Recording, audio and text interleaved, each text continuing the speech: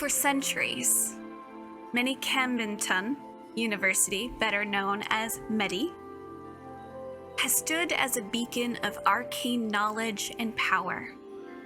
Founded long ago by wizards and witches who sought to master the mysteries of magic, it has grown into one of the most prestigious magical institutions in the world.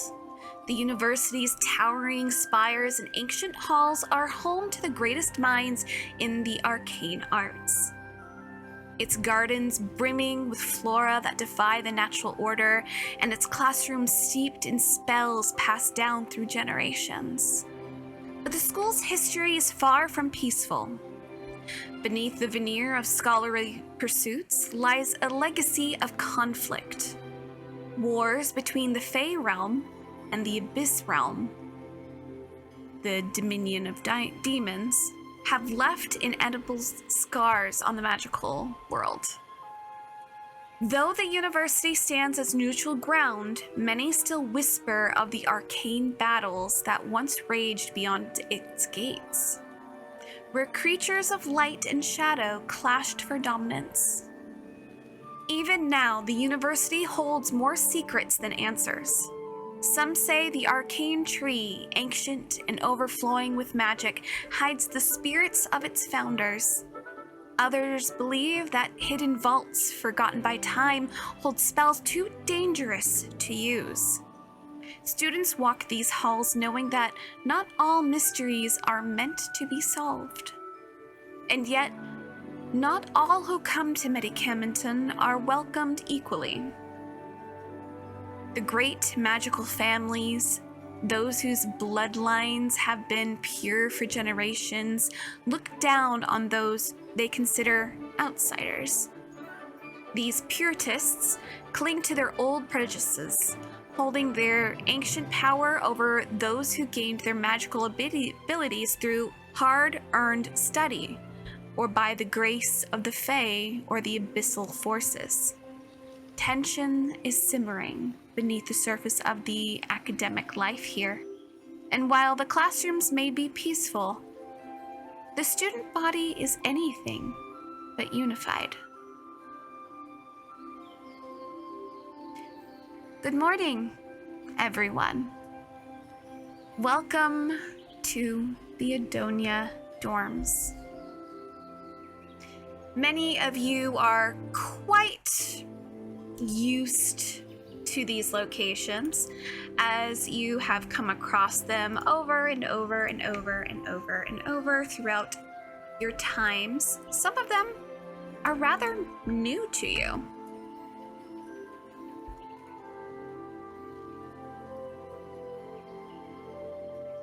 Standing outside of its grandiose halls, you guys can almost feel the sun's rays over the university, casting golden rays through the windows. The air is filled with the gentle hum of magic, and the towering spires of the school stand proud against the morning sky. Students in your different colored robes and regular clothing bustle around the grandiose courtyards and the halls, arms weighed down with books that hover just behind them or in their arms, followed by obedient familiars. Above them, the air is alive with movement. Ravens and owls soar between towers, delivering messages to professors and students alike. The occasional paper crane, delicately enchanted, flutters from window to window, carrying notes between friends or summons students to their next class. A lively sense of purpose fills the air, though an undercurrent of tension still hums in the halls. As students gather in clusters, clattering about the day's lessons and magical challenges, the path leads towards the large wooden set of heart in the courtyard. Whispers of new jobs have been posted. It may be time to gather some friends to see what new magical opportunities may come.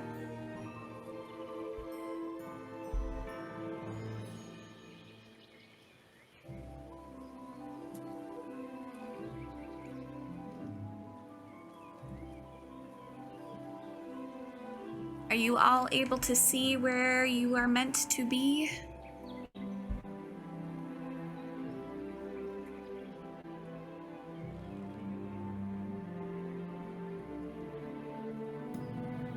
There's no token on the page. I cannot see. Put one on the page. It's a liar.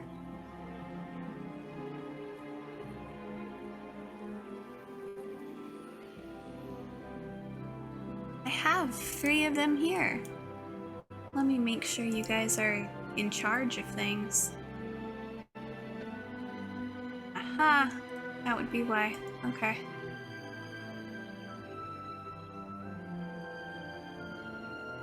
Okay.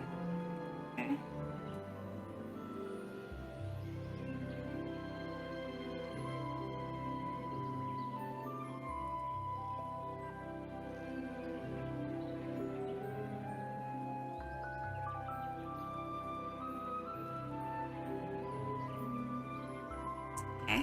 Maybe I just need to get rid of things. Please hold. Still no sight. Please hold.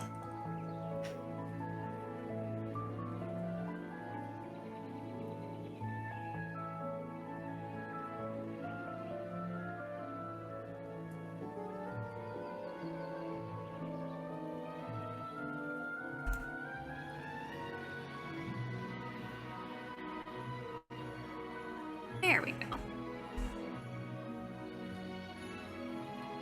Are you guys able to see now? Okay. Good.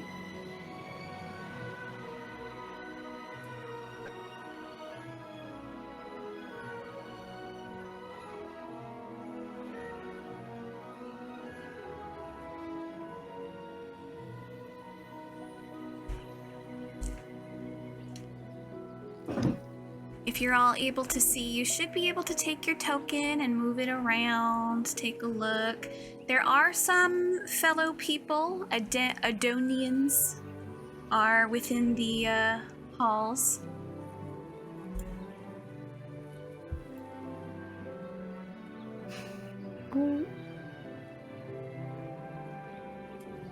Wow.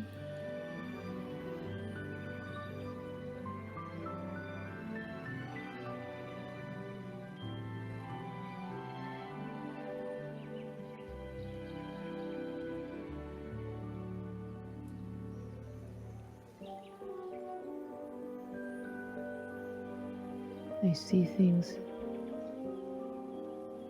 moving. Yeah, if you're seeing like little tiny names and tiny dots, that's just everyone's mouse.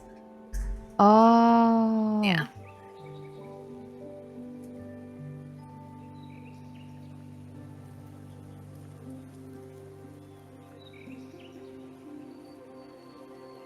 Do-do-do-do.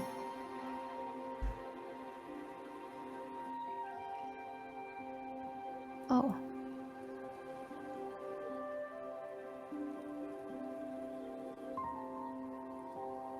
So what exactly? Could you? You guys can head to the job board. You guys can talk to each other, see what's going on. Ash, why don't you explain to the group what it's Euwalim, right? Yes. Euwalim looks like. Well. Oh, let me get his thing.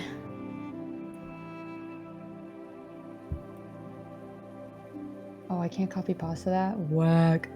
Okay, cool. I'll screenshot it. I haven't changed much from his old appearance, so I'm going to read what I have.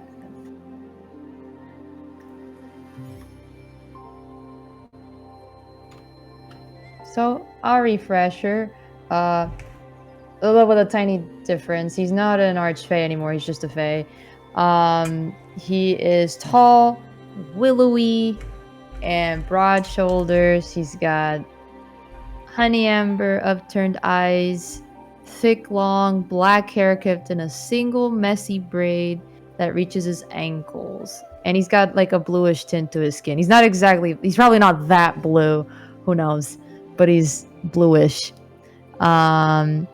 He wears overalls, boots, and gardening gloves if he's actively gardening, and a roughly cut milky white quartz crystal around his neck. He's like, where's his height? Yo! He's like obnoxiously tall, like you can't miss him. He's like a really tall guy. He's like probably 6'5" or something, around that area, like that. He's like really tall. Okay.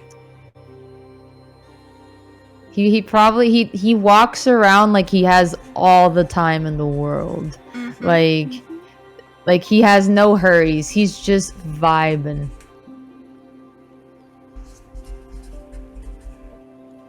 That's yep, that's that's what I got. All right. So as you look around, I'm gonna have you do our first roll of the day. All right. And this is going to be I'm gonna say just a flight roll. Mm-hmm.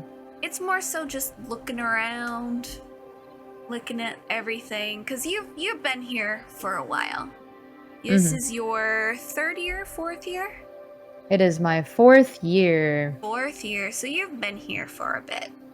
So you are kind of used to Adonia, the common rooms here. So and the roll that you're gonna want to beat, it's really easy since you know this place quite well. You're just gonna try to beat a 5.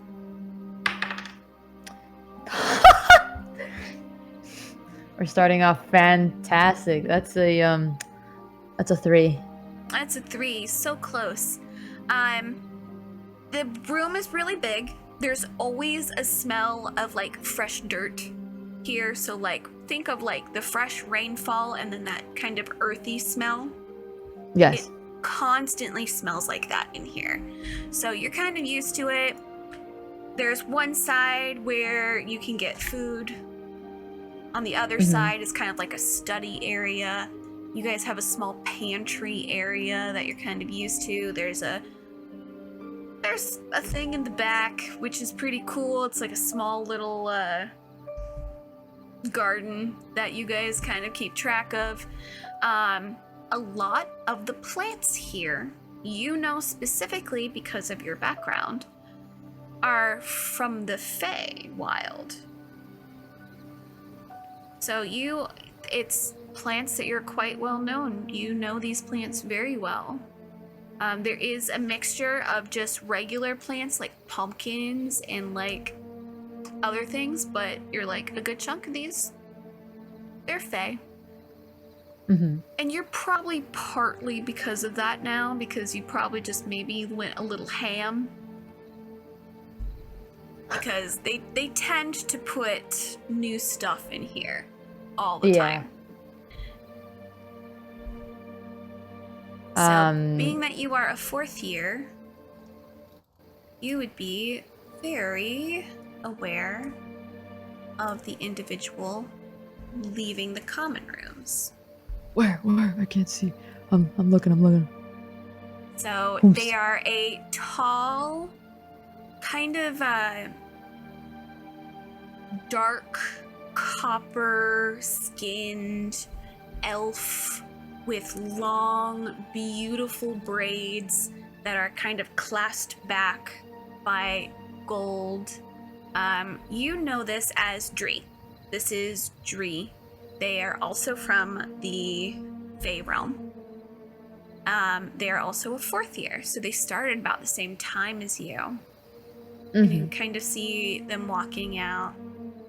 And they're just gonna walk out. They have a book in hand, and they're just gonna start reading on the side.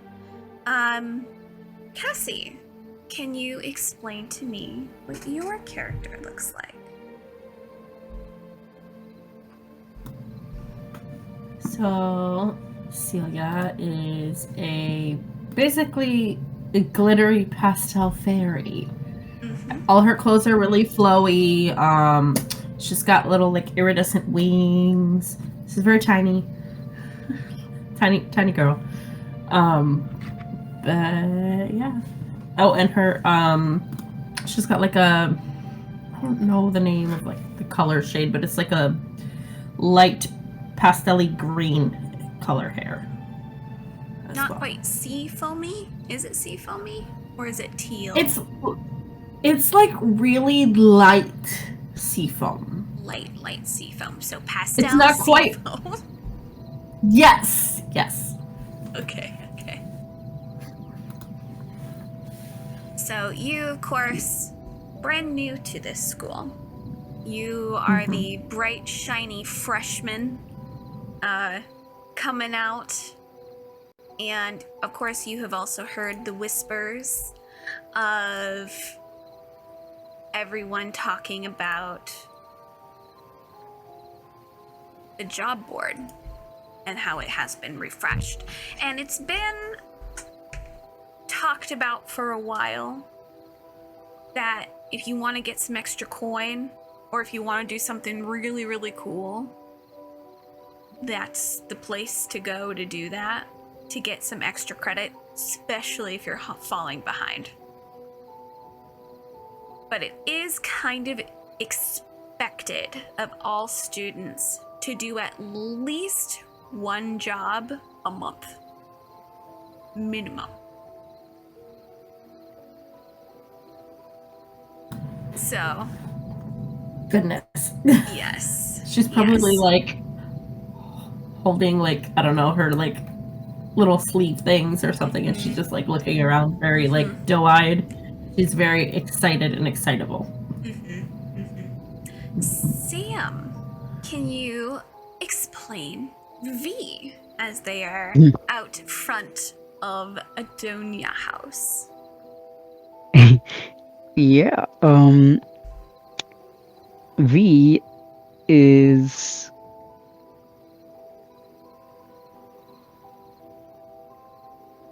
he looks to be like some strange cross between a goblin and an elf.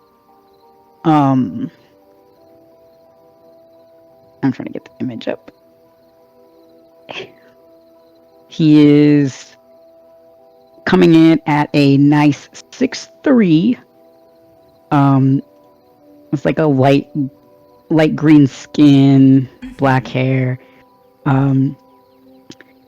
His hair is like really long, and it looks like he doesn't really know what to do with it. He just kind of, there's like a billion weird braids in it. Yeah. Like he's just trying to get it out of his face. Because he doesn't really know what to do with it. He also has like a very strange way of dressing. Anything shiny, anything ruffly, sparkles, anything that, I don't know, it's just pretty shiny. Very goblin roots. He just puts on. Yep. A collector of sorts of interesting attire. So he's dressed kind of strangely. He loves the lace, he loves the ruffles, he loves the sparkle. And it kind of looks like he raided a theater's costume closet for his clothing.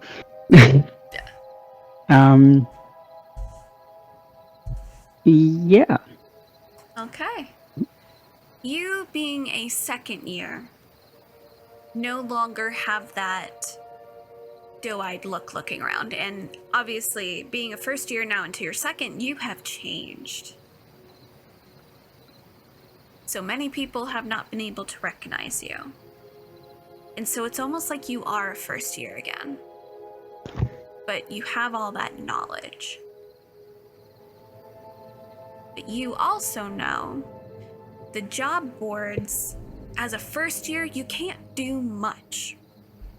As a second year, you can do a little bit more. But if you have someone who's higher, you can do the better jobs.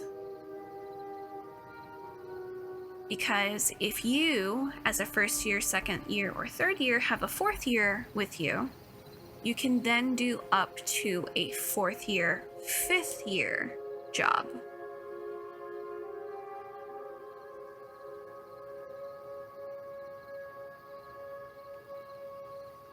So looking around, you of course see a very familiar face come out, and you know it as Dree. Their full name is Drea Kurth. They themselves are a elvish fae type of person. Like I said, they have kind of like a coppery tone, and it does have a little bit of a glimmer to their skin tone. Very bright green eyes, and of course those gorgeous braids. And they just are out reading a book before pausing and looking up. Are you not going to go to the job board? I've heard that some of the jobs are going away rather quickly. If you don't jump on it soon, you'll have to wait almost to the end of the month, and then you'll fall behind.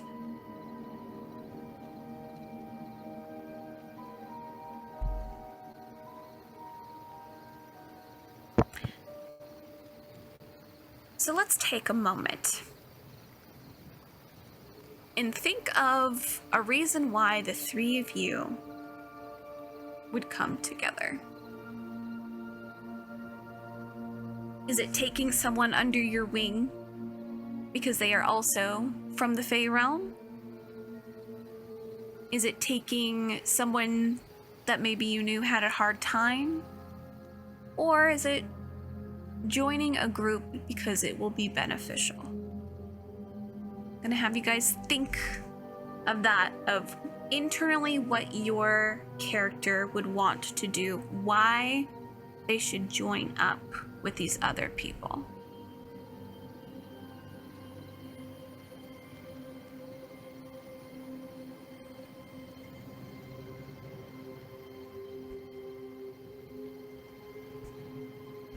You guys can hear the soft rustling of some of the plants in and around the Adonia dorms.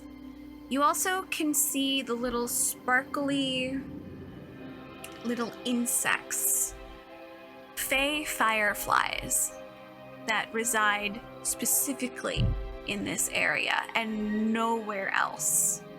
Kind of ebbing and flow with the slow, cool air that kind of rushes through.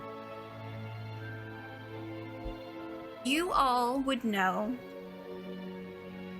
quite easily how to get to the job board, which we can just go to.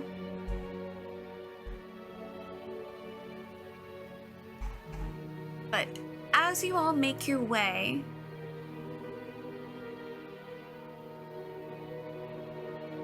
what might be a job that might entice you?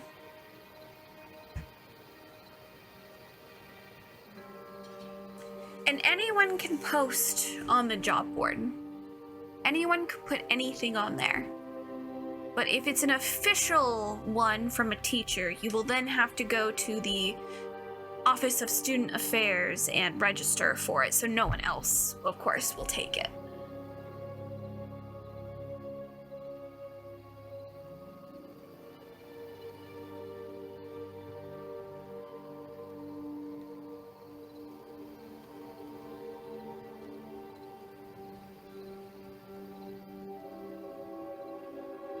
There's many different options here. You have, of course, the easier level 1 for year 1s and year 2, which is to assist Professor Winters in the herbology garden by gathering some specific herbs for potion making. Students will learn, of course, basic identification, proper harvesting skills, and the herb preservation methods. But Euwalim, that might be too easy for you. Absolutely, way too easy. He's like, Nah. I do this like on the daily. Give me something more. something more, well, feeding the thrushels. I was actually Tier just looking at that, I'm not 3, gonna lie. 4. You can go to the Enchanted Acres, which of course is the section that is done by the Care of Magical Beast staff in feeding and tending to the thrustles. This job requires a very calm demeanor and focus, but I'm gonna have everyone give me a roll for brains. Difficulty... I feel like this is basic knowledge, so give me a difficulty of 5.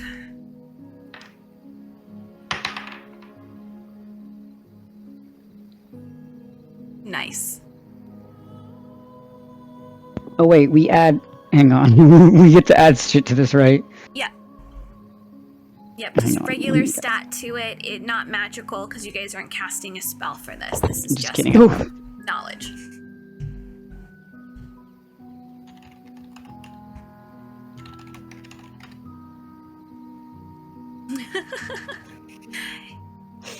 It takes you all a moment, some of you quicker than others. You all would know, of course, thrustles can often be deemed as a kind of a very horrible creature. Many see it as a omen of death because the only way you can see these creatures is if you have actually seen someone die in front of you. So you yourself have seen death. Now the question is, just take a moment and think about it. Has your character seen someone lose their last breath?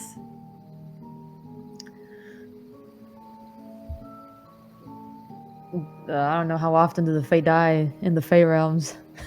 So, according to Kids on Brooms, y'all have the same life span as a human. Oh yeah, but like the way you paint the Fae realms, it seems like they're all like chilling over there, no problems whatsoever. There is death, but for the Fae realm, it is not a horrible thing. It's a celebration because they're going back to the earth.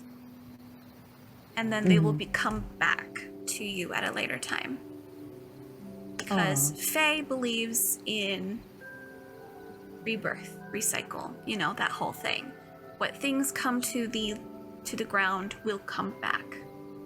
If you giveth, they will give back. Does it have to be death of like Death of a people mortal person being. or Of a mortal being.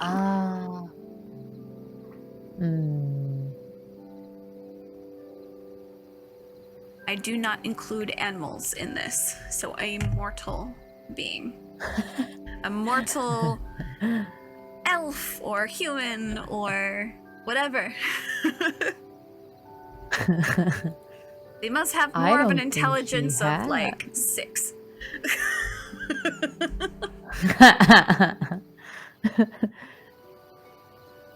I mean, I guess he might have if he's part of a big family. At some point, someone's got to croak.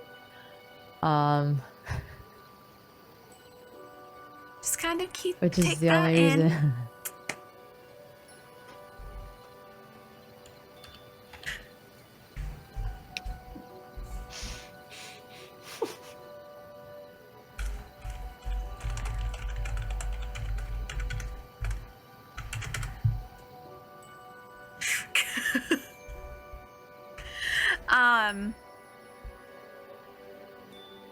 So they're of course feeding the thrustles. Then of course you also have 2 other options on here that seem to have been posted by students. One is trying to find someone to help them find their lost cat. They can reward 5 silver, and it's from Willow Fayren. Or if you're looking to do more of a fetch quest, you could go to Kari Jamzi for 2 gold, though. Odd. Why so much money?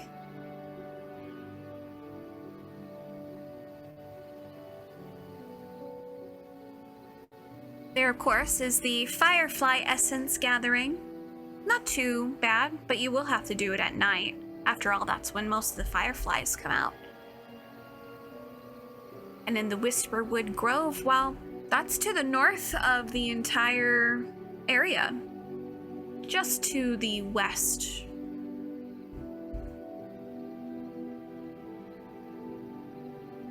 The west of Brindlehaven.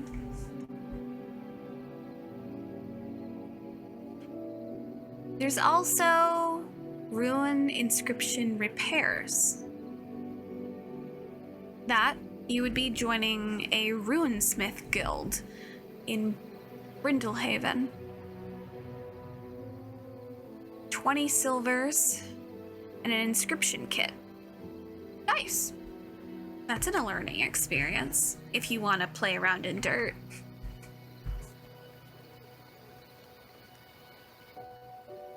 So I will have you guys put your token to a location that you think your character would be most inclined to go. Or to try. You guys can speak to each other.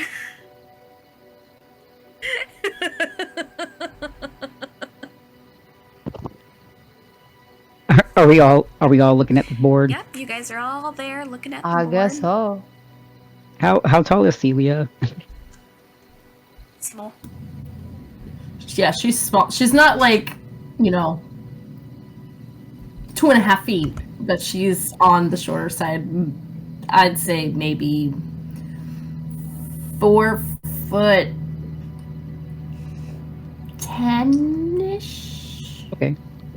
Which is small for like a humanoid type, All right. 4 foot 10. Let's say 4 foot 10.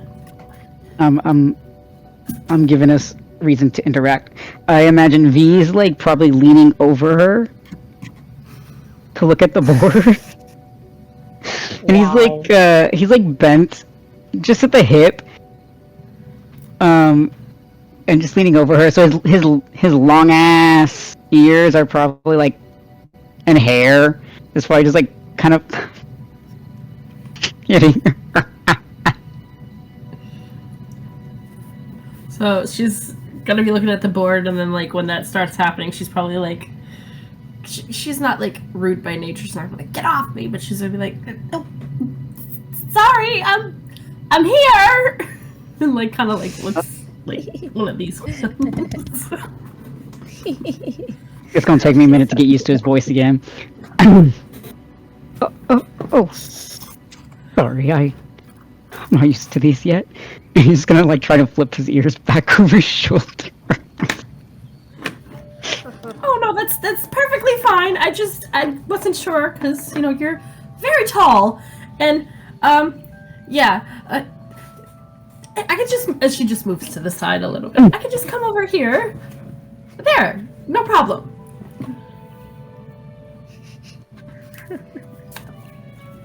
Just scoots over, allowing space. Thank you. He's gonna step up closer.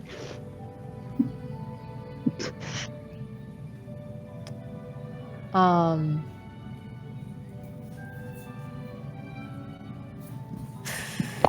don't know if a fresh face like Celia would know this, but perhaps V would, because he's already a second year. But Euwalim does not attract friends. He's probably staring at this board by himself, with the full expectation that he might do something by himself, which is what he is known to do. Not because he's mean or anything, but because he's weird. Like, weird in the way a foreign exchange student is weird.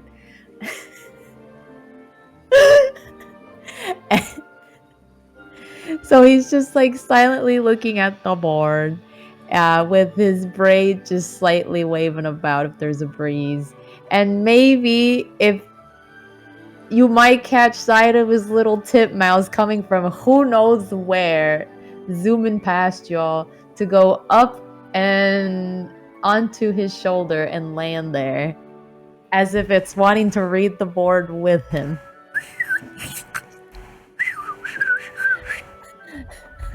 It is indeed chatty. So that,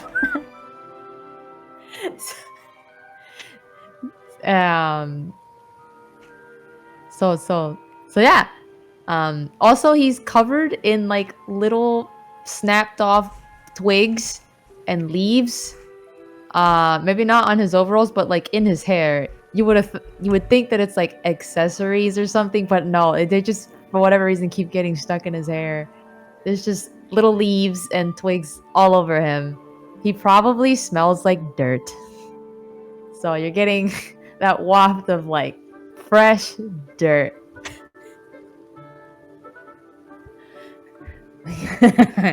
So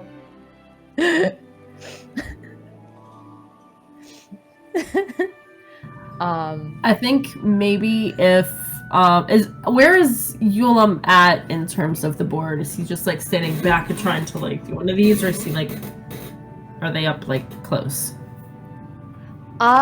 He's probably having to lean too, because well, how high is the board? Like, I'm assuming it's at like normal people height. It's So he's normal gotta like people bend height. a little. They don't take an account of Alright, tall cool. people. what kind What's a of tall- school do you think this is? Accommodates for us?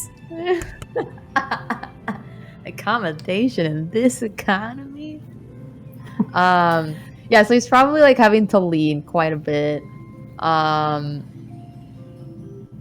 Like he's probably unusually close to the board, as if he didn't have like someone who doesn't have good eyesight. He probably does, but he's just all up in that board, like just like squinting at the words on each of the slips, and maybe like reaching for the feeding the thestrals paper, kind of interested, but like unsure if he should do that or go for 2 whole gold, because I was gonna say if she notices that Euwalim is there when she's like moving for V, she'll probably be like, "Oh, there's room for everybody." And she'll like scoot a little bit more and kind of like try to be accommodating to the people around her. She's so friendly. he just like slowly looks around and then down to see where the voice is coming from. So you're gonna like, he's gonna see like just a wide grin because she's got like that big smile, like she's happy and nothing could make her upset ever. She's probably gonna be like, "Hello, so which one were you thinking of? Because I kind of like this." She's like reaching, so I'm assuming it's a little bit up for her since she's shorter. She's gonna reach towards the firefly. She's like, "This one looks cool, but I'm only first year, so I'm probably gonna end up doing the herb collection, unless one of you friendly faces would like to drag me along to be a tether." And she's just like kind of like talking on in like a really giddy tone. Oh, sorry, go on. Oh, I was just thinking probably like, well, I'm a second year, so I suppose if that's something you'd want to do, I don't mind doing it with you.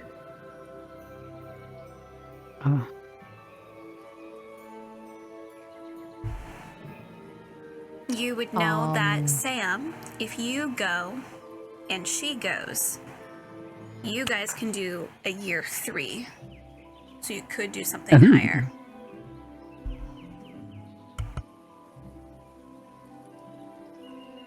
And then if you guys all go, you can do up to a year 5.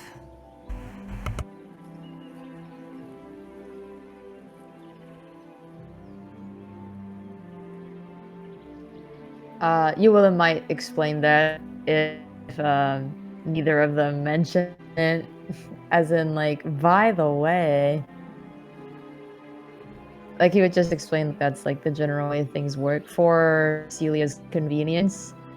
On the off chance that she's looking at something else and has the choice to choose something else instead of settling for something within her year. He's got the air of, I literally have nothing better to do, why not? But he's like not like being mean about it, he's just like, why not? Let's do it. That seems like a interesting time. Because he is vibing with her whimsy. He, as a fellow Fae, whimsy, let's go. Well, we don't have to. I mean, you're what year again? I'm a year 4. Well, I mean, is there something else that you were looking at? I saw you reaching for the test. Can't say that word. But I saw you reaching for that one, and well, yeah. I don't want to just force you to do something you don't want to do. If you wanted to do something else, that is. It's more that I haven't done something like this before. I'm not really the best with magical beasts, so something new might be helpful for me. I'm always told to try new things. Yes, I can. Can't you? I can, yeah. I don't know if I can. I don't think I can. I don't think so. Would you like to find out? He's like leaning a bit, like such a like. Would you like to find out? It's like the weirdest way to possibly word that, but he literally just means want to see if you can. V just goes, don't scare her. It's only her first year. And then he just like casually reaches out and like plucks a branch out of Euwalim's hair. He's just staring at that like, did he just?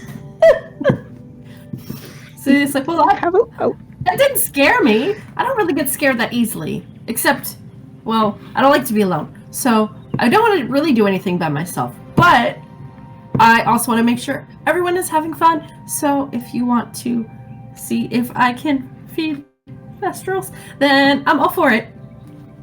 I mean, if you're more interested in the Firefly Essence Gathering, I can help out with that. Are you a fan of potions?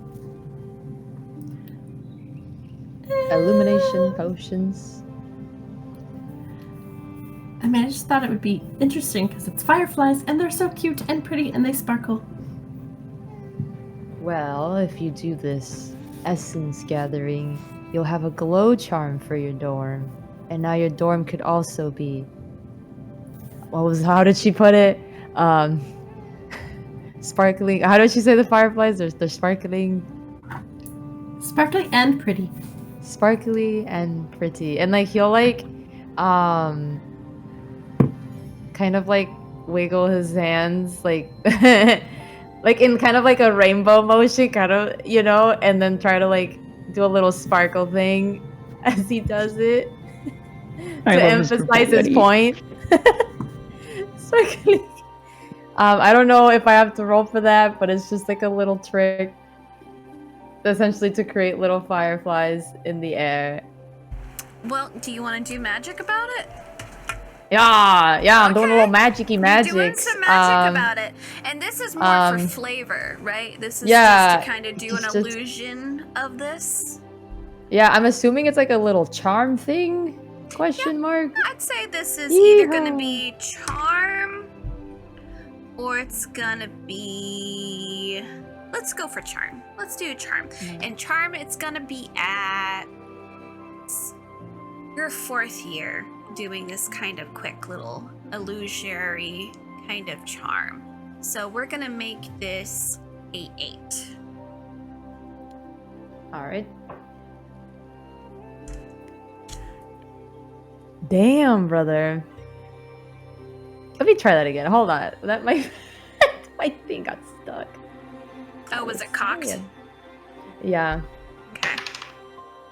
And he didn't. And remember, you guys have 3 adversary tokens, so if you can do it. But if you roll in that one, then you get to add another one. Damn, I guess I can't do magic because that was a 4. Okay. So now it's fun because now I get to tell you what it looks like. Sheesh. So as you try to do the fireflies with little sparks, you guys, you know when you get fireworks and they kind of do the whole like the lotus fireworks that go and then like just go away. So it's not quite the little floaty that you wanted. It's more of like sparks that immediately kind of go like a bad firework. So you do that and it goes. It seems I still haven't gotten the hang of that kind of magic. It's not really my forte. That's okay because, you know, I'm just starting out, but I do think that everybody can do anything they set their mind to, so if you want to learn it, this is the best place to be. And also, thank you for trying, because they're so pretty and I love them so much. I thought they looked rather neat, honestly. Very fun. See? Just... He has no comments for that because he politely disagrees. So he's just gonna grab the firefly essence gathering paper and pluck it off the cork board with all the carefree. So you guys are doing the firefly essence gathering? Yes. Okay. So I'm gonna have everyone roll a flight difficulty of, let's go within 7 for this one. Oh my god, where's my phone? So you guys are kind of around this area. Okay. Which one was it? Flight? Flight. And This what was is the... more so being aware of your 7. You have to beat a 7. Oh, okay, cool. So I don't have to explode. Nice. Ah, okay. This is gonna make me laugh, Sam. You Oh boy. are able, so Celia, you are able to kind of jump out of the way because your peripheral, you are able to see this individual plow in between your group. Just straight up, just charges in and like moves everyone aside. But you are able to dodge. Euwalim, you are able to dodge very last second. Enough that you can feel their stupid leather jacket brush the side of your arm. V, Oh, it's my rival. you feel someone that has given you trouble your very first year come in and just smash into you, getting you off balance. You can roll for a 4 to rebalance yourself, which is going to be a flight. Could I? So this is you To regaining rebalance? your balance. To rebalance myself, could I grab on to his sleeve? I mean, we'll see if your flight Yeah, like checks can I out. can I do that for flavor? Yeah. And Am I tell even me rolling what the right you die? rolled. And if you roll Oh. 5 above the 4, you get to tell me what you do. I just realized I rolled the wrong die. Your flight is a D10. Yeah, I rolled a D8 the first time, but that's fine. I'm gonna. Okay, I rolled a 5. Okay.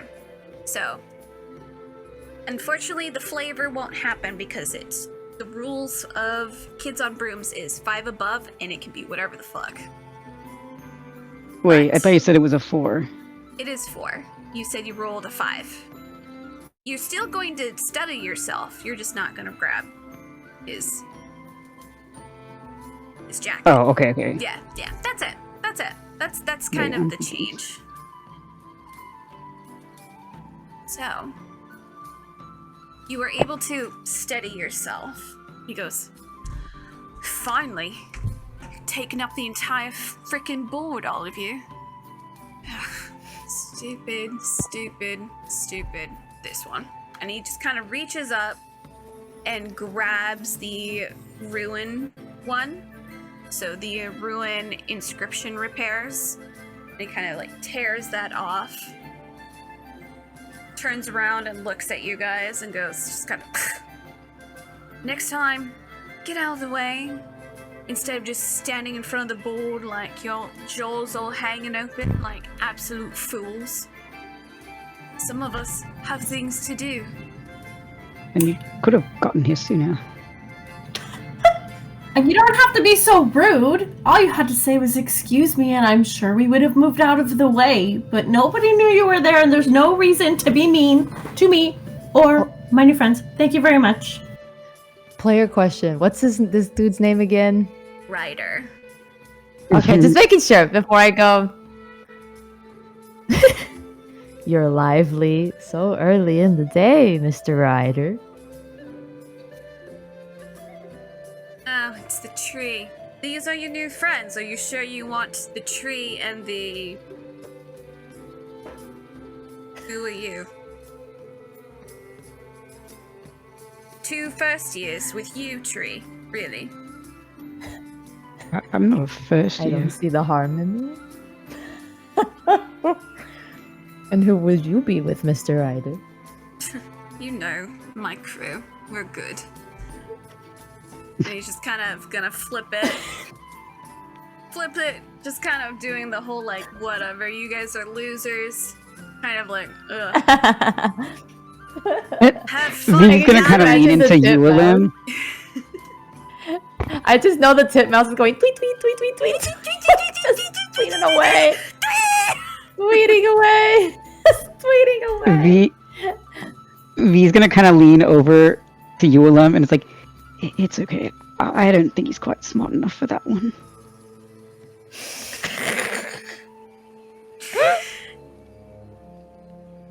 You see him kind of just shove off, and he looks at Celia, and he's gonna go, if you're actually looking for someone who actually knows what they're doing, you can join us if you'd like. And he has like a couple of friends off to the side who are just waiting for him to show up with the paper. So she's gonna be like, well, no, thank you. I like to spend my time with nice people, not people who are rude for no reason. But you have fun with your little group. Bye. She's like saying it with like bubblegum voice. V waves at the people in the back. You would notice, of course, that is going to be Xeon, Davis, and then Echo are the ones that are over there. Echo and Xeon are the ones that are kind of off to the side, waiting.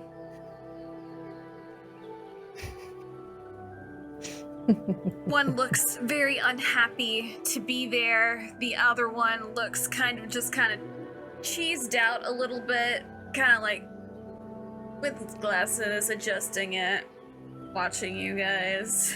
Just kind of big old grin on his face. The other one just...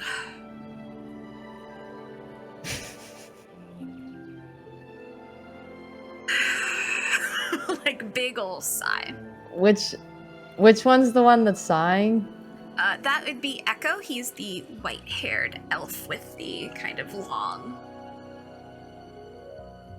All three of these are elves. Mm-hmm.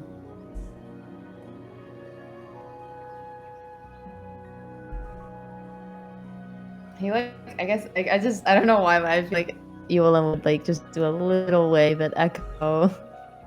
Echo's just gonna do the whole, like, kind of head nod, like, acknowledging you, but not enough to register other people.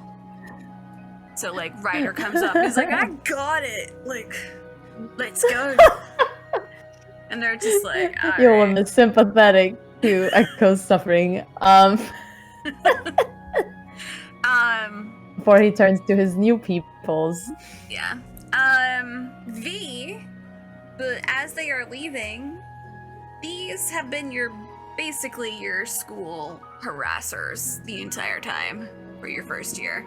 Mm-hmm. So, the worst has been Xeon and Ryder. Echo has just been kind of there, but never participated. He seems to be, most of the time, just over this group, but he's always with that group.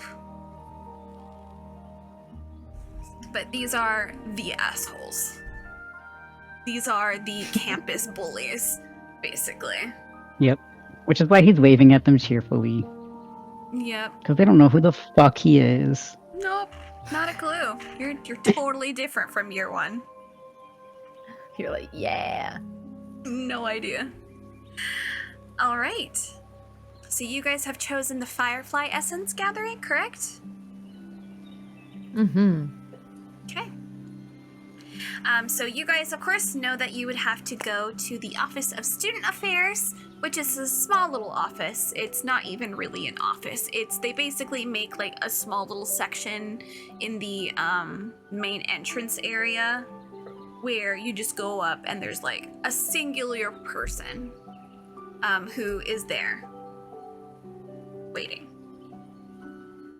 And what you guys can see is actually a older gentleman looking ghost who is holding a clipboard, who looks miserable. Absolutely miserable that this is their job. Like, like this is the worst possible thing in all of existence. Gonna have you guys roll a quick brains for me, because you guys are gonna get information on the school ghosts. So I'm gonna have you have to beat, let's go with a 5. Now, keep in mind, we are going to do something as well, because I'm going to introduce to you this concept, which we could have done in the past couple rolls, but now we know. If the DC, like I just said, is a 5, and your dice that you are rolling is double that dice, you can just take it. So if I say the DC is a 4 and you have for flight a D8, half the D8 in half, and you got it. It's 4. So you can either take it, or you can roll the dice to see if you get higher. That is up to you. Does that make sense to everyone? Mm-hmm. Okay. So, the DC for this, for brains, is 5. A lot of you can just take it. That's if you want to.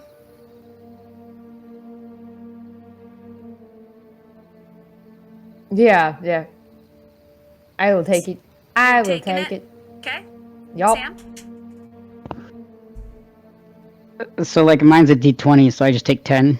You just, not even 10. It was a 5 that you had to beat. So 10 is higher, so you're good. You can just take it. Well, that's what I mean. Like, so would it just technically yes. be a 10 then? Yes. Okay. So you took it. You got it. And then Cassie, yours is a 10. But I rolled. But you wanted to roll. Okay. You are a first year. This does make sense.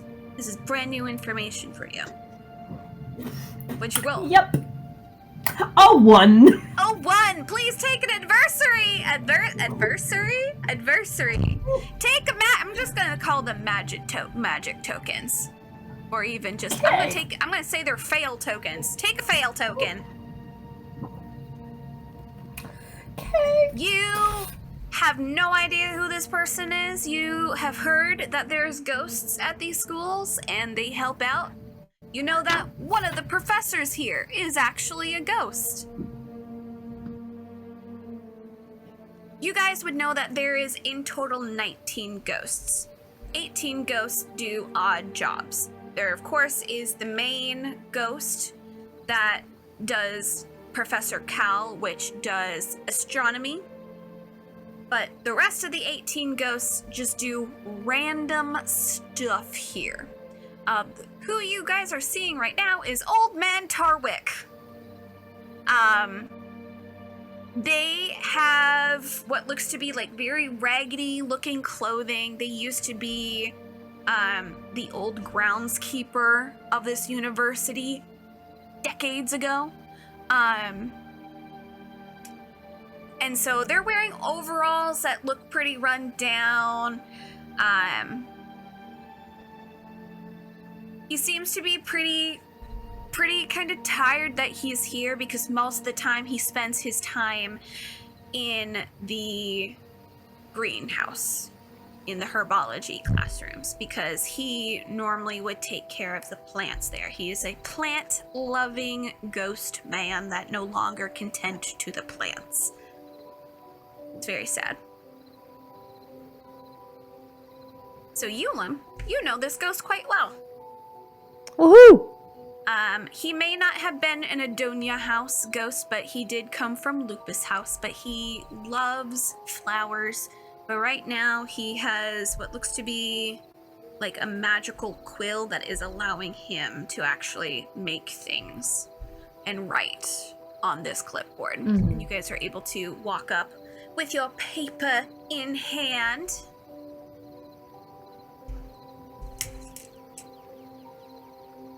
What you got there, kids? Firefly essence gathering. Are you sure, Euwalim? That's pretty easy for you. Celia, Miss Celia here is very interested in seeing some fireflies tonight.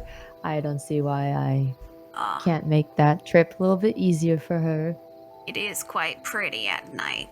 It's basically a sea of fireflies, and then sometimes you can see the reflection from the lake. That's even prettier. That sounds amazing. I was really happy because I'm only a first year, so I couldn't do it by myself. But thanks to my new friend here, I'm gonna see the pretties. She's like hopping. Yeah, she's very happy. You see him he seems to be a little bit happier now himself that he's seeing people enjoy things. All right, so you're gonna end up speaking to the groundskeeper. He's gonna be helping with this one tonight. So you'll be talking to Derek Wills tonight, and he will help take a small group of you out. I believe there's one other group that is going to be gathering that essence from the Whisperwood Grove.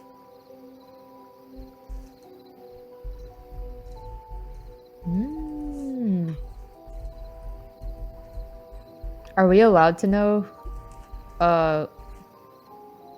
who the other group might be? Oh, are you curious? I can take a look down here.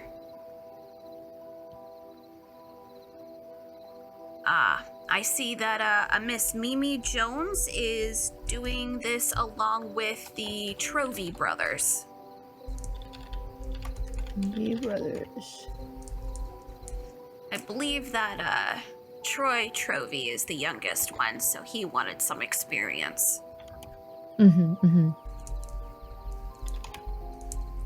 Gathering.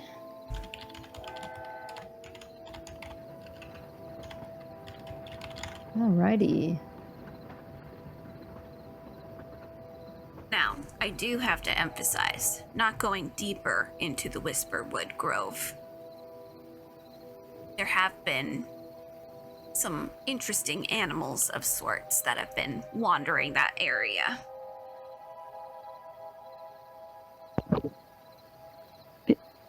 Interesting how? All I know is that they've put out some calls for, what are they now called? Trappers to go out and try and trap them? Something as big as a bear as far as I'm concerned. I'm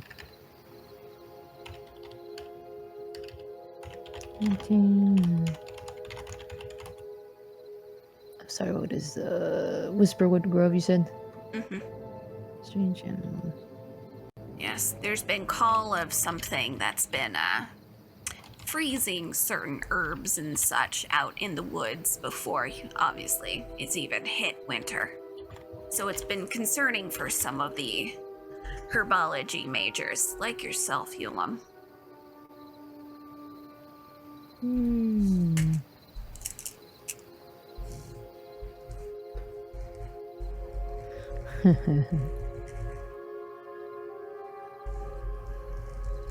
Okay, he's gonna make note of that. He just has no comment yet. He So is in the make sure to presence of have something faculty. to bundle up just in case. Okay, bring something to bundle up. Okay.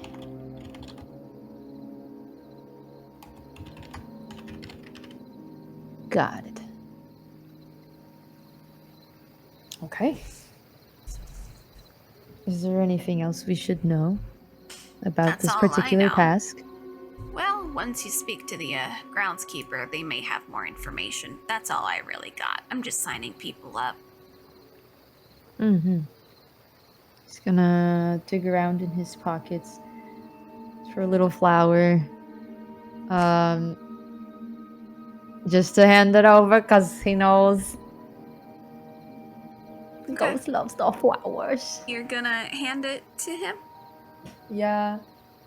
Okay. You're gonna see him. He's apprehensive at first, but he puts his ghostly hand out and is waiting for you to hand it over. Just You see him kind of smile at it, kind of wastefully, like, oh, flower. Just the latest.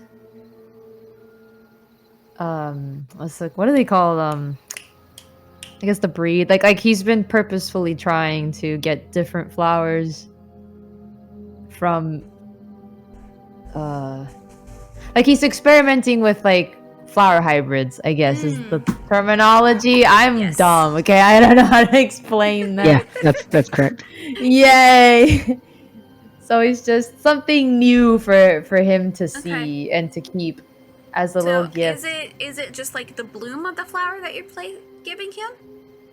Yeah. Okay. Or I guess I could have a little bit of stem. Okay. Whatever's most convenient. You place it on his hand and it just goes straight through his hand. He's a ghost. What if I put it on the quill? Can I attach it to the quill? Okay. So you see that it starts to go through his hand and you're able to catch it on the other side and you're going to attach it to the quill and it's able to stay on the quill. The quill is enchanted enough that he is able to utilize it. And so anything attached to the quill can then stay on the quill. There we go. Yeah. Excellent. There you go. Plan success. So Yay! You're like, nope, hang on. And you see him kind of just smile at Cultivars? Is maybe that the word you were thinking of? Sorry, that was just totally random. Cultivar? Let me see. I'm so sorry for interrupting. yes. Like, No. I just had to say that while it came to my brain. I was not even sorry. I'm gonna assume you are correct based on the definition I'm looking at. Yeah. All right, so you are a cultivar. So you were able to do that with your... What are the two plants combined to make this flower? Hold on.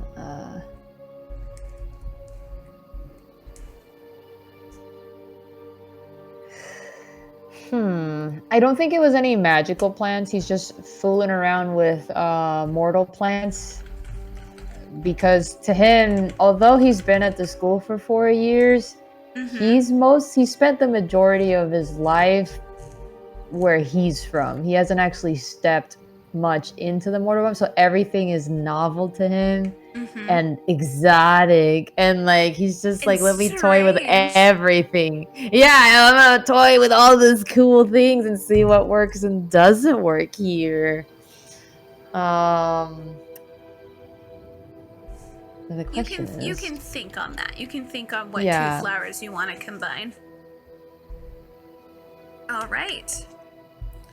So, this is about the morning. So I'd say it's about 9 o'clock in the morning. You guys have already had breakfast. You guys have been able to choose what you're gonna do. I am going to ask, what is the class that you all have together?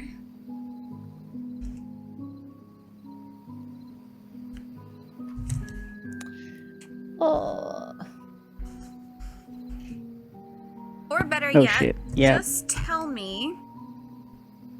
Let me get your guys' different colors out. Celia, what are your classroom choices? That's what I was just looking up. Give me 1 second. Because I know I put it in my... There it is. Transfiguration. Sorry, say that again.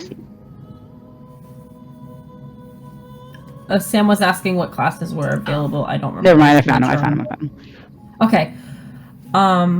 So I know Celia's classes are Transfiguration, Divination, and Performance Magic.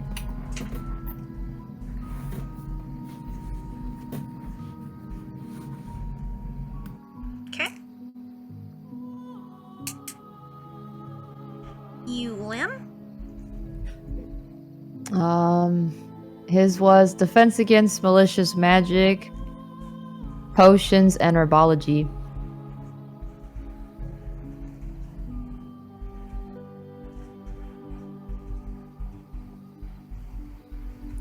Okay.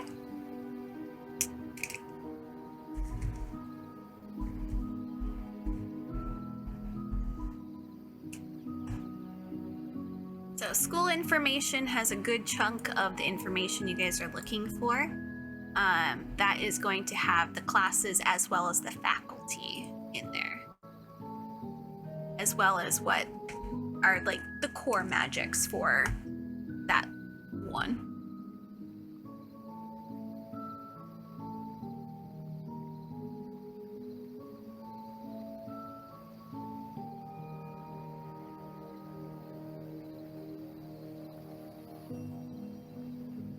Celia, for your performance magic, what is your main art of focus? To speak, to sing, to dance, to be an actor?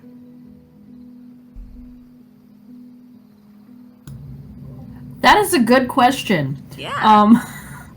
I didn't consider that. It is flair. It's giving you that extra flair.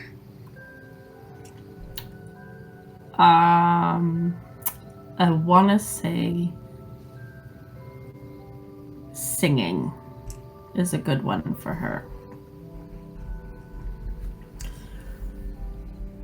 Okay.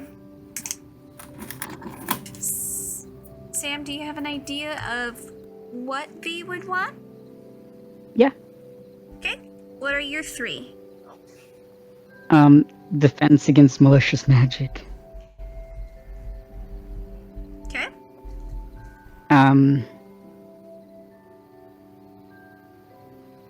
He would also do performance Mm-hmm. magic. And his focus would be kind of a combination of acting and speaking. Okay.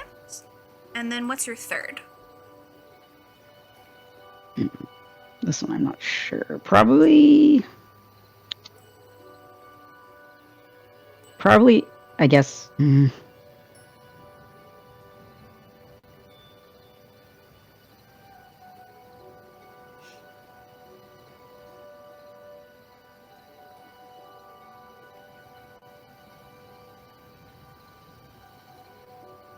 Probably charms, I guess. Charms. Okay. Cassie, was it transfiguration, divination, and performance?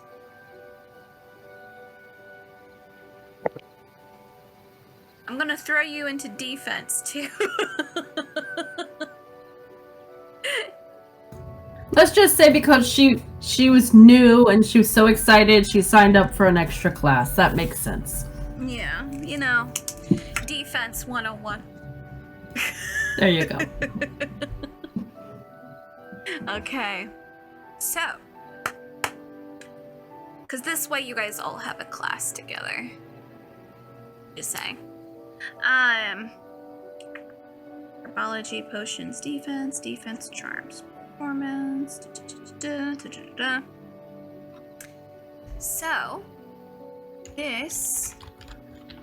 so you guys have a little bit of today to kind of do what you want, speak to who you will.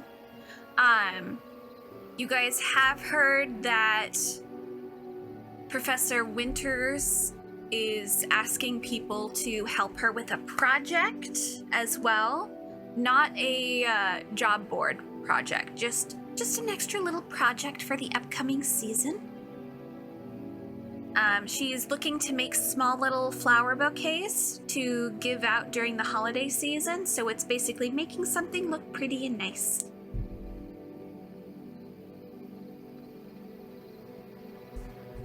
Making little flower bouquets. So you guys can either do that with Professor Winters, or you guys have also heard that Professor Pinewhisk is doing some duels today. So if you are looking to try and work on your defense magic, there is a sign up for dueling today. So you can go duel. There is the herbology thing with Winters. And then, of course, there is always some extra hands needed with the animal caretaking section if you are interested in trying to handle some animals. And basically, they're just looking for people to play with the animals for a small portion of the time. So those are other options you can do while you're waiting for night to fall.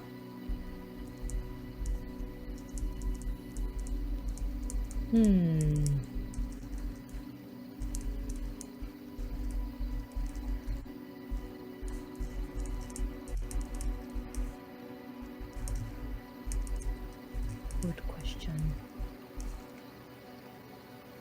So you guys can work on some fighting. You guys can work on just making pretty little tiny bouquets and maybe learn things about plants. Or you can take care of some of the magical animals you guys have on campus with Professor Drophurth.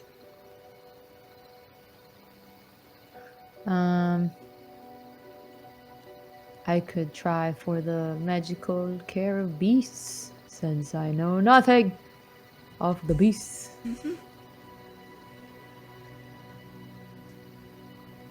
Beasts say I. I. Is V good with animals?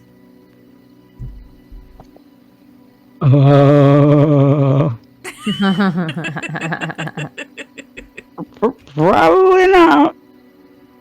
So Care of Magical Beasts, it focuses on charm, brawn, and grit. Definitely not.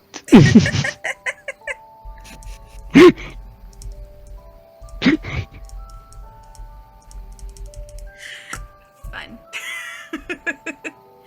So would you guys say you guys just kind of start like walking and talking a little bit as you're kind of wandering towards that way? Are they dragging me along? Yeah, you're just like, they're like, "Hey, let's go do this thing." You're like, You're just like, okay. "Okay, we're friends now, I guess. This is how this works."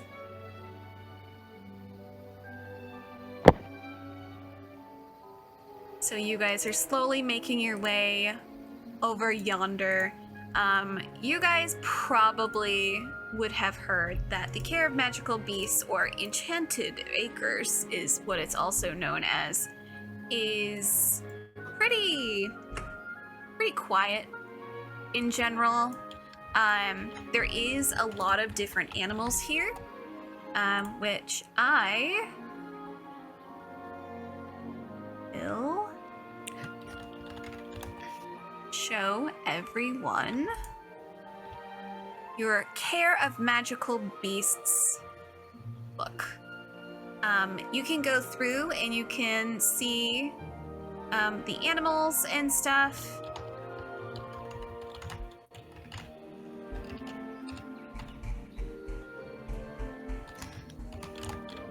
Now, here at the Magical Care location, there of course is the Thresholds. They have the Moon Shadow Lynx.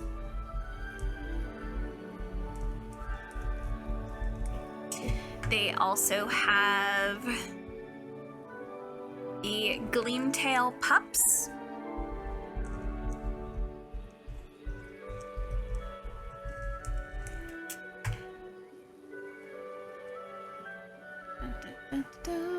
You have the Glow Silk Moth.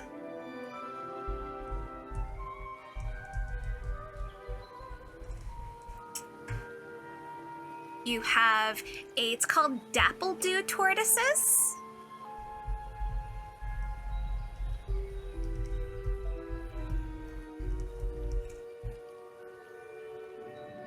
They have the Ironback Tortoise.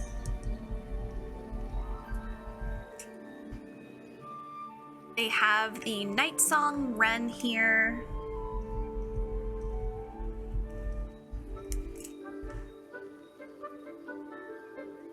A Featherlight Finch.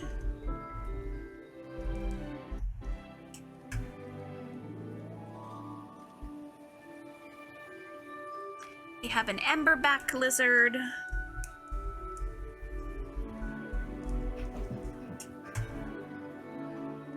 They have the Puffplume Kittens.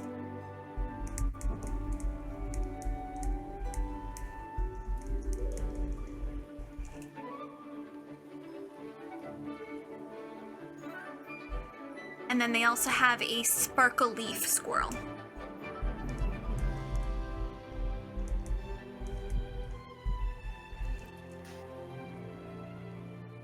Among, of course, they also have a Stonehoof horse here and a few other regular horses.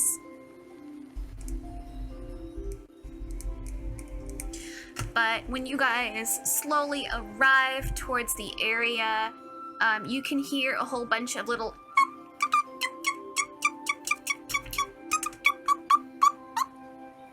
and you guys can see in one of the pens is a cluster of the Gleamtail Pups. Brand new baby pups, so puppies. And then on the other side, you can see like almost a cluster of the Puffplume Kittens. Brand new as well, and they're kind of surrounding the professor here, and she looks overworked. She looks overworked because it's so much work to keep track of these brand new babies because they're everywhere. and they're adorable.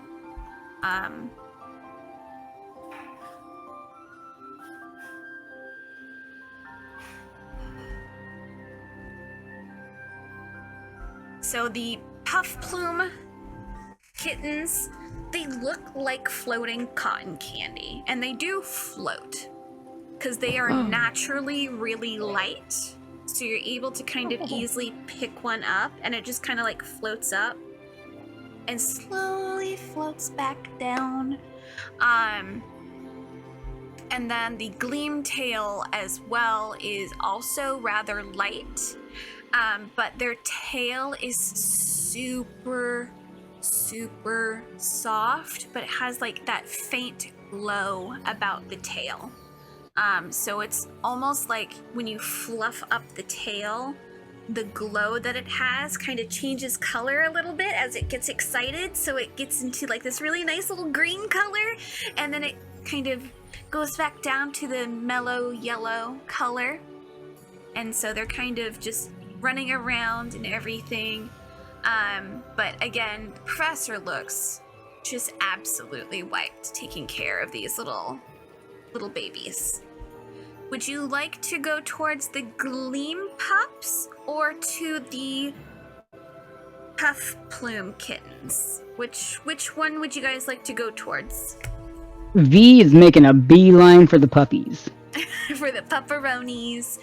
Oh yeah. And what is Euwalim and Celia going towards? Oh,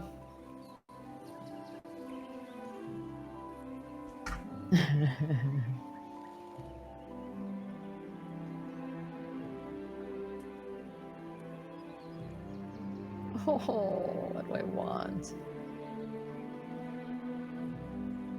He might go towards the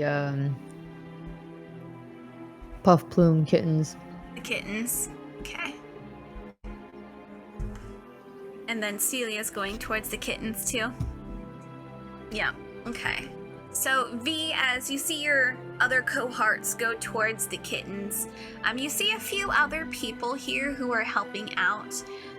One of the people that you all see is one of the younger students. They are also a year one, and their name is Clara Davis. She's with the pups. And then you also see off to the side, playing with the kittens, is Cyrus, who is a very, very out loud, wears hot pink and pastel pink, beautiful wings. They themselves are a fairy. Very, very, very, like, outrageously dressed in certain aspects. But they are also there, and they are enjoying the kittens. So the little cuddle puddle that is kittens.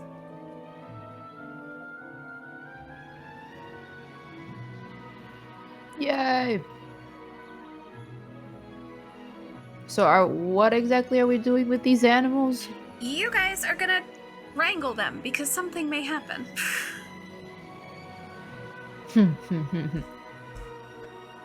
Oh, so we just have to bring them to, like, the stalls? So they are currently in stalls. It's the Puffplume Kittens that are not, but you can see as you guys are getting closer, because you guys don't know what the professor really wants you to do. You guys have to go Okay. to the professor. Alright. That is... Where is my token? Where am I? Far left. Oh, there I am. Meow.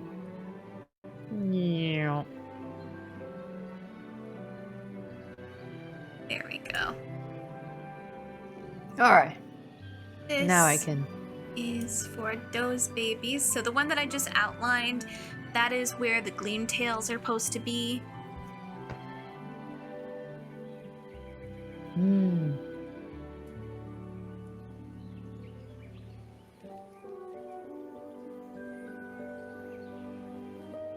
we go. Okay, time to approach my professor Mm-hmm. and inquire about these floating cotton candies. Little little babies. So getting closer, you of course can see that there's Professor Drophurth, or as she likes to have her students call her Pen. She's just, don't call me Professor. I can take care of animals. If anything, I'm a farmer. She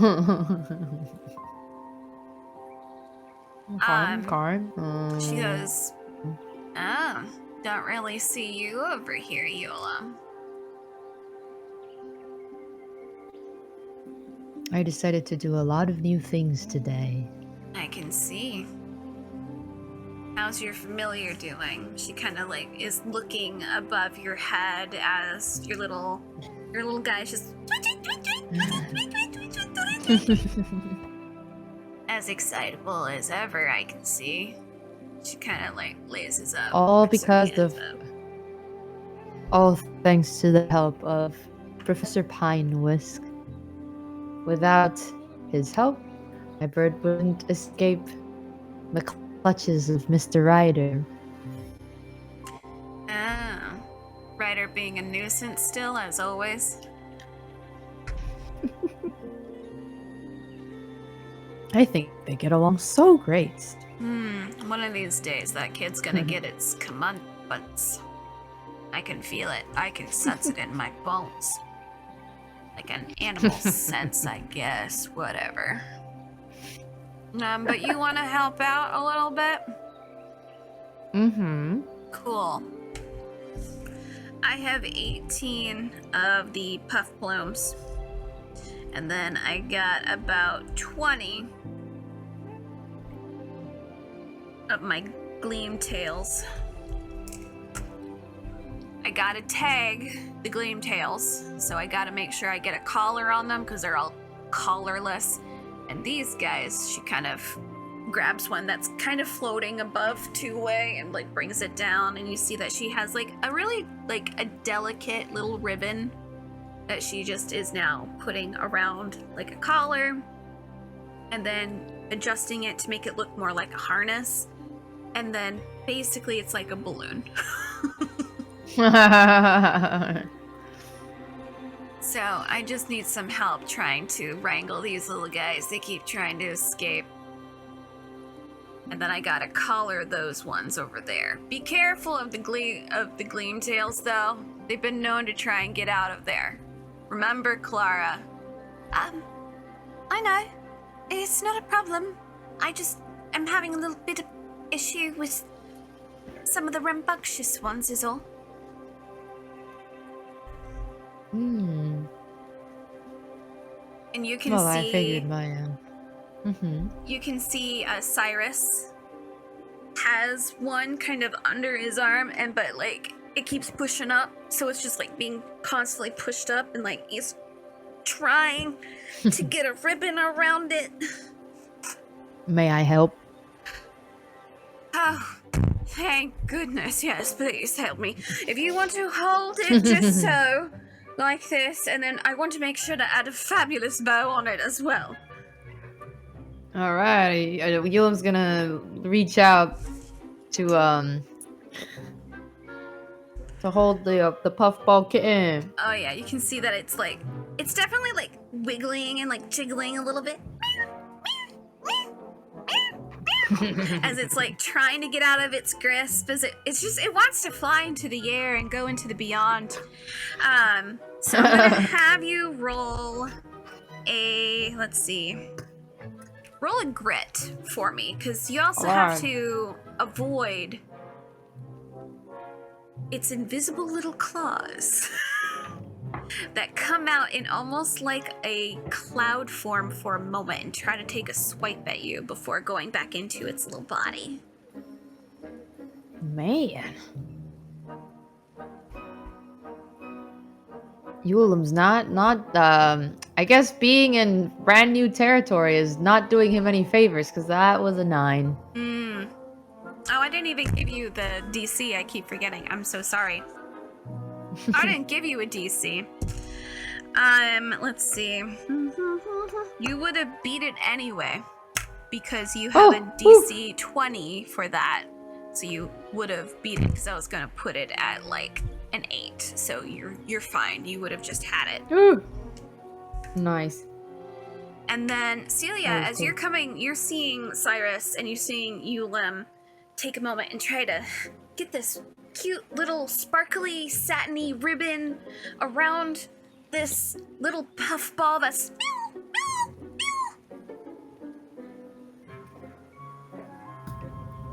Did we establish that she can still like do her little yeah, she can floaty hover. fly thing? She can. So, upon seeing that, she might go over and assist and float up a little bit and just, I got you, I can help. Okay, you see Like, you see a couple of them try to like fly off, and you're able to kind of go up and like bring him back down. All right, I'm gonna have you roll a flight as you see 3 of them kind of get out into the space and out of everyone else's grasps. And I want you to do a DC. I want to make this a little bit difficult. I want a That's okay. DC of 10. okay. I exploded. Yeah. See what you get. And I exploded again! Woo! Roll again. Okay, that was a 6, so it's a 20. Amazing. Fantastic. Okay. So how do you want to do it? Because you exploded so many times. Do you just want to, because there's 3 of them that are just like, trying to like fly away from you. Like I said, she's probably just trying to keep him down. She's probably just floating around to them with like sparklies behind her. Just da-da-da-da-da. And she's like, all right, you with me, you with me. Da-da-da-da-da. It's just really cute and glittering. You basically got it on lock, making sure they're not going to go above a certain height, so you can like keep pushing them down as Euwalim and Cyrus are trying to get these ribbons around them. V, you are going over to the Gleamtail Pups. Yeah, he probably just like is just laying in there with the little puppies. Oh yeah, tails are wagging. They're kind of going like discotheque. Their tails are turning different colors, basically like glow sticks. And they're and you can see Clara, who is looking a little flustered as she is trying to wrangle one to try and put a collar on it. And she's, oh, no, wait, please, come back. Oh, no, okay, you can kind of see her kind of get up and, like, try to chase after one, but the pup obviously thinks this is a game, so it's, like, immediately going into, like, a full-out run of being, like, You will kind of, like, call it over. okay, so you're just gonna try and charm these little guys? Yeah, he's still laying on the ground. He's probably just going, Okay, so I would like you to roll a charm. Let's see, you're on the ground, so you're not actively, like, doing that. Let's make it a 10 as well. Let's, because you're laying on the ground, you're just kind of like, hey, as the other ones are all about it, but this one's, like, active in play mode, like, ha ha ha. let's see.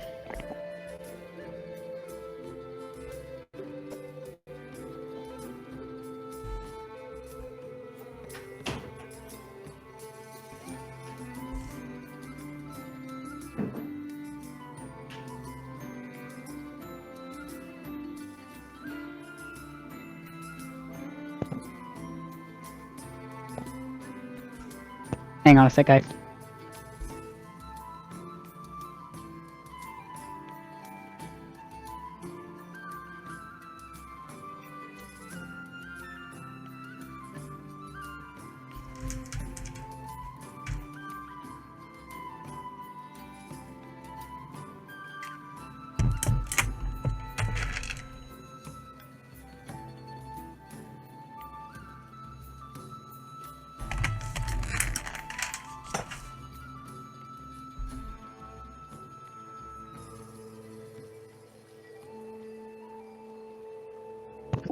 Sorry, I was getting a band-aid for Ash.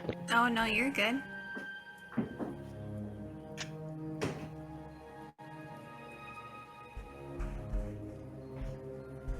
These, of course, are your mechanical, your maniacal little dudes.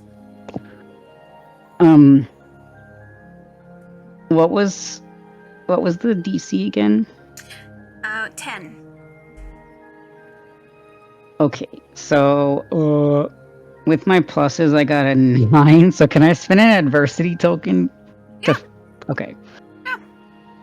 You're gonna spend an adversary, so make sure you take that 1 Yep. off.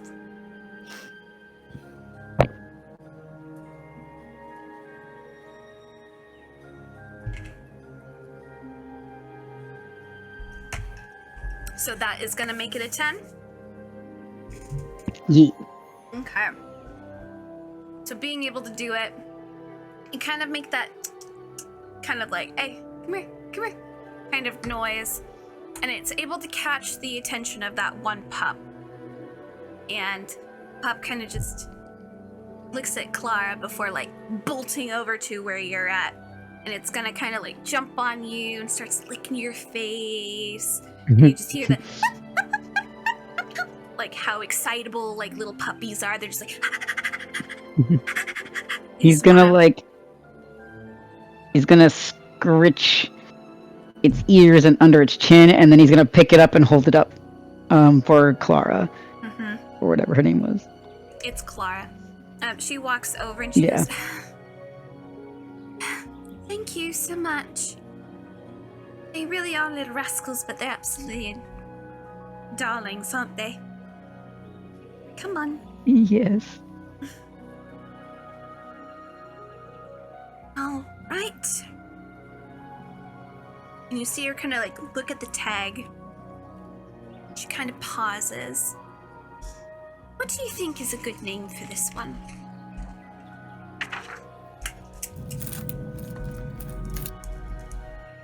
Oh,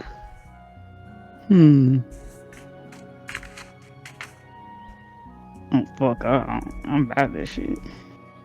I thought I named one Star, and then I named another one Rascal.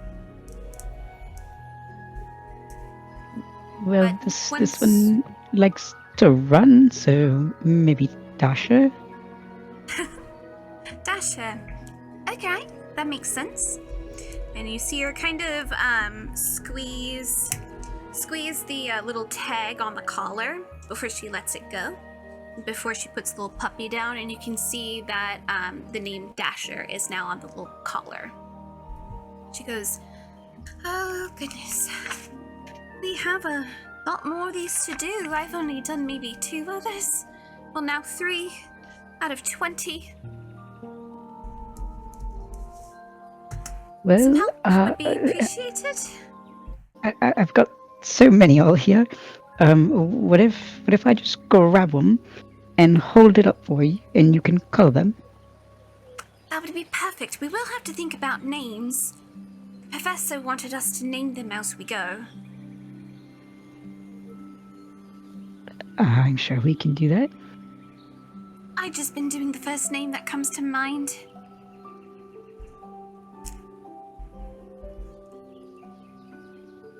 So, you guys are gonna start gathering the babies and start putting collars on them. I'm gonna have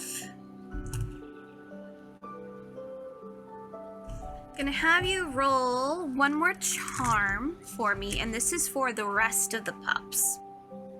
Oh boy. And since it's the rest of the pups and you've already managed to do one perfectly fine, the DC is 8.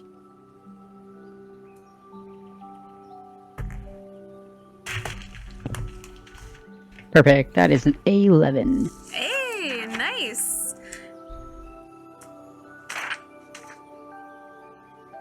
Perfect. So, being able to do that, you're able to do that along with Clara, one by one, and able to start naming all these little pups. But once they get their collar, you notice like they are more obedient.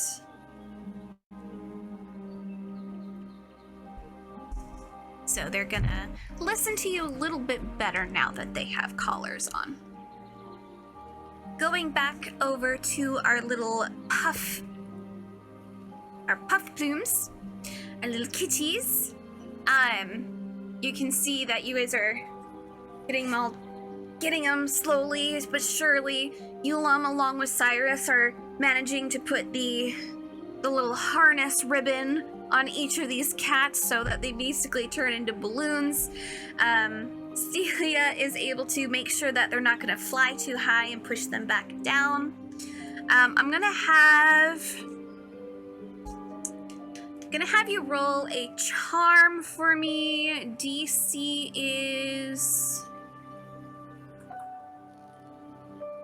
let's make it a 10. I know that Celia technically can just take it. Damn. If you want to. That is up to you. I was gonna roll anyways, just because I feel like she's not gonna be one to just, she's gonna try. So I should just roll. But I did roll, hold on, I have to do my mathematics here. So I rolled a 17 plus, so 18, right? 18. Nice. Killed it out of the park, and it was 5 higher, obviously, more than high 5. And then Euwalim, what did you roll for your charm? A 5. A 5. You are struggling with those ribbons, and it gets to a point where you start feeling that, that puff plume from the kittens kind of start getting in your hair. It's because you're wrestling with it, and your hair starts to kind of poof up in weird ways, just naturally. It's almost like some of that puff smoke got under your hair and is now just lifting it up. So you're starting to look a little disheveled a little bit, and you can see that unfortunately Cyrus is having the same issues. Oh no, my hair! No! I need some mousse! I need some glitter to put it down! Why is this happening? Oh God! No! Oh! And you just let go of the puff that you guys were both holding on to. I need you to roll a flight for me to try and regain, keep that puff down, because Cyrus is just freaking out about their hair now, and there's a little bit that's starting to rise, and they're like, oh God, no!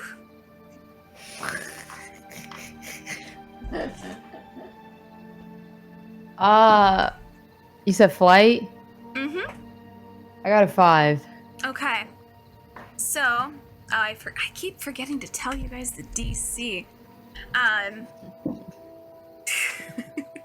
would have given that to you though, regardless, because I was just gonna have it low as a 5.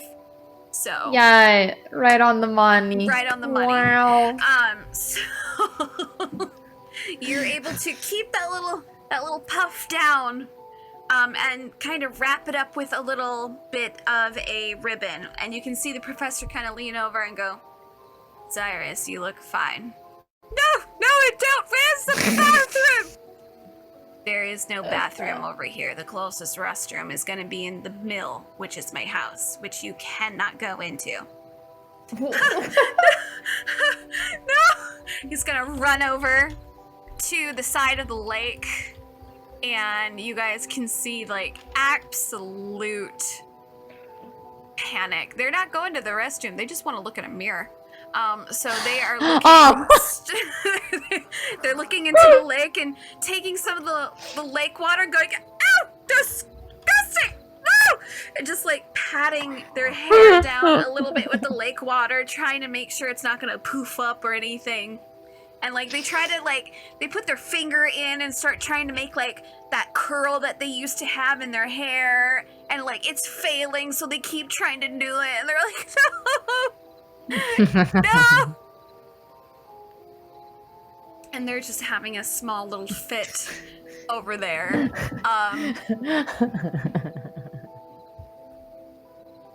The professor walks over,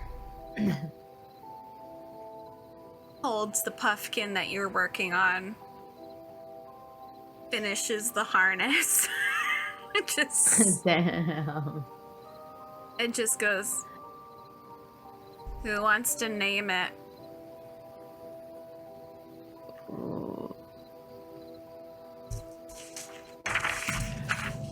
Celia would probably be like, I want to call it Misty. In that tone? Up in the air, I want to call it Misty. And she deadpan. Okay. And you see her get a part of the ribbon and like clutch it in her hand and just whisper, Misty. And then let go, and you can see a beautiful like golden script of Misty on the ribbon that's attached to this new little one. And you can see now, like, letting go of the ribbon, the kitten doesn't want to go as high anymore. They're just naturally more like, yeah, this is a good height. And it's like just above your guys' heads, so it's almost like if you were to like hold a balloon. It's like right there.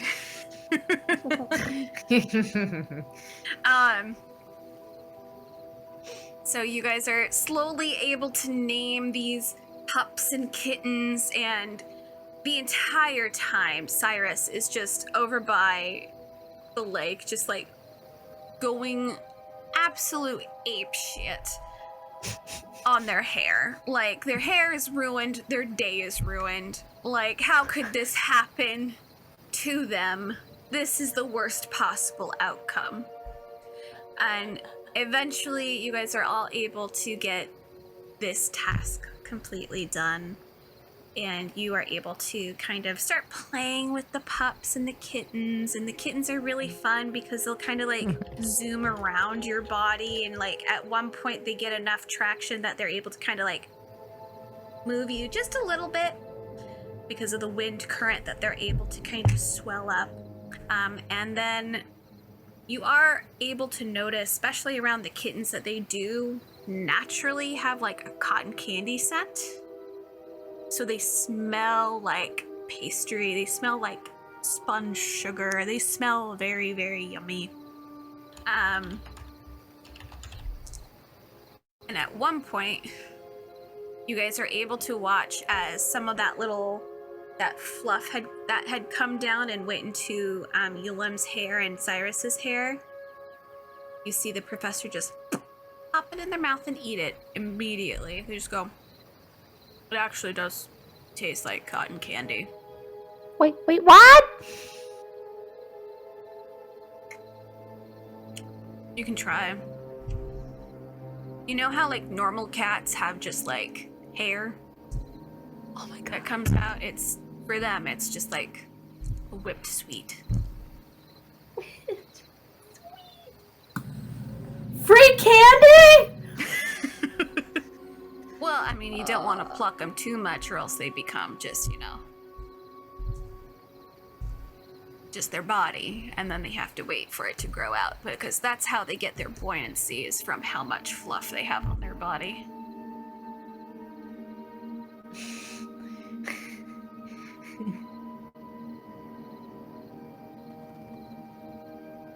She grabs a little bit off of one that's passing.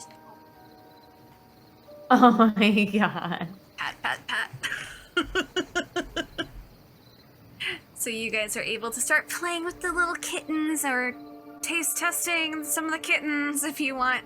Oh yeah. Oh my god. Meanwhile, the pups have kind of chilled out because you guys have been able to get them all collared up, Sam. So you and Clara at one point are just kind of like sitting amongst the puppies that are just kind of like still like loving on you guys, but not as viciously loving on you guys as they were before. And you're able to see Clara's like taking extra care with one of them and like fixing some of the hair on its face and making sure it's okay. And it's just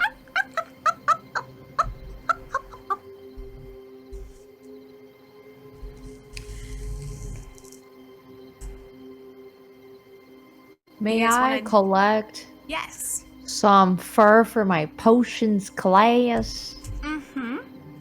Yeah. Sure. Thanks. I mean, that's why I got so many of them. He's just gonna pluck a little bit here, pluck a little bit there. yeah. Probably get stuff off his hair. Mm-hmm. And the kittens themselves, they all have different colored fur, but it's all pastel Ooh. colors. So it's purple and greens and pinks and blues and whites and like yellows and oranges, and each one that if you do taste test, they're all slightly different flavors of cotton candy. So you got orange, you have lemon, you have cotton candy flavor, which is the pink, you have blue raspberry, which is the blue, and like all those other ones. Purple tastes like blueberry. No.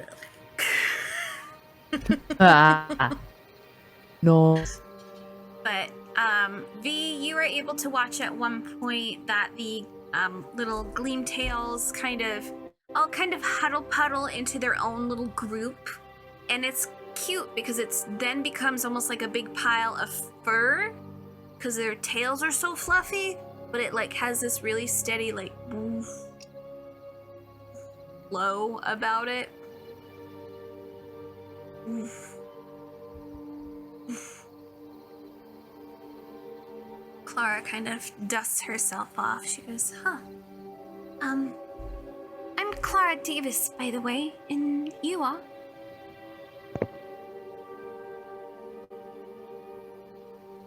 Oh. Valpanbarian Salingria, but you can call me V. I feel like I've heard the name V before. Are you first year like me, or are you higher? I'm a second year. Second year. Do you know hate even saying his name. Do you know my brother?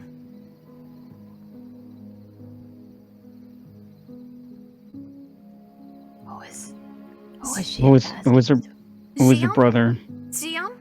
Davis? Oh, okay. Rip. Unfortunately, yes. Oh, I'm so sorry to hear he's your brother. believe me, I'm sorry for myself, honestly. Being a legacy kind of sucks around here. Especially when someone makes a worse name for us. I can't imagine. Well, at least one thing is good is that we're not in the same house, at least. I'm in Adonia house. Oh, I am as well. Oh, I see. I must have just passed by you a few times then. It's lovely to meet you. You as well. Do you know about the Gleamtails at all? No, not really. Oh, I'm not very good with animals usually. well, these ones seem to take a keen liking to you at least. But they are rather friendly in general.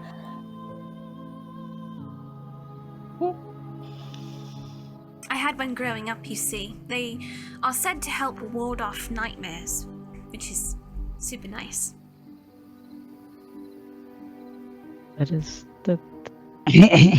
Excuse me as I try to get my V voice. You're like, But that is rather nice. Yes. They're very kind too, but unfortunately, Their lifespan isn't very long, which is unfortunate. Oh. I'm sorry to hear that. Yeah, but I was hoping I'd be able to adopt one of these, maybe. I was hoping to convince the professor. I've been looking for a new familiar. The last one I had didn't last very long because of Shion. Oh. What was your familiar? He was a small little toad. I called him Jimmy. He was absolutely adorable. Brother wanted to test one of his potions on him while we were back from break, and he just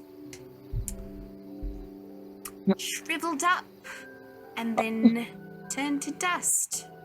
Oh no!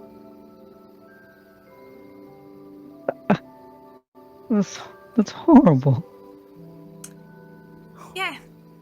Mum and Dad didn't see any issue with it because that's what familiars are for, but I liked Jimmy. Jimmy was really kind. He his snake's kind of in probably somewhere in his clothing, and he just holds that part of him. He's like what do you mean that's what familiars are for? Oh no. Do you come from a legacy family? Pure blood family bullshit like that? Not at all. A lot of them, I know, at least in the mortal realm, a lot of them see familiars as disposable. They're not companions, they are test subjects. Well, that's awful. Isn't it? I could never. The very fact that my parents think it's a good idea is absolute.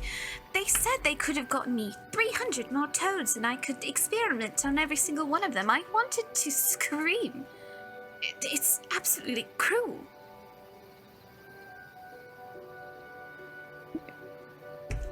I have to agree with you. I can't imagine. Yes, but I could never. which is why I don't have a familiar right now. Not one that I would take home, anyway. So be wary of your familiars on hand. Some people think they are disposable. Well, if he tries to dispose of mine, I'll just dispose of his in return, I suppose. Oh, Or his rather, familiar. I would probably just take it. I mean, Oh. I would rather rescue the poor thing myself. Yes, exactly. He'd probably have a new one next month anyway, knowing him. I've already gotten rid of 2 of his familiars from his charge, but he keeps getting more.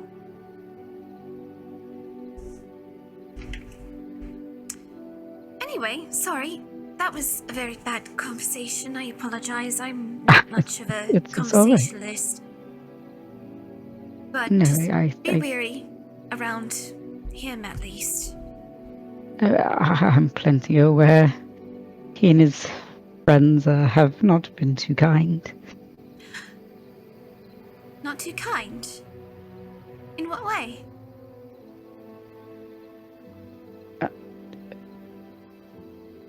They're just not very nice to me. But that's alright. I mean, they're not nice to many people. Wait! That's true. And you see her kind of pause, look at you and go, were you smaller? Yes, I was. Lot smaller. And she kind of stands up herself a little bit because she was kind of lazing around with you and makes about what you were for your height, which was stupid small. Yep. And she goes, this tall? You're that big? Oh, Yeah. Yes. I am so sorry. And she immediately kind of like bows her head towards you. She goes, I heard about the things that he did and what they did and his friends, and Ryder's an absolute twit. Yes. He's But also you don't have to apologize. I feel like I must, though. It's my blood that's doing stupid things. But it's not you. It's still upsetting. That's alright. Well, if he does give you an issue, let me know and I can maybe tell you a weakness or two. The boys are rather loud during the summer and let things slip a lot of the time. I may have to take you up on that offer. Sounds good. I'm gonna go speak to the professor. I hope you have a good rest of your day, though. You as well. And you see her kind of like give a smile and then leave and start to go talk to the professor. Euwalim, Celia, Cyrus comes back and goes, oh, hair is a little bit better. Not as good as it should be. Host, don't worry. I figured it out. It's better than it was, but let's get back to these kittens, shall we? Oh, they're done. Oh, look at us. We're such a good team. We're so good. Yeah. We did it all together. Didn't we? You're an amazing teammate. Yes, we did. Yes. Yay. Absolutely fantastic. Oh, God. I can help you if you want. If maybe Do you want a little. have- I saw a little bit of your glitter kind of went away. Yes. So and she's gonna like kind of reach to the side like this and flutter her wings at her a little bit to like fluff some of that glitter. Yeah, you just see it just It's not immediately much, but into position, ready to take the glitter. Lay it on me right now. Oh, beautiful. Oh, thank you, darling. Absolutely. Oh, do I look like a brand new due day? royalty. You look Royalty. gorgeous. The sparkle just Glimmering. Aren't I, though? Perfect. Yes. Fantastic.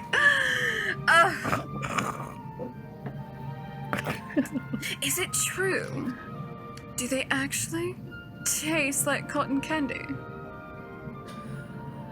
Yes, but she said you have to be very careful because if you pluck them too much, then they're basically bald and naked, and there's no cotton candy left. So you have to take it little by little. And she's like, naked.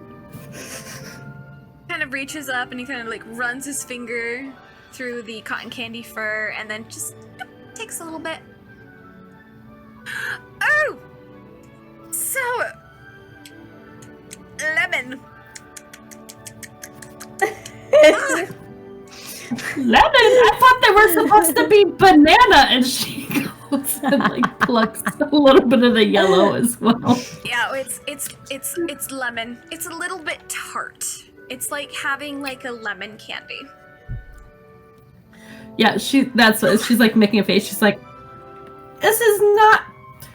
And then she's gonna reach to like one of the other color, whatever other color different is nearby, and she's gonna like put it in her mouth to cover the taste. Lemon is only good in water. I swear. Like anytime anyone wants to use lemon for anything, disgusting. Except for when you want to put it in your hair so you can get a nice highlight. That's pretty good. Yeah. You're not wrong. Did you? Are we supposed to be doing anything else? No, I don't think so, Professor. And you can see, like, yeah, no, Clara, that's. Yes, Cyrus. Are we absolutely done? Yes, that's all I needed help with. Perfect! I'm gonna go to the pools and wash my hair from this stupid lake water.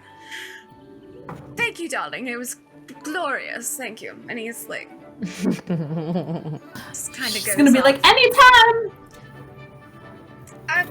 You're in performance, are you not? Right? Yeah, yes. I am the TA. I will see you there. Okay, bye! Goodbye, darling. And just immediately starts walking away. Oh. Euwalim, the entire Yes. time of that exchange, I would like you to roll for just a basic roll, which is a d20 roll. We're just gonna do something fun here. This is for Oh, your boy. familiar. I see. Yes, which is why it's a d20, because you know you're familiar. I got an 11. 11.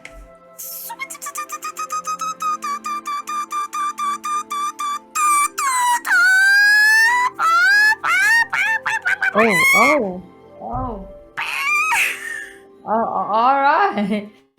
You can feel its little leg just kind of like patting you okay. before it kind of goes into, you know, the pointer dogs, and they point. That's what your little guy does. Points, and they are pointing towards back here, and you can see a little cluster of some plant life over there. Just a little cluster of it.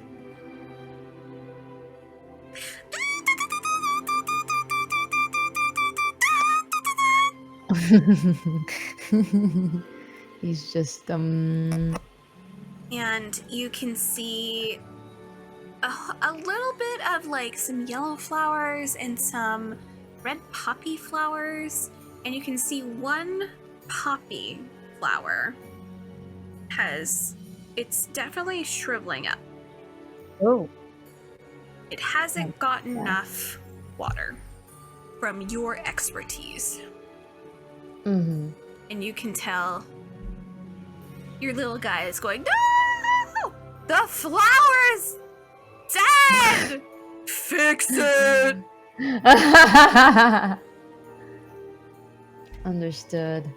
Hold on. Now, do you want to do the labor for it or do magic about it?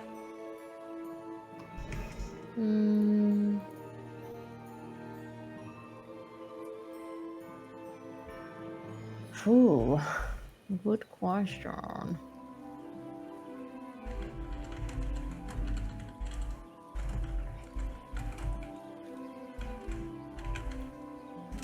I'm gonna do the labor for it. You're going to do the Because labor that's for it. it's oh so novel to do things the Just labor naturally. way. You don't have to do it the Ah. other way. Okay. So that's just gonna be a quick grit. It's gonna be an easy grit because it's you just getting some water from the lake for this poor little plant. And so that's just gonna be like a quick 4. It's quick and easy 4. I am so hilariously over that. I'm a 16. What for? We don't know. You know, The easy. best. You don't even use a bucket. You are so skilled at this. You just use your lanky arms. You cup your hand into the water. You just fling it onto the flower, and it like gets into a couple of other flowers as you're going. Oh my god. Beautiful. Wow. Just kind of water flinging yourself, but like you are perfectly pristine. You don't get any water on yourself. And it's from a distance, it's actually very impressive. Because you just see someone just taking water and just fucking flinging it, but it's almost like water bending from a distance. So it's almost like someone seeing you like take the water and just lifting it up in the air and moving it, but in reality you're just fucking flinging it like a bamf. Amazing. Is that what we should include now? Should we do, we're just gonna fucking do it physically? Is that gonna be our common sense dice? Is we're just gonna fucking do it? No magic needed? Because we can do that. I will add that feature. It's just, there's something so fascinating about doing things without magic. It's just you. You This are is- the He's magic. too used to doing magic. He needs to, Shake it up. do manual Shake labor it every up. once in a while. You gotta be one with the mortal world. Truly connect.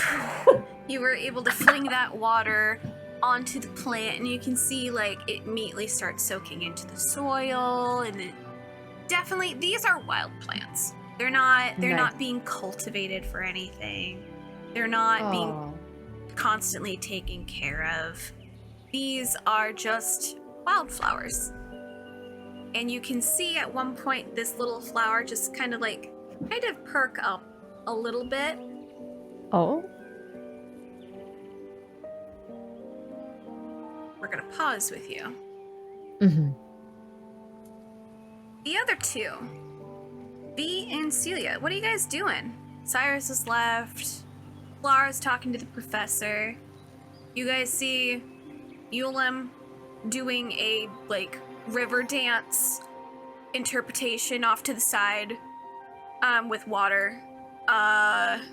What would you guys like to do?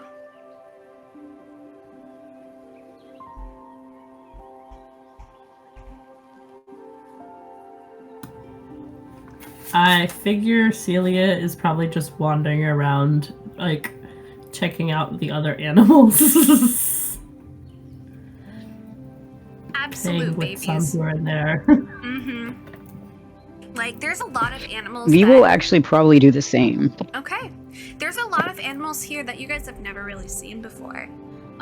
Because these are true blue magical animals. So there are two different kinds of setups for animals here. There's regular animals like cows and sheep and pigs and horses. And then there's magical animals, and the animals here are all very magical. Celia, are you from the Fae realm? Did we talk about that? I think we established that she was, if Okay. I remember correctly. So animals in the Fae realm, very different. It's like going to a zoo for the very first time and seeing animals that are meant to only be in Asia. These are strange animals you've never seen in your entire life. And you've never seen regular animals that are in the mortal realm either. So all of these animals are all new to you. You are very these aren't real. I've only read about these. So it's almost like for you, it would be looking at drawings of a medieval rhino. But in reality, it's supposed to be a unicorn. How those interpretations are very strange from one to one. The Fae interpretation of certain animals is very, very different from what they actually look like. And luckily, the ones that are here, they have a little plaque. So they're labeled, so you can go, this is what that actually looks like? Oh my god! Oh my god, that's so cool! The stone hoof horses, the image that you have for stone hoof horses does not look like a horse because drawing a horse is hard. So, the one that you know, stone hoof, what? That's so strange looking, and it's so big, and it has big hooves. V? Where is V from?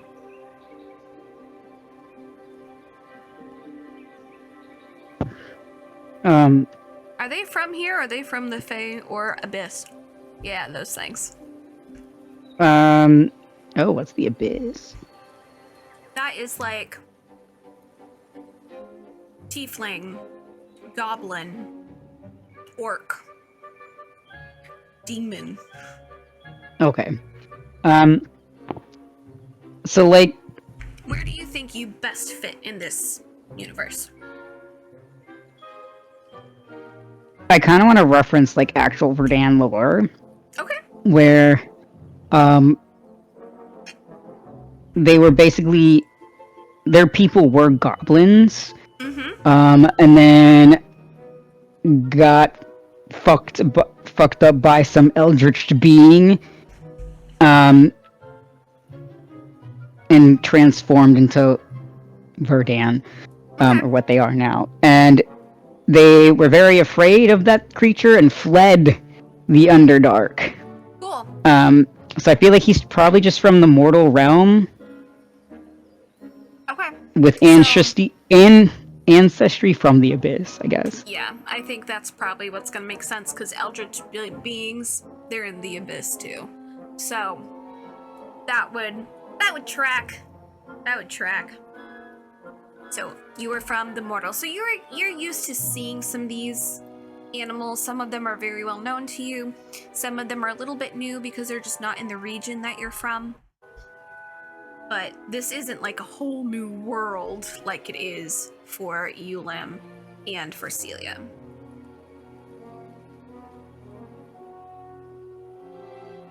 Euwalim. For a moment,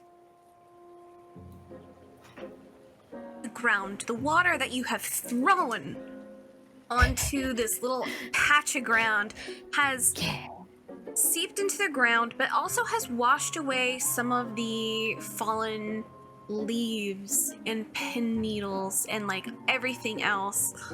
Freaking this. And has washed away a little bit, and you see what looks to be almost like a small stone tablet that has like moss all over it. But you can see, looking at the moss, because obviously you know moss, even if it's in the mortal realm, you know moss. Moss is moss. Oh yeah.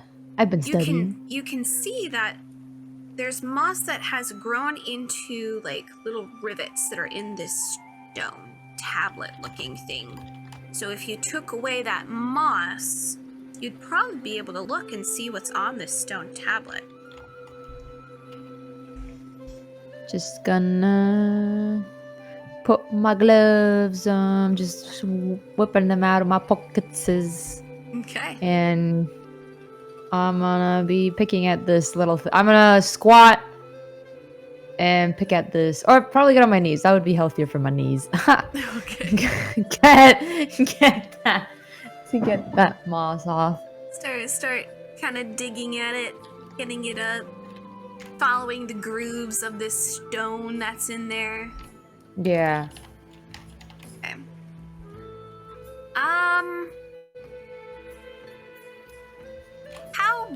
Let's see. Let's make this a brains roll. It's gonna be a little bit hard. Of 12 for you, Euwalim. Or you can call your new friends over.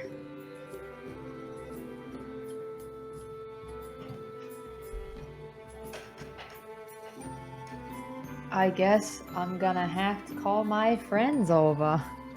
What'd you roll? That was a 5. Oh, yeah. You start going, looking at it, trying to see maybe there's a pattern or something. You have no idea. But maybe this is a tombstone.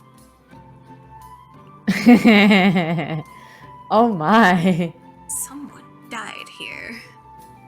And if you keep digging, you might be digging up a grave. Oh. Time to go get help from my friends, because I'm not good at cleaning. I just kidding. You know what I mean? I'm not good at cleaning. I'm gonna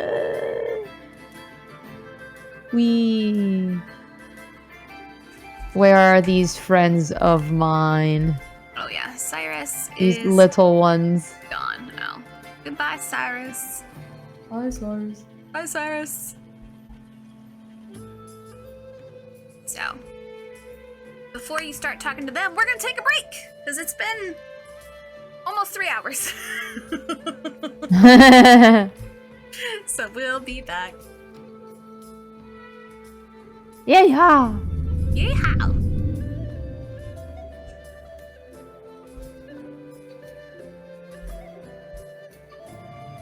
So I noticed something.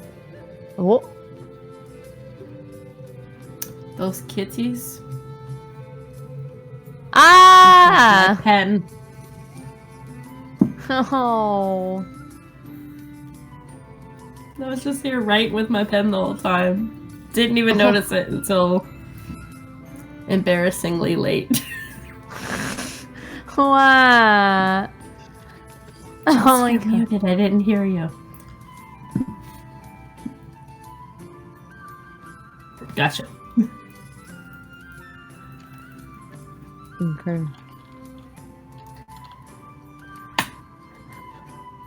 Yum. Nice.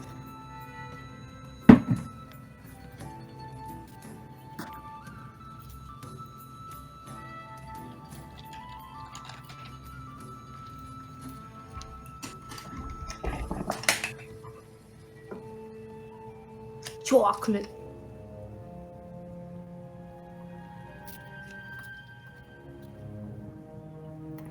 Oh. Yummy. I don't care. Those things are delicious.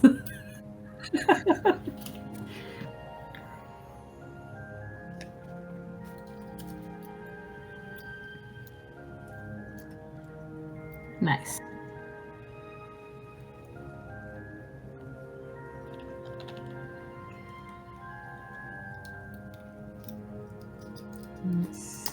And here I was about to make some mozzarella sticks.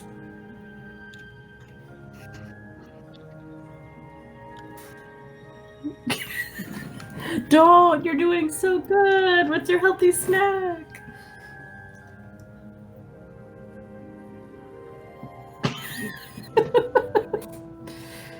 So much protein!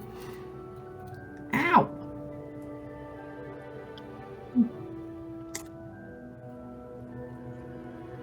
Balance, balance.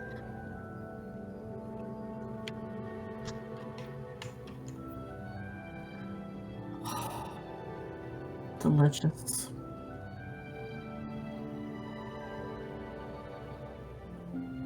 Piquing.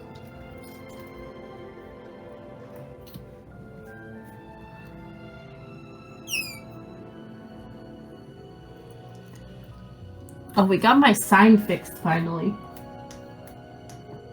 I don't think it's plugged in right now, though. There it is. I was like, why is it not turning on? We just fixed it. Yeah. It was like a connection thing, and then we just changed the battery as well, so it was a couple of things. But yeah. But that's the reason it hasn't been on during... I actually took it down a few sessions ago, because like I'm tired of looking at it and I can't turn it on. But yeah. It works now.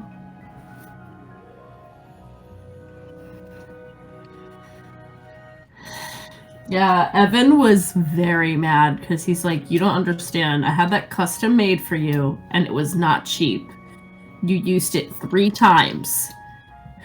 And I was like, I didn't do anything. It sits on a wall. I didn't do it. But yeah. You see this button here? That's all I do. Yeah.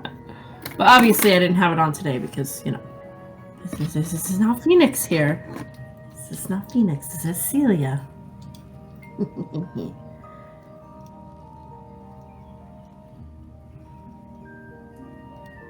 Yeah.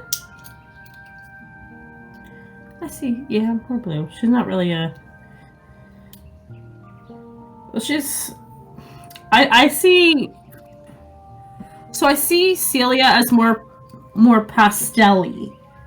I think that's the big difference. Is I see Phoenix as more like the colors that she imbues are solid, like bolder, and then Celia is just like pastel-y, like lighter colors. If that makes sense. Sorry, I'm having trouble Alexa, connecting shut to the up. internet. It looks like an issue with the router and You Echo dumb device. bitch. I thought I unplugged her.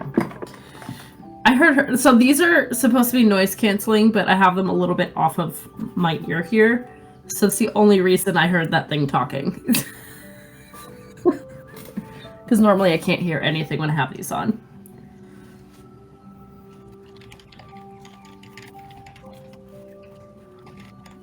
Yeah.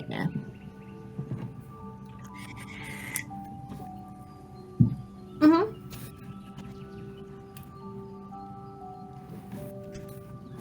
No!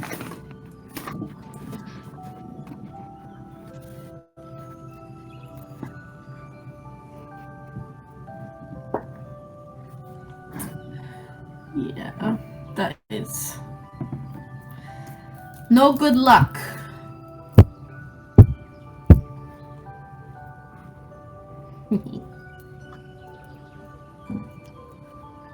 That's good.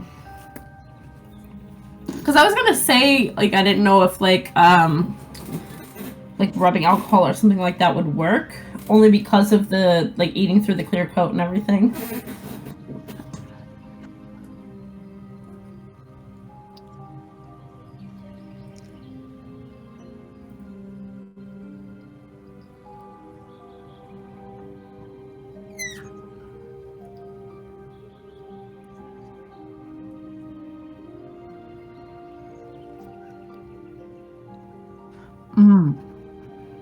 God.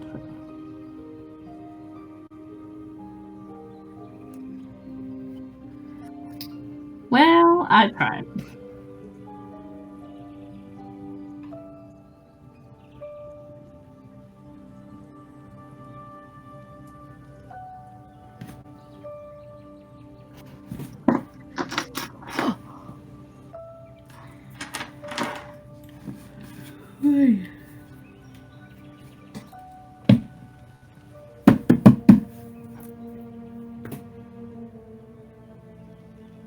I'll get something to drink, I think.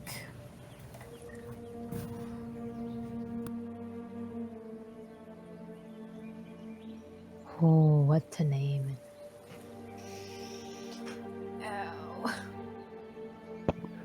Does that mean I can send you your dragons now? Oh, what? Does that mean I can... Yeah. I have like 2 dragons for you, Ash. Oh shit, yeah. Give me my dragons.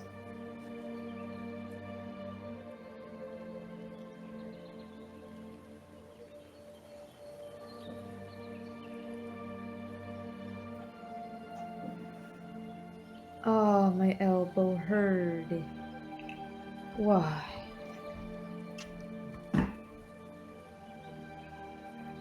I can't tell if I'm hungry or not because all I feel is the pain in my belly.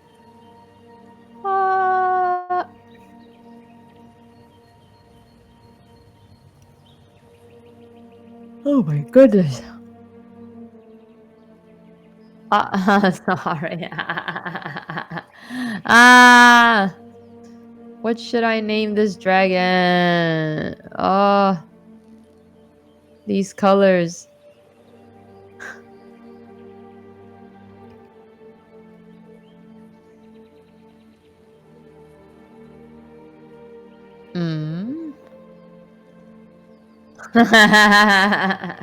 Look at it. Look at this green and pinkish thing.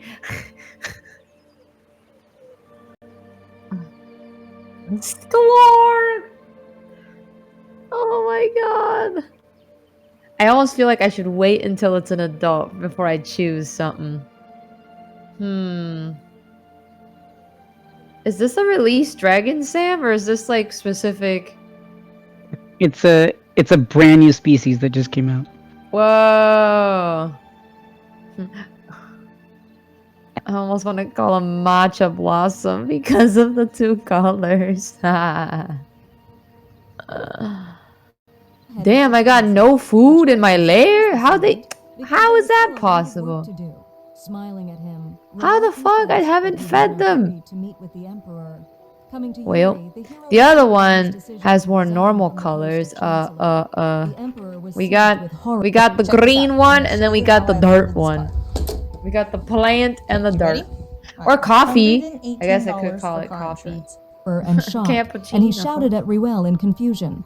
But it turned out that the hero was simply tired my of enduring all goodness. this because they were drowning in Can't work wait to see them after all the grown departure up, of the and then I'll empress. decide on a At this name. moment, Yuri remembered that Louise also Congratulations, couldn't you're a take it anymore, Scorpio. so she wanted to be overthrown.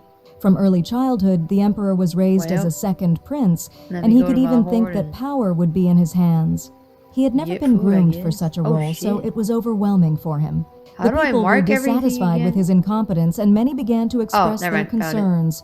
After her marriage, Convert to food Louise points. began to study Yes. imperial affairs and soon took it upon Woohoo. herself completely Rip, there goes all instead my of food. Yuri. And if at least one sacrifices himself, then all the others can be calm and happy. Wait, I can sell these. Now, more than ever, I the forgot I emperor could do understood the meaning of not missing water until the well dried up. Do I want to sell all of Realizing my that he was obsidian? finished without Louise and Ruel, he gave Who his knows? resolute Sell refusal this. to the Chancellor's request for dismissal. But it didn't matter to the hero, because he signed his employment contract with the previous right. emperor, so now it is Settle the invalid. X's. In Owen, those born after the second son cannot be considered heirs. They are simply not recognized. Therefore, the first and second sons Incredible. were I forgot lucky that I to be could actually content with do all that. the Wow. privileges of heirs. Wow. The rest, born after, do not even deserve to be Like, I considered wish we could do family something with members. all these items. There were other 5 than children just in the Reuel turn them to family. goop. The hero himself was the second, They look and their so family cool. was And for extremely why? For friendly. what purpose? But because of this rule, his 2 younger brothers had to go to a monastery. His parents face a bee-bar. dilemma every day because they love all their sons equally, so they were against the monastery. But one day, Ruel attracted the attention of the emperor and began to work in the palace, which is why the 3rd son was able to take his place. However, at the same time, the 4th son still remained on the sidelines, like an outcast. Therefore, the hero made a deal with the former emperor, swearing allegiance to him in exchange for status for his younger brother. Damn. But as soon as Yuri ascended the throne, Damn. this agreement Send me my damn instantly dragons. expired. I am. And all the loyalty Go of the on. I had to- chancellor was solely for the I sake had of the to previous go and emperor. upgrade my Yuri lair did because I not couldn't understand why Ruel was saying this only now, since he had come to the Time throne a long to time ago. As go it turned hunting. out, the hero Woohoo. just did not stop Repeat thinking about it gathering. from time to time, and now, Oh my gosh, looking might back, as well. he realized Yeah, that he I must have leveled up. crossed the Nice. boundaries. However, What else do I wanna Roel level couldn't up? just Ooh, my leave his digging dear is friend's sister abysmal. alone here. Of course, he could not directly talk and help her, Fishing, but my the hero bitches helped a love little from behind the fish. scenes. Realizing that by dear friend he meant Louis, the emperor was horrified. Riel believed that since the empress had left her place, there was no need for him to stay there. After that, he turned around and began to leave. Yuri, in despair, tried to stop him. Turning around for the last time, the hero thought that people begin to appreciate only when they lose. Man, why I get After ugly thanking the colors? emperor and taking his leave, he began I want to to see leave, yours. I want to see wishing yours. good Let's luck to go. His Highness. I got The next coffee day, bean over Louise here, and decided that I she don't know would what choose this lovers color. who would Other colors definitely make be me think allowed of into the flower some kind of palace. Pokemans. Hearing this, her maids blushed with embarrassment and fell into a state of shock. At that moment, Reagan leaned over her, wanting to clarify what she had said about lovers. Oh my The girl God, thought that my he was too veil's close, fun. but in the hero's opinion, the guards were usually Wow. at this distance. The knight You're took like, a step back, and the heroine could not Well, understand why he I continued like to the stand second over her one. The sword. second one's not Seeing bad. boxes with a Mustard letter next to her, yellow. Reagan wondered if the emperor had Wow. sent The gifts. first one, though. As it turned That's out, the letter copper- talked about how much copper the ice. emperor missed her and wanted Louise to return. Instead of The you girl could name it looked at this Ice message with Spice. disgust, not and the understanding why he third, suddenly their- decided to be so kind. her She immediately tertiary ordered the is main servant, chartreuse. Amilen, to return this letter to the The sender. fuck does that mean? Looking at all It's this, like a yellow Reagan green. concluded that she really hated the emperor. He wondered what Louise was going to do after the divorce. The heroine was Damn, surprised brother, by such a damn. question, deciding that she would like to stay with her family. Why does my tummy Given hurt? the way her I want father to and eat, but brother I'm afraid treated to her, eat. this boded well for the future. However, first of Oh all, my god. after the end of My the beautiful divorce, she star. would I just like forgot to that I had a relax. twinkly Then dragon. the hero wondered if she plans to get married again someday. Right now, she didn't have any Castellane thoughts and about it at Clement. all, but in the future, Clement. she couldn't guarantee I anything. still don't know what to name my Life is twinkly unpredictable, dragon. and if she really meets a person whom she sincerely loves, And my then fucking anything red can runes, happen. baby. Smiling, Reagan decided to clarify what type of men was ideal for her. After thinking for a while, Louise And I'm decided logged that in it must be a slightly before I rich get man who had a distracted. little power. I In addition, need he food. must be I able to need listen to her at food. least a little. After rethinking what was said, the girl came to the conclusion that she really has high standards. But the most important thing was that she didn't want to mess with the royal blood anymore, even under the pretext of death. Taken aback by this turn, Reagan decided to clarify the reason for this decision. According to the heroine, nothing good could be expected from the royal blood, but the hero believed that not everyone was like Yuri. In fact, it was just an excuse, because the true reason for such a decision was a prophecy. The person who can get her will become the ruler of the entire continent. Of course, she decided that she didn't want to deal with the royal family anymore, but in fact, she was referring to Yuri. After all, when the prophecy comes true, the imperial family will not leave her alone. Therefore, right now, this prophecy was the biggest problem of all. Louise wondered what Rayan thought about this and whether he would be able to bribe the priests. According to the hero, this was a very brave request, which was to be expected from a member of the Vidal family. At this moment, the heroine remembered about lovers and wanted Amelie to bring applications. The maidservant, who believed with all her heart that it was just a joke, was horrified by this request. Bringing a stack of documents to Louise, Amelie was also surprised by the number of proposals received. The heroine herself did not expect that there would be so many of them. Perhaps it was all about a tempting salary. However, Amelie was firmly convinced that all the men were simply in love with her mistress. For starters, Louise decided not to take many lovers, limiting the number to 10, which shocked everyone. But the girl was determined to drive what was happening to madness in order to get a divorce. Of course, she was not going to do anything obscene with her lovers. So he got the main his thing was pin to put removed them on before we display. went on our little trip. Listening to all this, Just Reagan part of the reason we came by, mysteriously or fell came back silent, and Louise early. wondered if he too would agree to become He her has lover. taken to However, the hero thought that terrorizing everything was Mochi and Ginger, but mostly Mochi. He's establishing his dominance in the household. It's hilarious. He's also fucking huge now. He's a fat boy.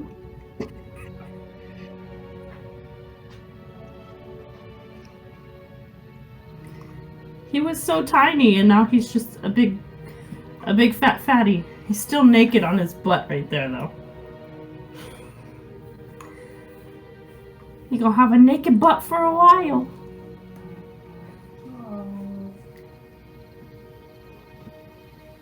Yeah. It's just, this fur is so long that, like, even though this is not, like, short, this is just so long in comparison, so the way he's sitting makes him look like he has a dress. If you want to wear a dress, that's perfectly fine.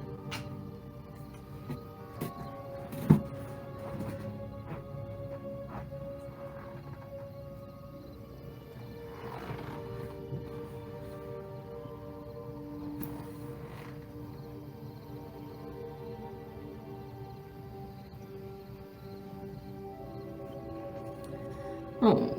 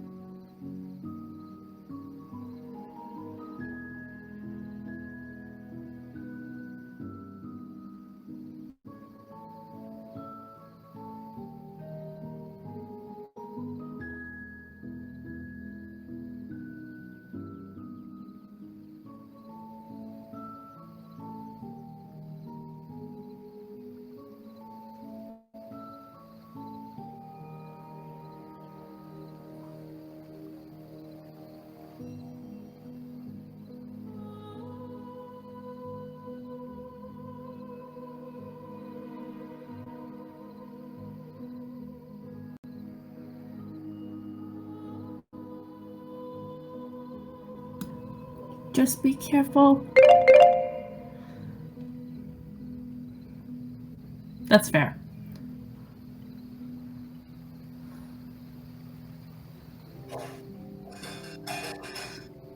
Yeah.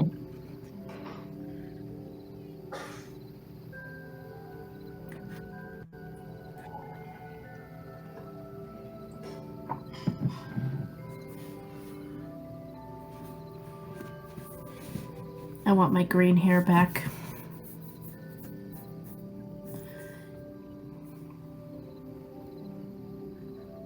No. So, we're actually not allowed to have colored hair. And most of the facilities, yeah. There are people that do, but it's not allowed, and they just put out like a big thing about dress code and et cetera, et cetera.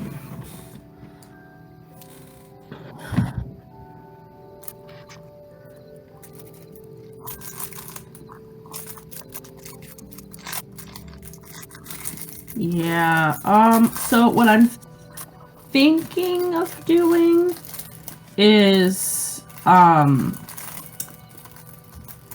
because, you know, there's a way around things if you so choose, and that's, if I do end up doing it, I'd have to wear like a scrub cap every day to work. So you can't see either that or a wig, and I'm not installing a wig on my head every day. Uh-huh. Especially when I like to roll out of bed, put on my clothes, and go.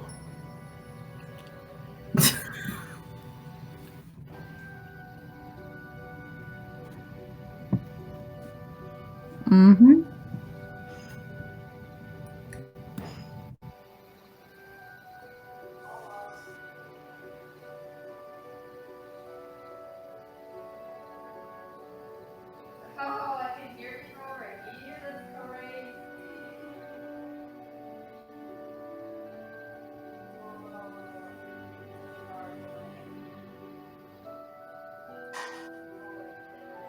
Huh?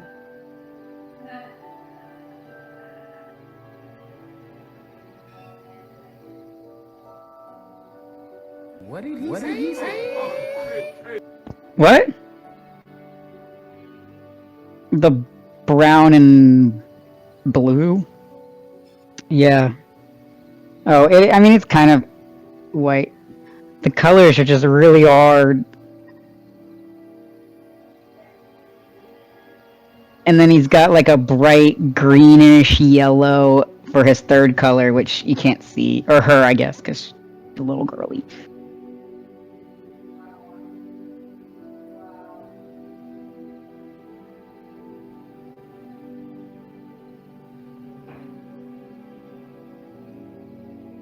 Mm-hmm.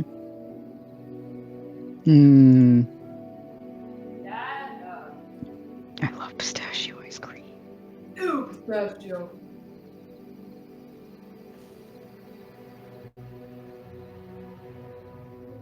Ooh.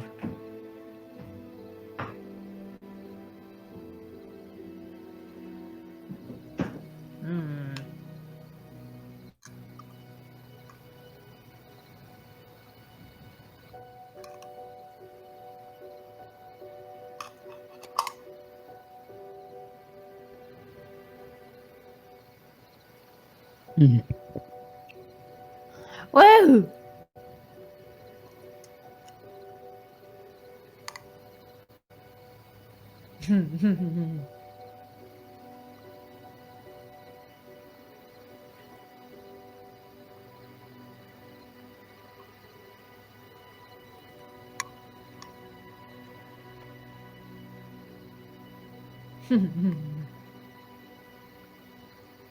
Yay!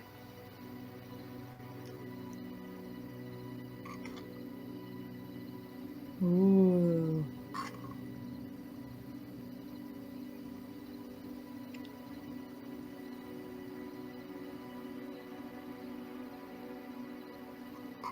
Yeah. Yeah.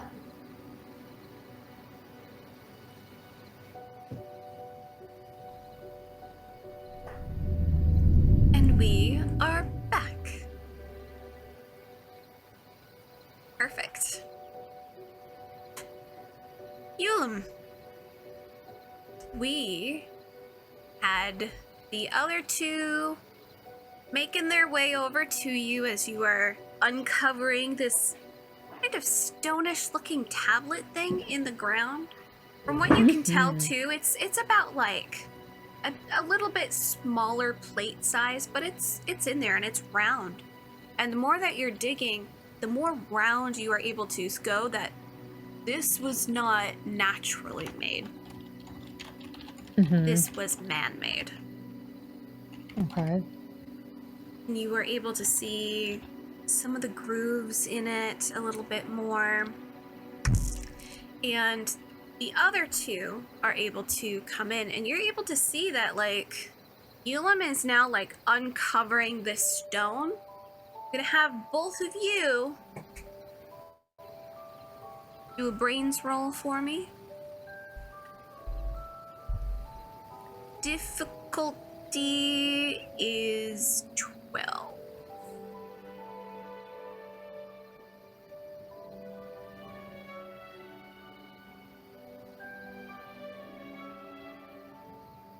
I mean, there is a way you could do it. If you explode, you can do it. One again, give yourself a token. You come over, you go, that's a pretty stone, a nice little, like, thing on it.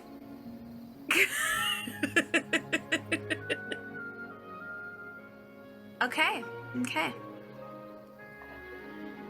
So, V, you walk over and you can kind of see them both look puzzled as you are looking at this stone. And it takes you a while, Euwalim, before you're able actually, you could technically get your fingers under it and you could pull it out. You want to do so? Yeah. Yes, you're gonna, because you have like long fingers, right? Oh, So yeah. So you're able to kind of reach it under and pop it out of the ground, and it's a perfect circle that you see. And looking at it, it takes you a moment, and V, you are going to identify everything I'm going to be saying. You can see that this particular looking stone, it has like multiple star shapes in the middle, crossing over each other over and over and over. And then on the outer rim is this kind of like ancient looking script that is carved very intricately into this stone. It's very strange, and the more that you're holding it, V, you are able to identify that this is a magical stone, and the outer rim is a spell of activation.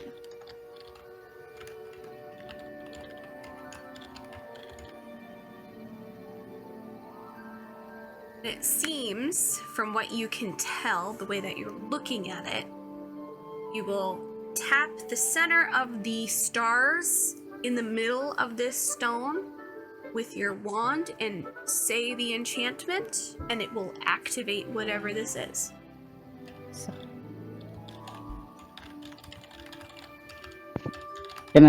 Do I know what it is?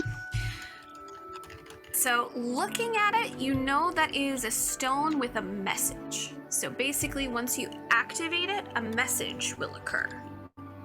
Like almost think of like RTD2, save me, kind of thing, but in a stone. It's like a message stone, but with like a holographic looking image.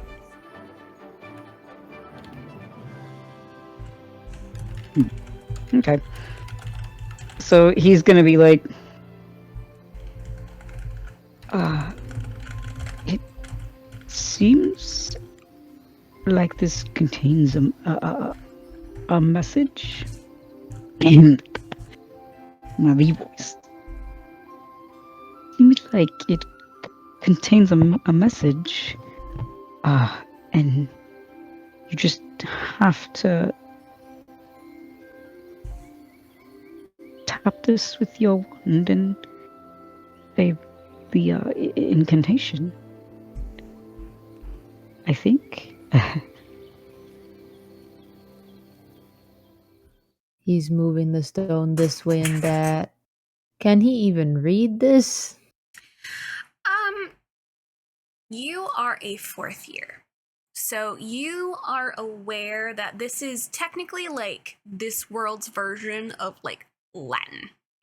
So you are able to slowly comprehend it and put it together that like, okay, this string of words is one word, this string of symbols is this word. If you put this together, it's going to take you a while, which will be a brains roll for you to decipher it before you'll be able to just say it. But it will be a magic roll.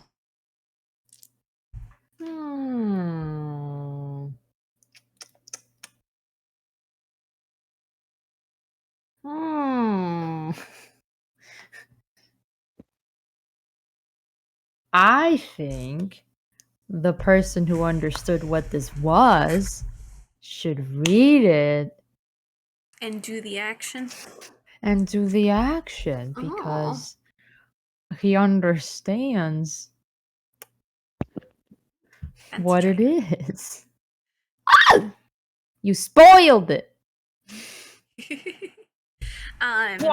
So are you going to just kind of like give it over to V and be like, you do it? Yeah, essentially just casually hands it over. Like you have to, like as soon as V starts explaining it, Euwalim just casually hands it over. Like, wow, he clearly knows what he's talking about. He doesn't say that, but that's just hand it over to the one that knows what he's talking about. I see. You don't want to take the risk yourself. Sorry. Wow. That's all right. I'll take one for the team. Chin hands. So I guess expectantly. I guess V will do that. He will try to activate it. Okay. All right, so I'm going to have you do a magic brains roll, and it's going to be for a 12. It's so funny.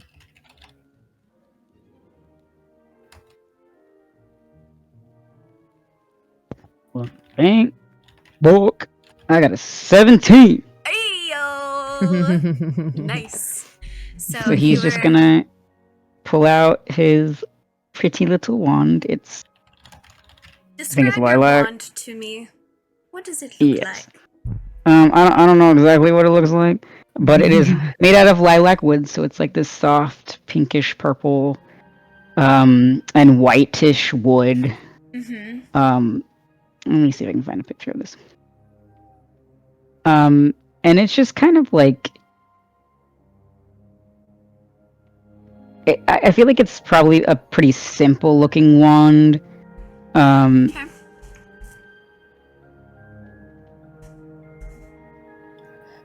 But he just like takes it and he's just gonna like, did he need to like tap it or did he need to move it along the thing? So naturally with a 17, you understand that you just need to put the tip of your wand to the center, but you have a sense that you're just gonna follow it around as you're speaking and then tap it. It's just that extra little flair that you're just like, I'm gonna do this. So you were able to kind of run it around before you with your wand. And as you do so, you guys see a little spark of a blue light happen in the center of this stone as it activates. You're able to see a little and an image of a very old-looking gentleman with a very large wizard's hat and long robes with a long beard, holding what looks to be a very intricate looking scepter that seems to have knots of multiple different vines intertwining with one another, kind of appears, and you see him kind of like look up and goes, "Ladies and gentlemen of Medicamentum, today marks a monumentous occasion as we stand on top of the cusp of a journey that delves deep into the heart of arcane mystery and personal valor. I, Eldrick the Arcane, have laid forth a challenge that spans the breadth of your beloved university and beyond. 30 trials, each crafted to test the limits of your magical prowess, your intellectual acuity, and your daring spirit. These trials are not mere tests, oh no. They are keys to a legacy long hidden within the folds of our world and beyond. A treasure awaits, brimming with arcane secrets and unimaginable riches. A reward for those who prove themselves worthy of my teachings and the profound mysteries of the magical arts. Your journey will not be easy. It will demand more than skill. It will require courage to face the unknown, wisdom to solve the unsolvable, and resilience to endure the trials that wait. Each step forward will bring you closer to understanding the true essence of magic. As you unravel the intricate tapestries of complex spells and historical, and it seems to like almost as if it's been around for too long and lost some of the magic behind it before it comes back up again. To the brave souls who choose to embark on this quest, know this: you are not merely seeking treasure, you are chasing the very essence of what it means to be a wielder of magic. So take this map, find the trials, unlock the secrets, and let your journey redefine the boundaries of what is possible. May the stars guide your path, and may you find in yourself the strength to uncover what I have hidden. The path is set. The doors are unlocked. Only the worthy shall pass. Good luck, seekers of the truth. Let the trials begin. Before it... And the stone lights up in your palm.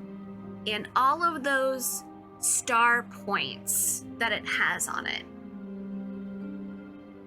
one lights up, telling you to go west. Like it's a compass.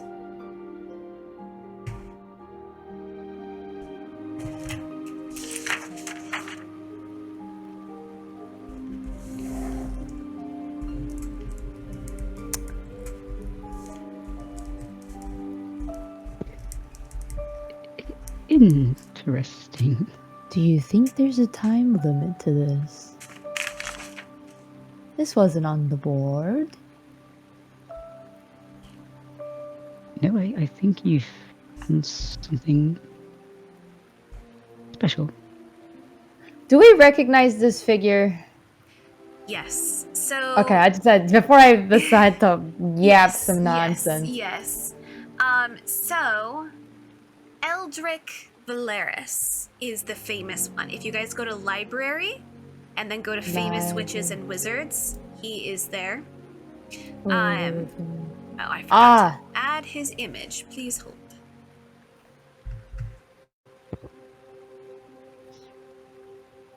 Oh, now I can write his name. Eldrick.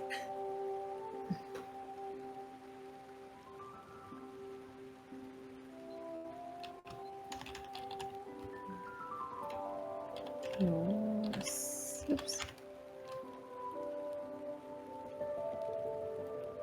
Legendary figure.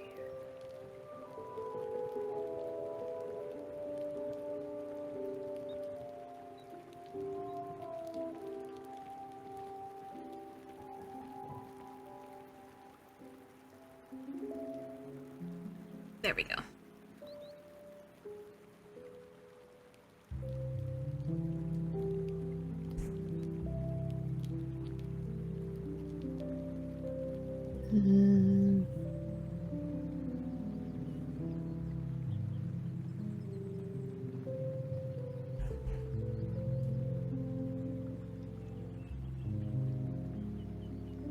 You guys, especially you being a 4th year, and then V, you being a 2nd year, you guys would have gone over this already.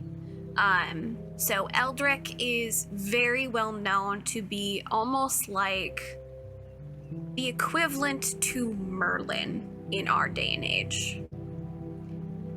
He is one of the most magical fucking people you could fucking know. He's kind of, think of like Merlin and Da Vinci together. Like, they're very fucking well known for what they did. And they're very talented in that aspect. Cassie, you know what's going down.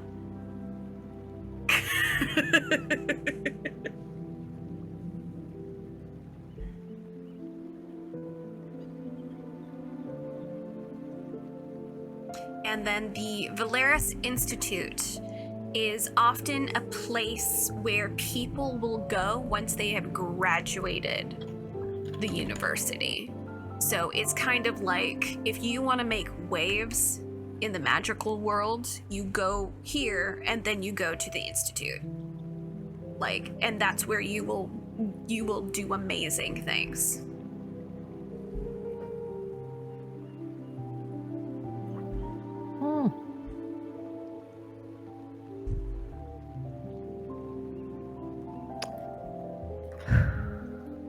Well.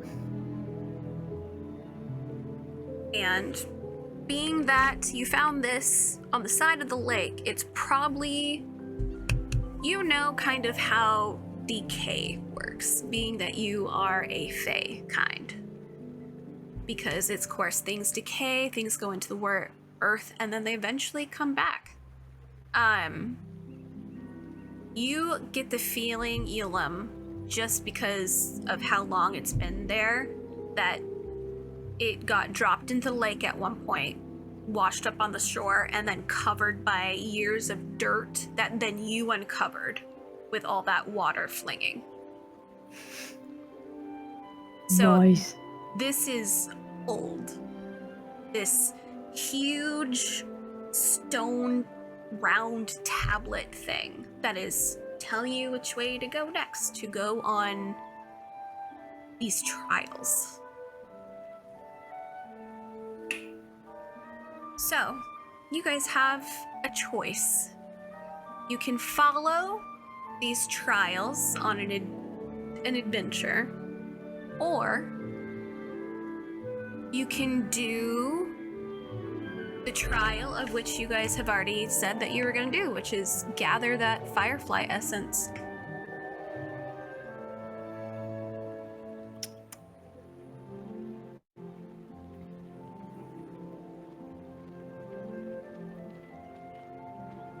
Because from what you guys can remember, Eldrick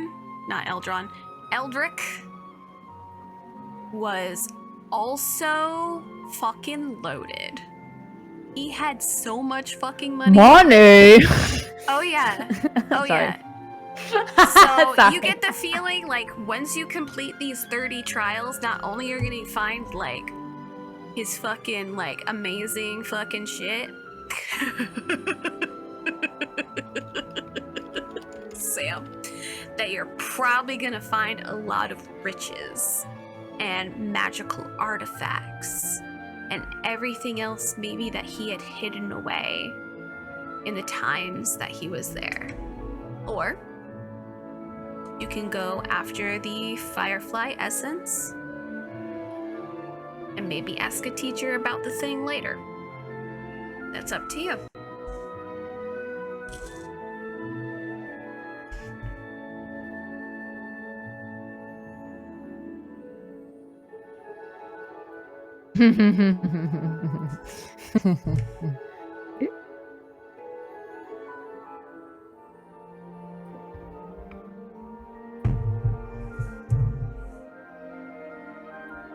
Where are you speaking? She's doing a flower child. La, la, la, la.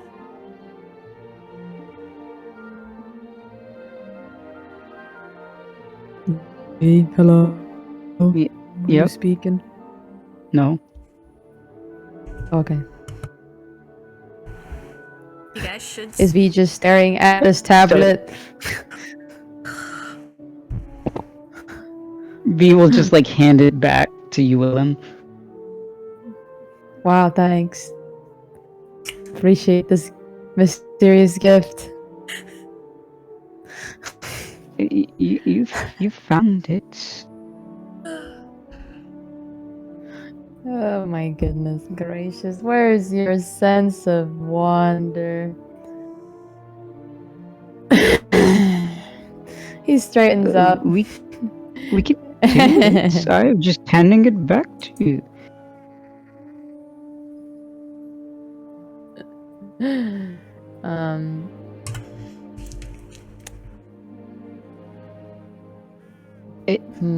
If I remember correctly, we do have to do one job before the year ends. Mm-hmm. Do you think this counts? I didn't see it on the board. Yeah, of course. But I want to know where this goes. He's like pointing it around. I am a little curious myself. So, should we at least do the Firefly thing first? Just so we pass the school year? We can't do that until night anyway.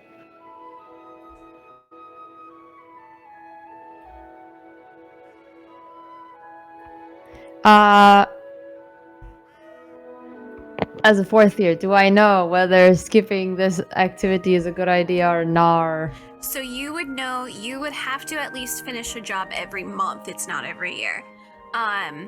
Yeah. In order My to bad, keep- pretend I said every month. That's, I was like, pretty sure he means like every month, but like, I'll, yeah. Whoa. Uh-huh.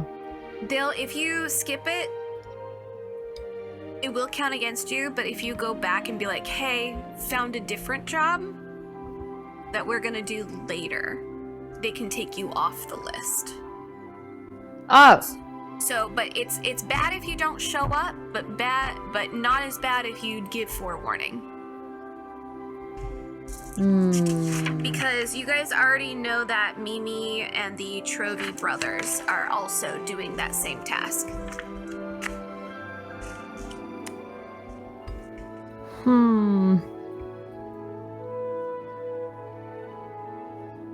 Being a fourth year as well, you would also know that if you had questions about that tablet, you could either go to the history of arcane professor, or you could go to defense against the dark arts, and they might, either one of them might have information. Defense against, who's that again? Let me go look. A Pine Whisk is defense. Oh, my buddy Pine Whisk. I'm going to Pine Whisk. Let's go. I ain't even thinking twice about it. Other one is Professor Das Pascoco. That's who's a shifter. He's a shifter, like everything, you know. I see. So it's up to you Yes. guys. Make your choice.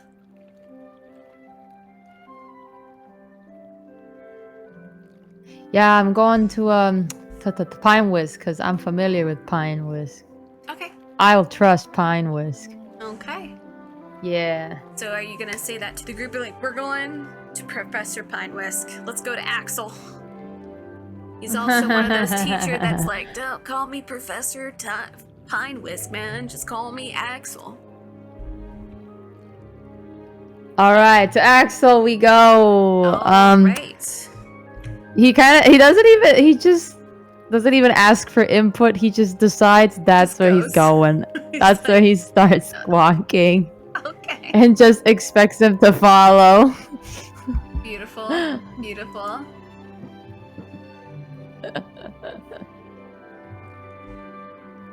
Oh, why not?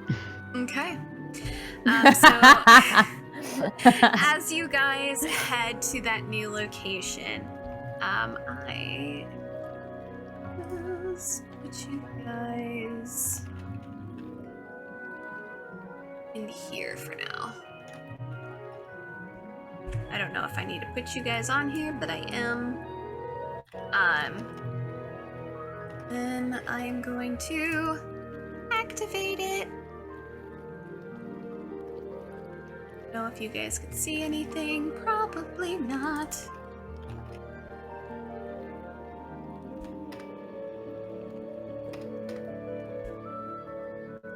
Go. So, you guys end up heading towards the defense of the dark arts location, which you know that's where Axel is normally. You are able to head down. He is actually in the basement. So you guys head down into the basement area, but he does have a magical window that looks like you're actually looking outside, but you're actually not. But he has a very large class. The class itself has a large cage that has like some very ravenous looking like angry pixies, which Fae folk would know that these pixies are absolute menaces. They are basically the hornets of the Fae realm, that they will attack you, and they are annoying, and they're in this cage. So if someone opens that cage, that will be a bad day. There's also a large skeleton of a griffin in the middle of this classroom.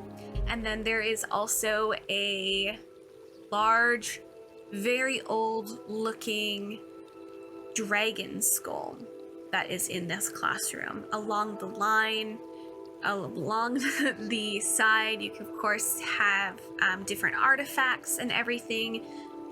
And a very large iron maiden that is open just to kind of show it off. Pine Whisk walks out. He has a few books in him, pauses. He doesn't have a class right now, so he's like, hey, what can I help you with? What's up, man? You got like a whole crew and stuff. Sorry. He just like holds out the tablet.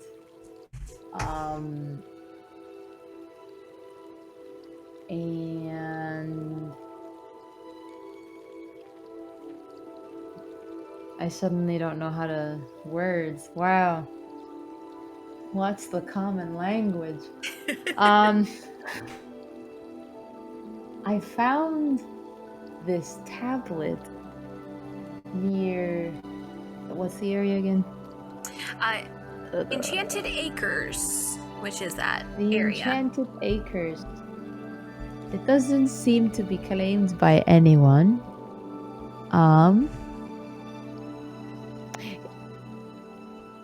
Here, I should show you. And then he like he hands it over to V again instead of doing it himself. To have V do it? Yeah. Okay, V. Did you? Oh, all right. I suppose I'll do it again. And they'll go ahead and do it again. I'm not gonna have you roll for it again because obviously you've already done it. But you were able to do it and activate, and it does the whole spiel once again, like through and through, whole spiel. He's doing the whole like grandiose, like, oh yes, the trial, blah blah blah blah, and everything with that. And you see that like Pinewesk is nodding and listening and everything, and he's like, this is so cool though. Like, is this actually from Eldrick? And he's like, kind of like puts his hands out to kind of like look at it and everything. He's like, this is so totally dope, man. Are you actually gonna try and do all 30? Cause that's gonna be pretty wicked, but they might kill you, cause I mean, that's a lot of advanced magic right there, and you're all underclassmen, so, I mean, I don't necessarily recommend it because it could be dangerous, but you're all adults. I don't really, that's up to you, man. It's really cool though, like, I heard about these trials before. No one really knew how to activate them in the first place, but like this seems to like tell you which way to go. And you see like he's moving the rock back and forth, and the little arrow on the star keeps moving to west. Every single movement, no matter what, it's just locked on west. Locked in. Locked in.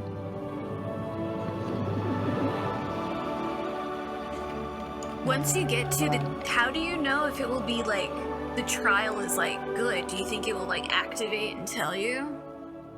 That's pretty cool. If you're able to find the actual like thing, I'll give you extra credit, man. Oh, extra credit. Now he's speaking my language. Sorry. Does that go for all of us? Well, I mean, if you're all like participating, I don't see why not. I mean, I can speak to the other teachers, but I don't know, some people might try to take this from you because, like, that's an artifact, you know? Like, and it's from Eldrick, so, like, this by itself is worth so much dough. Offer credit.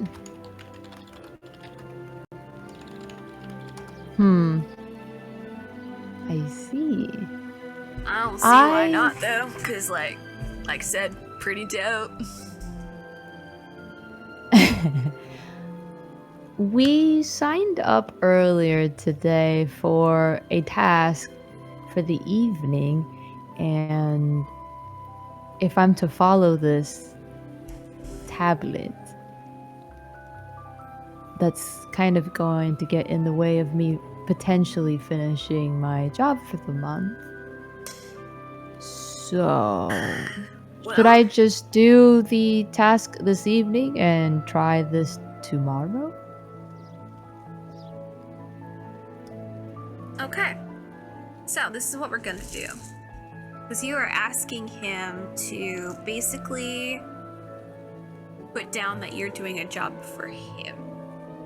Because obviously he's already warned you not to tell really anyone else. Yeah. So he can, but you have to convince him, and that's a charm. So. Who's charming here? It's not me! You're the one talking to him unless someone else is gonna try and speak up!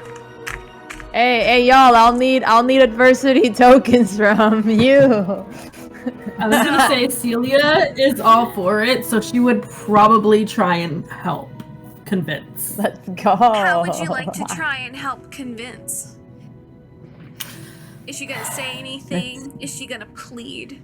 Do the little fluttering her eyes? Please?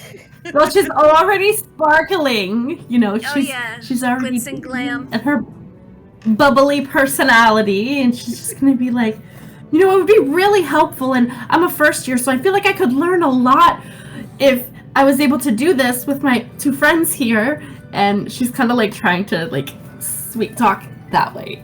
Okay. So, Euwalim's gonna flex the fact that he's a good student, you know? Like, he's totally trustworthy because V, my are grades you say so. chiming into this? Let me see real quick. Like, I kind of need an out from the task at hand, or I can do the task and then do this for you. And then whatever comes at the end, you get a piece of the pie. Because you're my also favorite.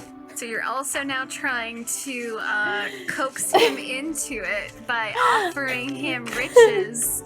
I'm not bribing or anything. I just, he wants the experience. I'm just saying. All right. And so if I get caught, I'm not snitching. This is going to be a combined roll for charm. And because it's a combined roll, the DC is going to be much higher. Now, all together, you guys can make 42 if you all do your max. I am going to make it a 30 DC. Oh my god, I'm so cooked. So if you explode, you can. 30 DC. Because this is convincing a teacher and bribing a teacher to allow you to go onto a fantastical journey with an ancient artifact to do trials in a very dangerous way all around the school. And which teacher was this again? this is Axel. Alex He's your guys' Axel, I mean. head teacher for Adonia House. Oh shit, I forgot. What does he teach? He defense against the dark arts. Oh man, what a perfect opportunity to put what he's taught me Yeah, that's kind of what I was gonna like try to do. Oh my gosh. I'll be so advanced. So you guys will roll all together and then add your totals up. All my expertise I can For charm 30.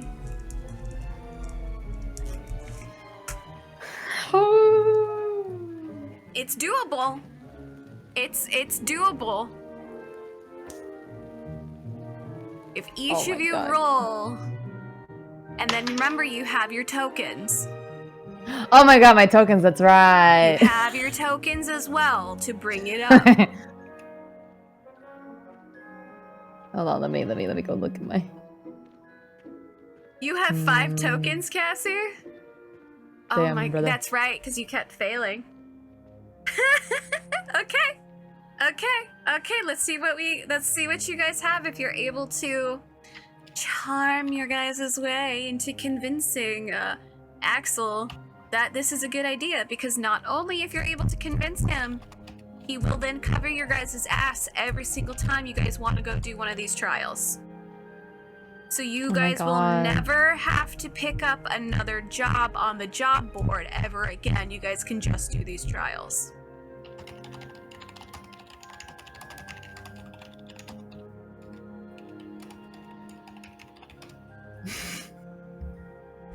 Okay, so we have a 9 from Euwalim.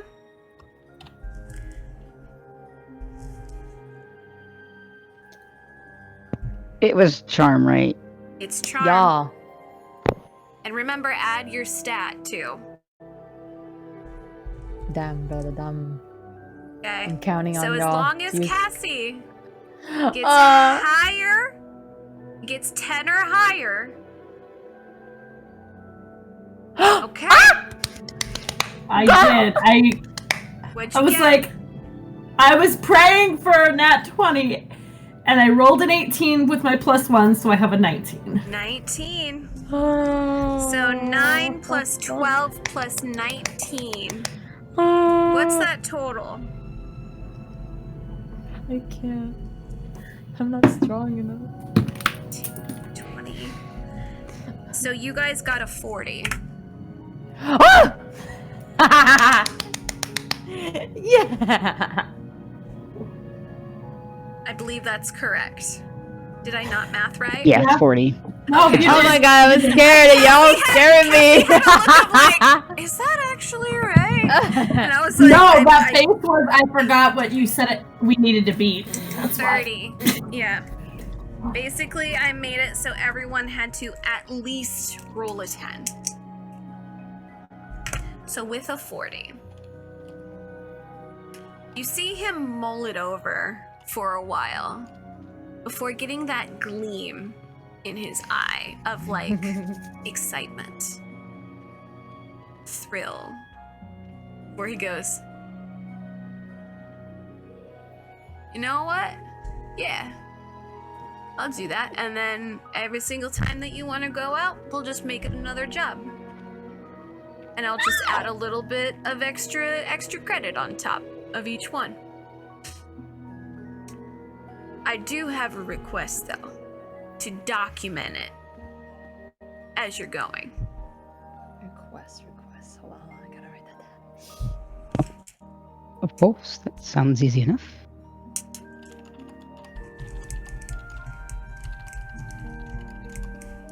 Excellent. And he goes, all right then, I guess you have a plan and a deal. And he puts his hand out. Since he was talking to Euwalim, it's going to Euwalim. So you guys kind of clasping that hand. and you feel that big tight, like big old shake between two people who are like, yep, you're about to get into some shit. Let's go. Yeah, basically mutual shit nonsense. Yep. And he just kind of Hey, goes, he was just yeah. make sure that it doesn't, like get in the way of your actual like classes and stuff. Roger that. Cause keep it on the down low, if you know what I mean. Of course. He just kind of nods, We don't looks want at you guys and goes, all right, that's all you then. Yes. Thank you. All right, so you guys have chosen the Eldrick Trials route. There are, in fact, 30 trials. I have them all written out. Oh boy! So we can always come back to this.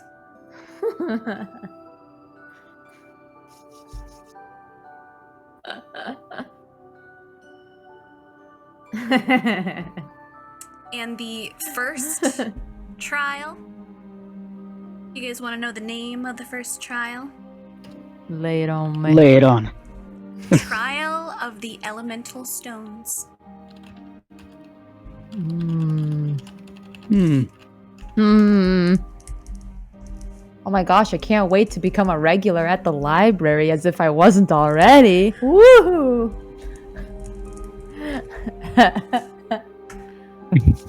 All right. So, you guys want to follow your beautiful, beautiful rock?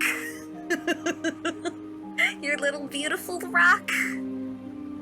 I gotta make sure it's not the most visible thing in the world. Yeah, because it's pretty hefty. It's like the size of a small plate. Like, Yeah, anybody, you have big hands, so you can just like fucking hold it fine. But if you were to give it to V, well, V, how tall are you again? 6'3". 6'3". You can hold that no problem. It's same kind of like. It's big, but you can still hold it. Celia would be like, it's big. Yeah. All right. So, are you guys gonna immediately start following this rock compass? 'Cause that's basically what it is. Alright. Is there any way to charm this device so that people are not inclined to look at it when it's visible. So do you want it only visible for you For the guys? three of us. Yeah. Okay. So this would be an enchantment. How would you say you would want to... It's like you three only kind of thing? Hold on, let me Because this seems like somewhat advanced magic, but technically it's an enchantment, but I would still consider it charms. And V is Which taking teacher charms. teaches this? Yeah, I was about to be like, hey. Winky winky. Winky winky. So Euwalim, you can try. Or V can try to do it if you wish to explain to V how you would like to, your idea about charming it so only the three of you can see it. Hold on. Let me look at my notes. What kind of magic do I have?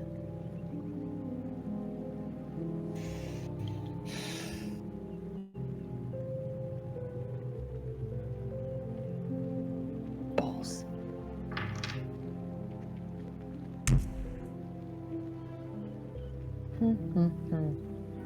Yeah, this is beyond me. Never mind. I'm just gonna have to do it the old-fashioned way of just keeping it out of people's eyeballs. Okay. On second thought, I'll Put hold it in off your on front pocket. Just you're wearing Yeah. overalls, just that. Yep. I'm just gonna Just- right there. peek it out every once in a while to see if I'm going the right way. Yeah. Yep. Okay. Yep. So you guys are gonna start walking and going. Anything you guys want to talk about when you guys are going, or anything like that? Or you guys want to just kind of be like, which way are we going? Treasure map, go find. I think, I don't think... Did any of us introduce ourselves? We did not. We're just... I would say you guys know of each other. You guys have been around each other, but maybe you haven't formally introduced yourself because you guys are all in the same house. Yeah, but also Celia's a first year, so... Yeah, we don't know who this. So, I feel like as we're walking, V's gonna be like, so, I'm Fee. Since we haven't really, introduced ourselves to each other, we just kind of... Yeah. How quaint. Is that a mortal thing? When they just... I'm Euwalim the ArchFey. Pleasure to meet you, V. You as well? And then he turns slowly to Celia. Did she already introduce herself? I forgot. I thought she did. My bad. I don't think so, no. But she's kind of like watching you guys like do the introductory stuff, and then at the end she goes, and I'm Celia Sunshine. You sure are a ray of sunshine, aren't you? A burst of sparkle. Thank you, that's why I got my name. Very fitting.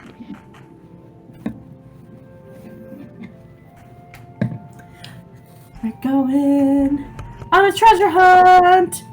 And she's just like bursting with energy right now. She's like, ooh. The mischief in Euwalim is also like, yes. Novelty, risk, reward. That's the Fae in him jumping out. Yes, chaos. Shenanigans. Ooh.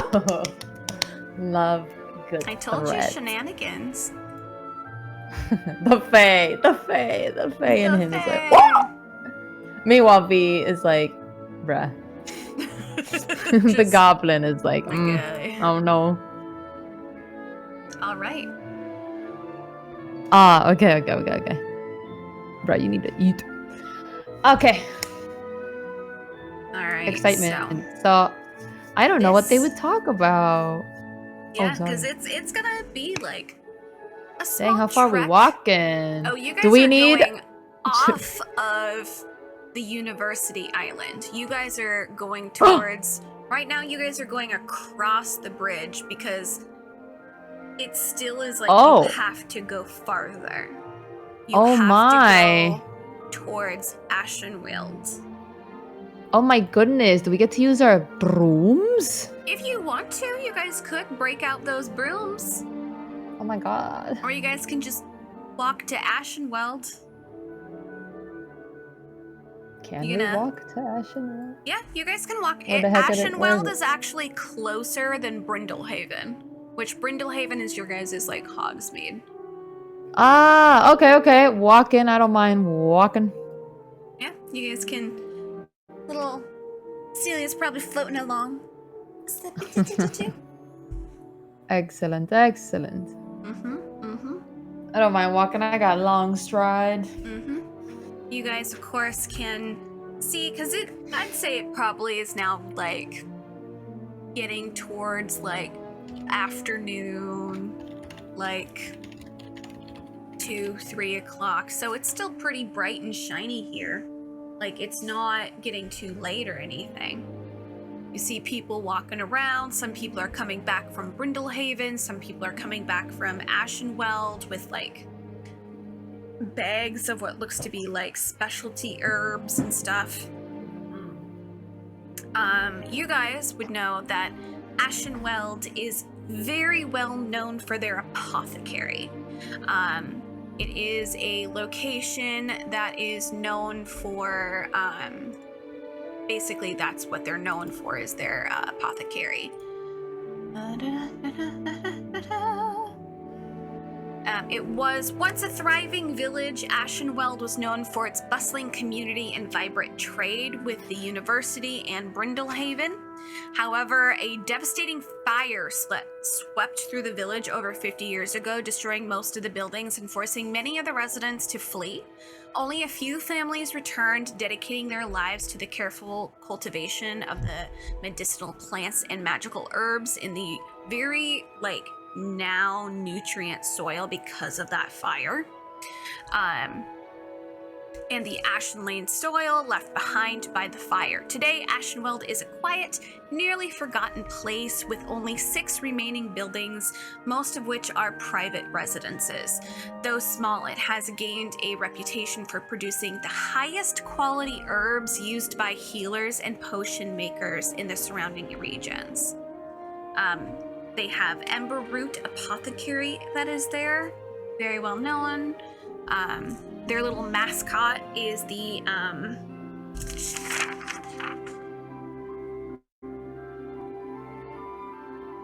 a little lizard guy, just a little lizard. So you guys, of course, would know of this. Euwalim, you would definitely know of this. When you went to go sell, because you guys can sell some of your stuff that you make at school, they were very picky even with the stuff that you cultivated at Euwalim. So they were even pickier with, like, what they would even buy from you, because they're so well known to being very precise in the items that they sell and they cultivate. They almost have, like, a very old knowledge about things too, especially in the herbology sector of things and, like, plants, and it's just absolutely full of plants. But you guys are noticing, as you guys get closer and closer to Ashenweld,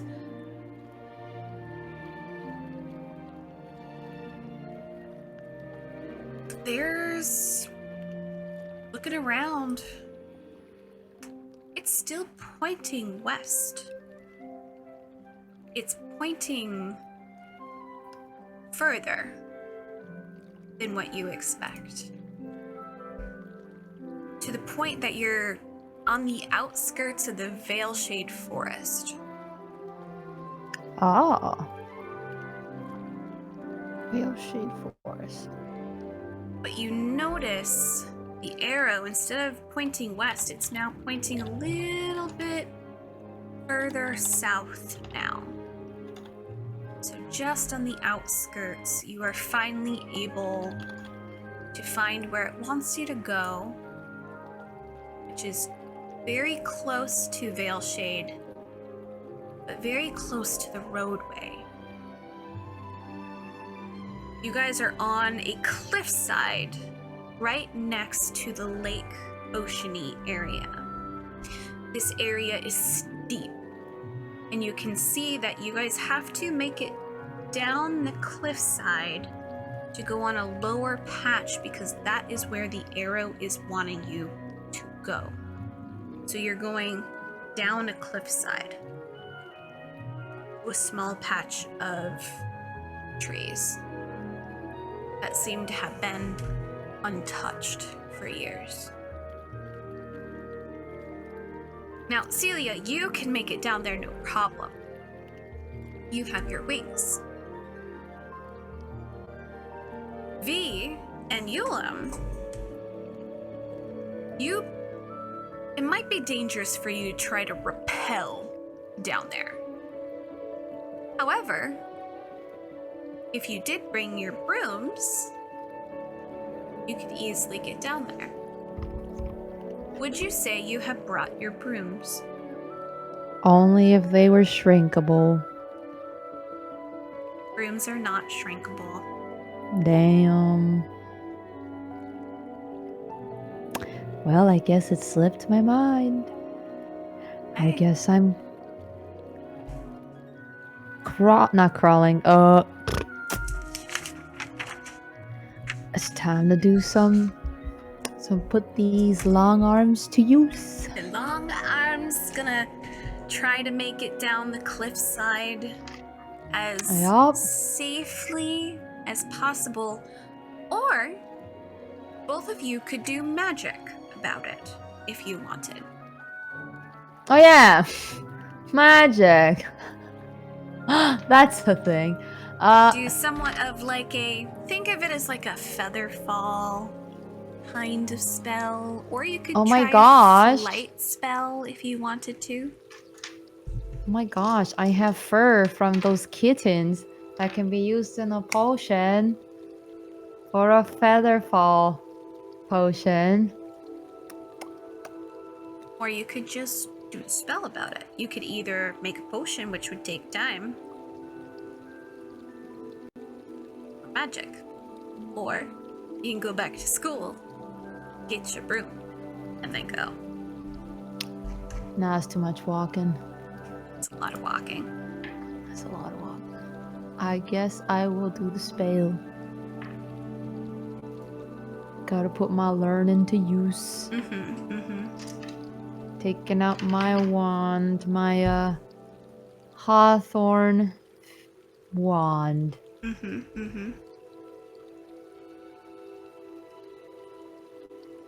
All right. So, are you looking to try and fly down or float down? Float down. Float down. Just try and make yourself a little bit more lighter as you take a good dive. Yeah. So I'm gonna say this is a flight roll, because it's more so being aware and skittish and being aware, flight, light. So we're gonna make this. You are at 4th year. You've probably done this spell. Let's make it a 8.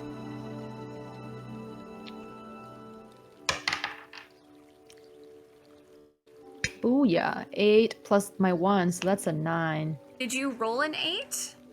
Yeah. Is that your dice number?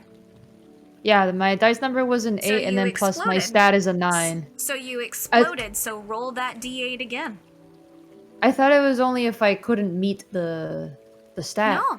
No, you can Alright. explode at any time. We're gonna make you do the coolest fucking shit as you possibly can. We're gonna make you look so nice going down. then that is a Why would I want to 13 total. restrict you from doing something cool? It's, Especially if you that's- explode. That is a 13. 13. I am walking down like Mr. Jenkins Havel, and as if I'm going down an invisible flight of stairs. Oh yeah, you're just Yeah, basically. just nice. But and it's like the most easygoing way a person could walk down a flight of invisible stairs. Mhm. Like wow, it's like I All didn't can even think try. Is, like hands in pockets, kind of slumped over, and just like walking down. Yeah. You just Sam, how would you like V to get down this cliffside? Not me thinking we had our brooms with us. Yeah, for real, I forgot that we didn't take them. I just assumed we did because we were traveling. Well, I mean, you could have. Maybe V was prepared and not a loser like me. How I was in the bathroom, so I we're missed doing some of this. Flight rolls. Like, how tall is the It is cliffside? a steep cliffside.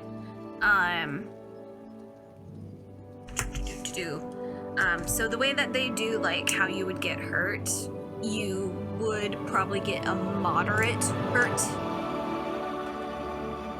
check mark on you. If you need an exact number,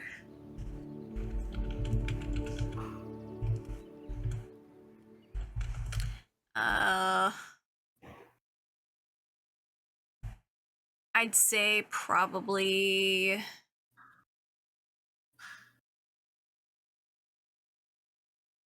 there's like no average of cliffs. Average. I just want an average. I'm just like, because I was thinking he might. It's steep.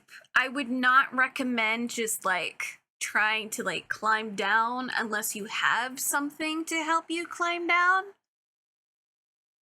It was more like rocky.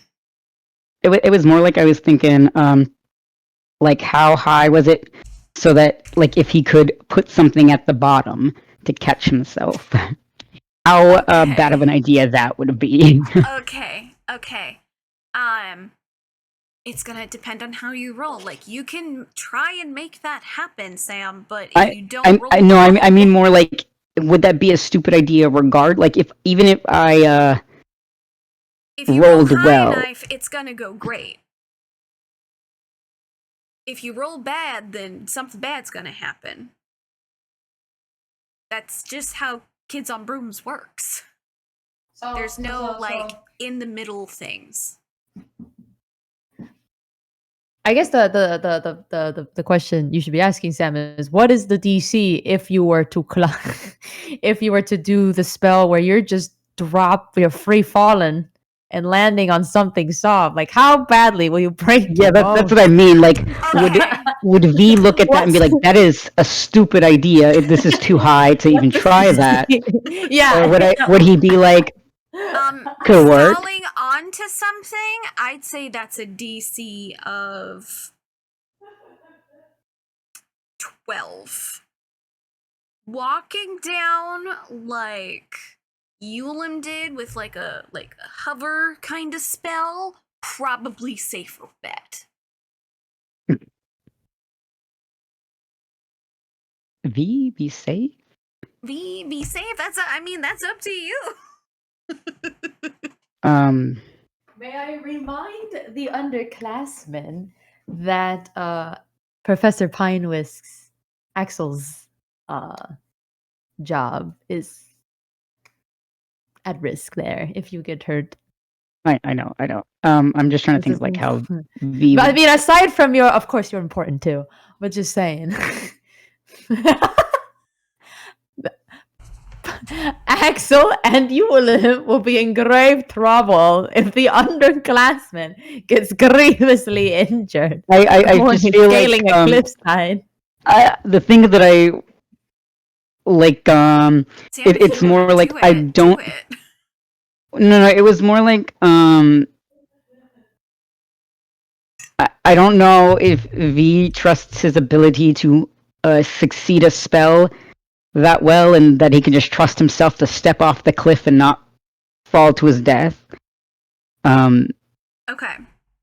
If you do like a hover, it's gonna be flight. If you do a jump, it's gonna be grit.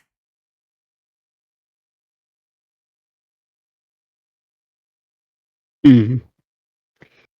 Can you make a parachute? I'll try Parachute. that. Okay. Parachute. I'd consider that more brains because you are using a almost common device idea and bringing it to life. Okay. Or are you going to I do feel more like of he. a paragliding type of thing? I think parachute would work better. He Okay. just wants some kind of security instead of stepping off the cliff and hoping for the best. Okay. Okay. So yeah, if he can make like. You're going to do a parachute? Yeah. Okay, that is going to be a brains roll of.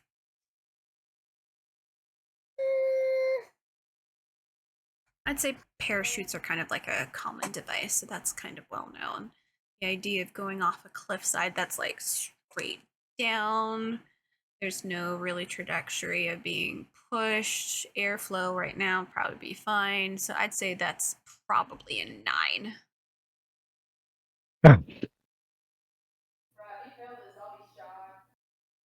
Let's find out if I die or not.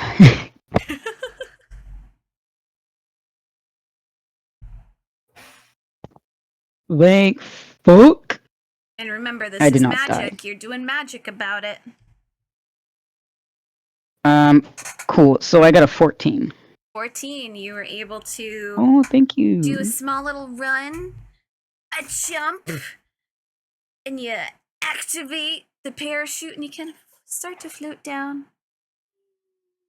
And you're able to touch ground, and then the parachute just kind of. And then he goes, oh. All right.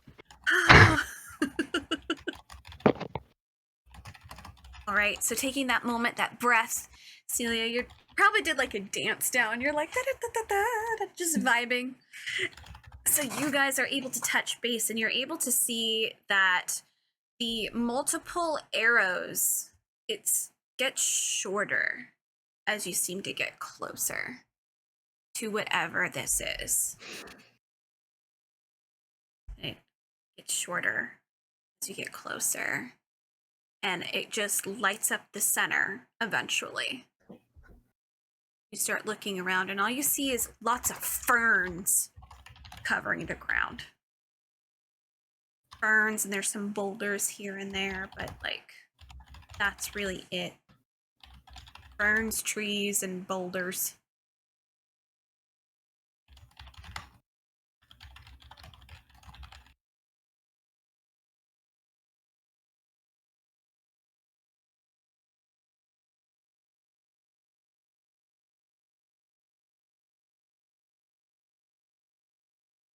It says you're here. So you guys can start looking around if you want to. Are you looking around?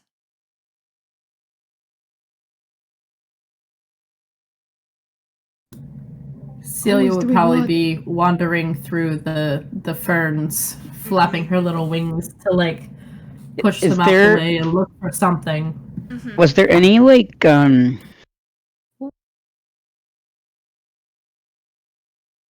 like hint of like what this was going to be? No, you guys, you get the feeling you won't know what the trial is until you get there.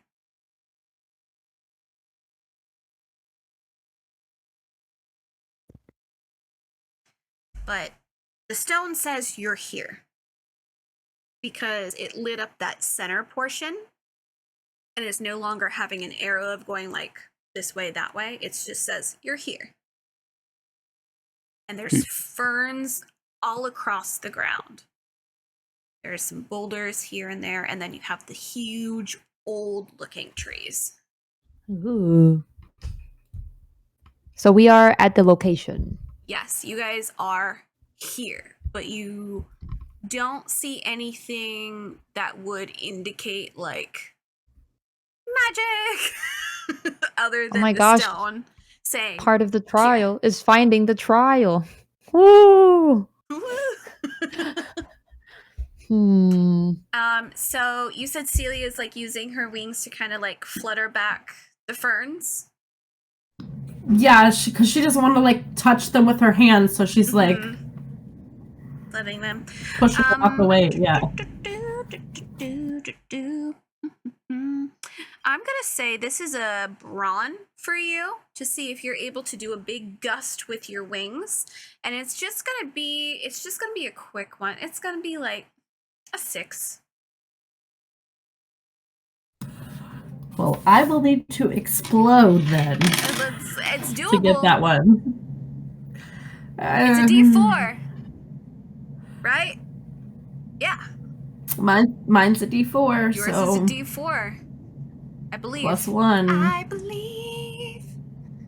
Let's see if I explode. I did! You did explode! Yay! You exploded! Roll it again. 4.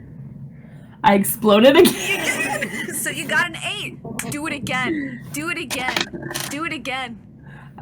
I got a 1 plus my 1, so it's plus another 2, so 10. 10. Okay, so looking around, you start fluttering, and then at one point you're like, oh, you know what? Huge thing, and you just see immediately, like, some of the ferns start to peel back, and under the fern cluster is a large stone platform. In the middle of this stone platform is a perfectly shaped circle, ready for something to be placed into it. Hey, look, like, I found a thing! And she's, like, waving for them to come over.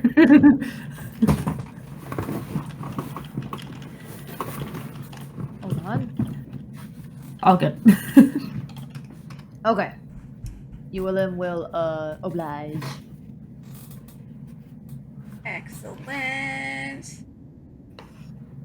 Oh. So you were able to come on over. And did V want to do something? The little tablet thing. Mm-hmm. Was that a circle? It is a perfectly round circle. Cool. He's gonna be like, oh, should we put the tablet in there?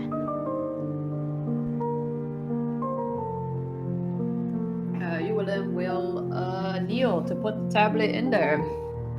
Okay, so you place it into this beautiful, like, little concave in this stone platform, and immediately you guys start feeling a rumble, just that before stones around the platform start to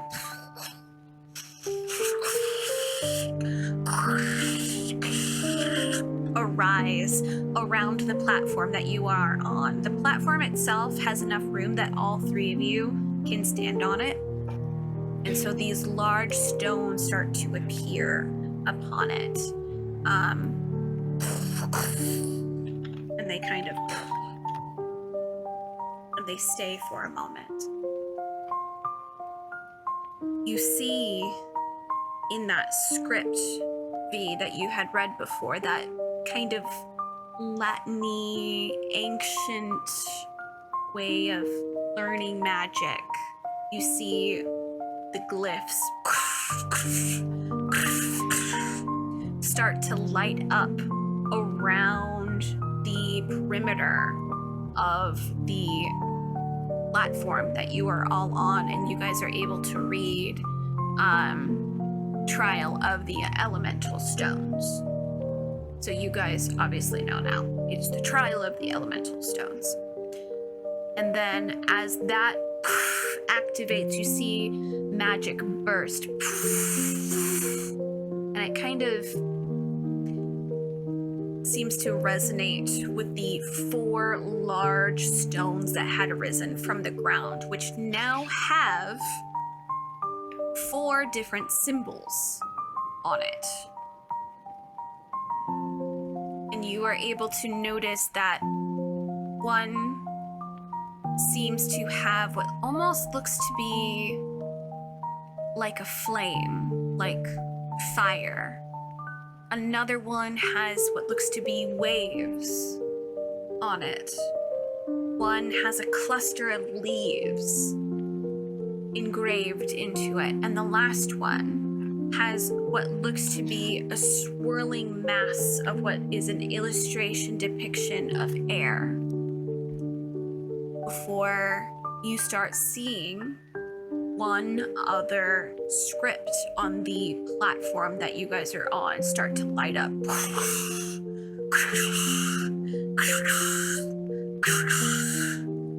As it starts to light up, you all are able to read this old language.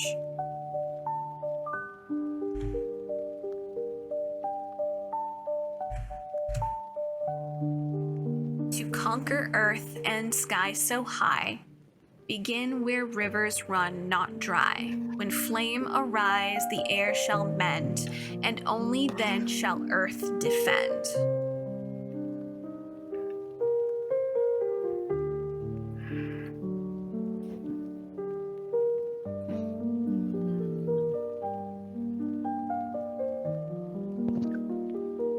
So, water, fire, air, and earth. Excuse me.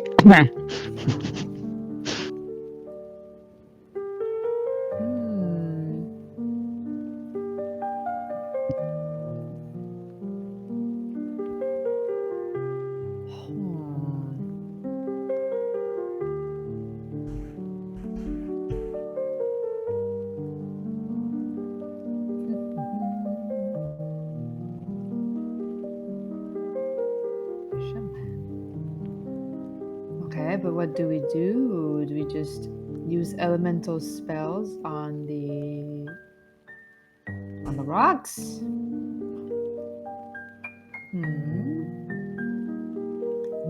We could try. Do I know water spells? These are basic elemental spells. So Ooh. everyone would know at least a little bit of each of these. Now I'm gonna have each of you choose a stone to do magic about it.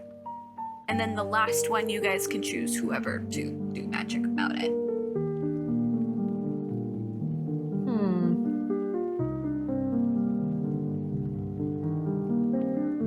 Well, So I'm- Euwalim is not inclined to do anything fire. Nope. I'm not very good at fire myself, but I can try. Euwalim's like, I don't know about that, Chief. What No would fire you for me. say each element you guys are really good with? If you had to Euwalim choose. is nature, leaves, plants, all that kind of stuff. Okay. V, what would you say yours is?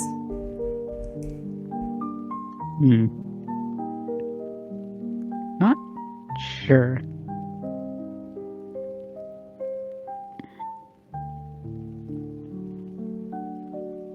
Celia? I mean, Celia hates water. And I'm Perfect. I'll take water. I would say Celia gives me air vibes because of the wings. Yeah, I was about to say. Especially with that big that she just did. fair. 'Cause no one in this group screams fire to me. R.I.P. We're missing. We have a missing link here. Oh boy. Which is Honestly, fair. I don't think. I feel like V's forte is not elemental magic anyway. Yeah. It's okay. They aren't the trials for nothing. It's just a basic trials for this one. Oh my god, So- putting our lessons to use. We will start with... Who are we starting with? Who are we starting with? Well, Me, I guess. Okay. I suppose. What do you guys It's- think? I mean, it starts with water. Whoever wants to give the water one a try. Should we establish who's doing what and in what order? Because I feel like if it's a trial, we probably have to do things in a certain order, and I just want to be prepared. I'm not sure what you guys think. But to me it sounded like water, fire, air, and then the earth.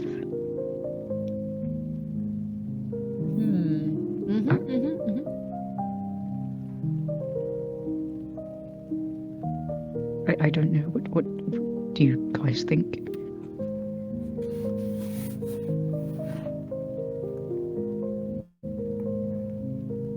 Yeah.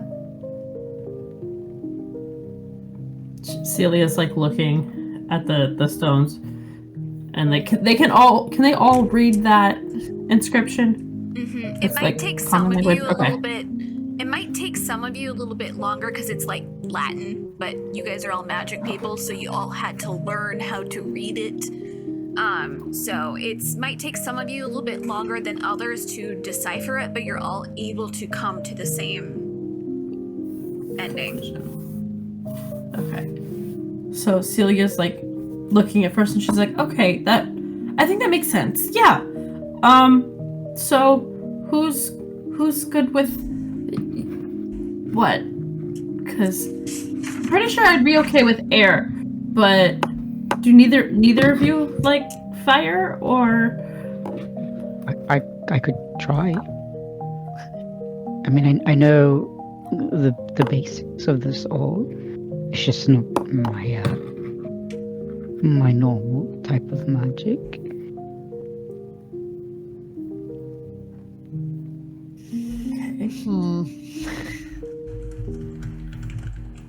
Speak.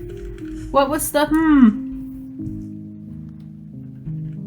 Yeah, and Euwalim just doesn't like the idea of messing with fire in this densely wooded place. Then Does he tell Celia that? Because that's the way he did that concerned her, so she's starting to like fiddle with her fingers because it made her a little nervous. Oh no, he's just like, I cannot do fire magic. Not my specialty. That's the vague way he puts that. He's like,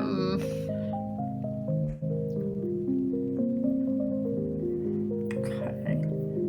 So I'm guessing by the sticks in your hair, you're wanting to do the plants then. I can do that and or the water.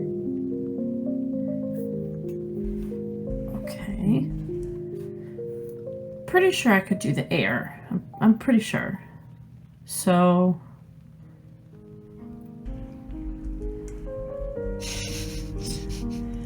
I just can kind of do like whatever's looking left around. over. Well, because there's 4 and there's 3 of us. One of us has to do 2. Well, since I am the upperclassman between the 3 of us, I'll do 2. All right. You want to do the plant and the water? And I'll do fire. Okay. All right. Well, Water DC. This is magic about it. So all right. you were Gonna be doing a magic spell. Water DC is charm. Oh. I'm cooked. 14. I'm cooked. Well.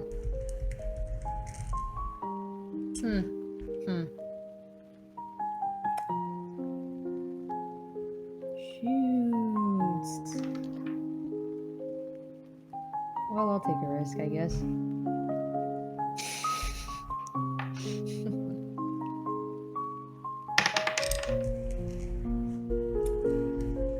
Well, that's a 5. It's a 5. So you go to do your spell, and you get just like a little pea drop from your Dang, wand. Just a I'm little. dry. Need to get hydrated. Not quite what you wanted.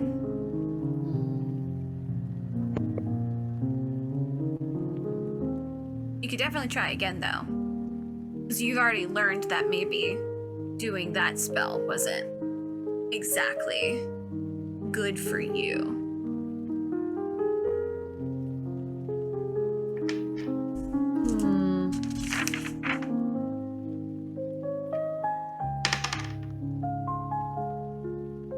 Do you have any adversity tokens? Nope, I used it all up on Pine Whisk. Other people can offer theirs if it is what they wish to do. Would you be willing to tell me what the fire That DC is? Fire is grit. Fire Yep, is going to be let me look at my notes. Fire is 12. Yeah, I'm gonna have to be keeping my adversity token. I mean, we could switch if we must. I am. Water is charm. That one is 14. Earth is brawn.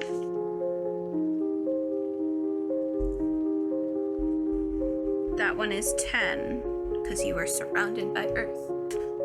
And then air is flight. And that one is 12.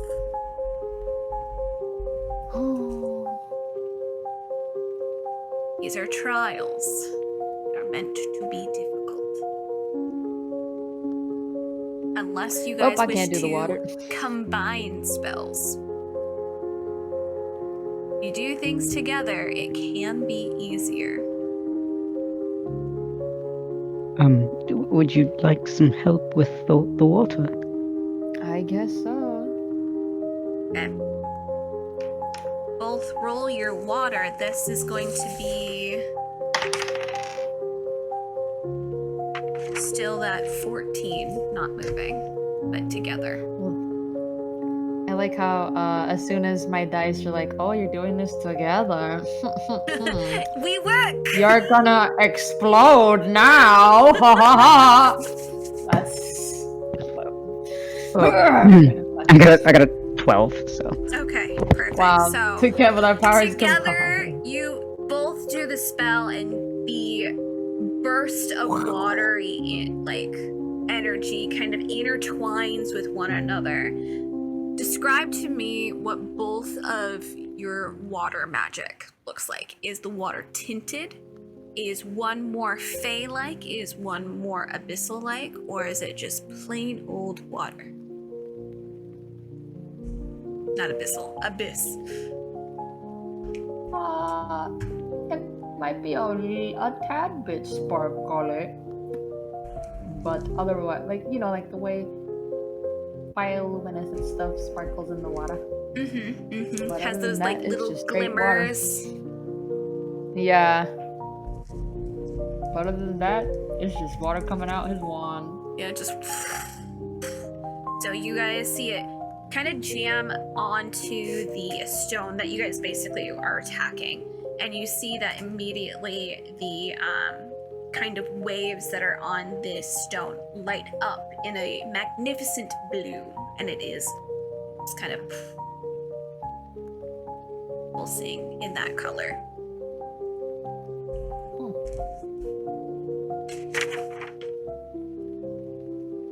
Fire is grit. All right. And that is a 12 to make. All right. Euwalim offers to help with this one because Okay. V helped him with the water. Are you certain? You seem Wow, I am of no help. What'd Well, you get? I was gonna say. Dang it. Can you guys even hear me? Yeah, Yeah, I can hear you. Sorry. Oh, okay.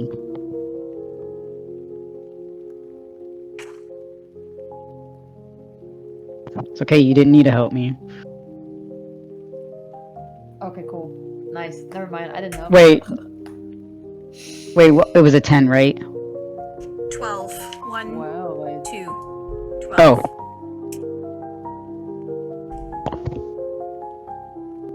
Okay. Well, I got. I exploded. Woo! Eh. So that's a 13. 13. Nice. So, Euwalim off to the side. Yeah. A little bit of an ember comes out, but you are able to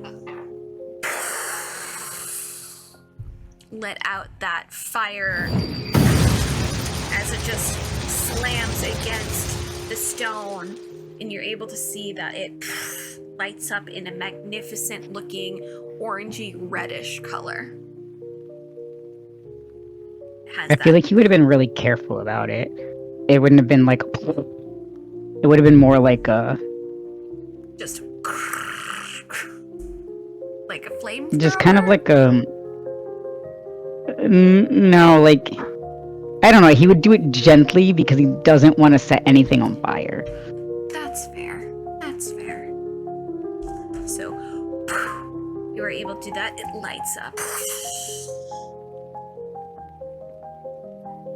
All right. Who's next? My turn! My turn. It is air. You are looking at a DC of 12 for flight. Flight. Alright, well, let's. Get your wand ready. Well, your mirror ready. Did you explode again? Exploded! Exploded! Okay, so. Plus these, math, sorry. You're good. Math is hard. I get it. 25. 20. I got a 12 and an 11 plus 2, so 25. Okay, so you, of course, are flinging this burst of air, and it just kind of like does a huge swirl, and it kind of gets some of your glitter into it. So it's just a swirl of just glitter in the air, and Because I got so high, can I kind of say that how she did it? yes. I have this like idea in my brain that like with her wand mirror, she just kind of like spun it really fast, and it like made like a wind tunnel at it. Yeah, you're able to spin your mirror at it. It gets that gust of air, and you guys see that a very light yellow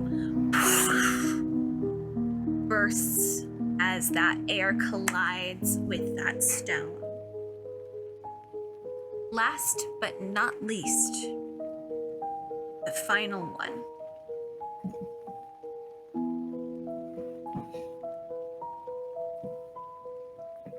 Yes.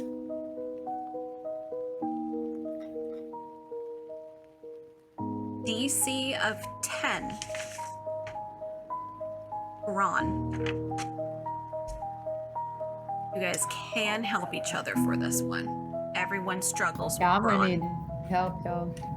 Yeah, I was gonna say Celia would offer her help since they each, Mhm. I feel like she'd be like, I'll help! Might as well. I ain't even good at my own magic. Shit. If you guys all want to help, you're more than welcome to all help. I have exploded. Ooh! Explosion! What did I need? 10. We need 10. I got exactly 10. Woo! Sheesh. You didn't need anyone's help, but we're gonna have extra. Yeah, go for it, go for it. Exploded as well, Yeah. twice. And she got a 10 as well. Okay. Tell me, Woo! was V helping with this roll too? Probably not. Okay. I think that's his lowest score. That's A-okay. So tell me. Yeah, it's his lowest, so he wouldn't have been much help. Yeah.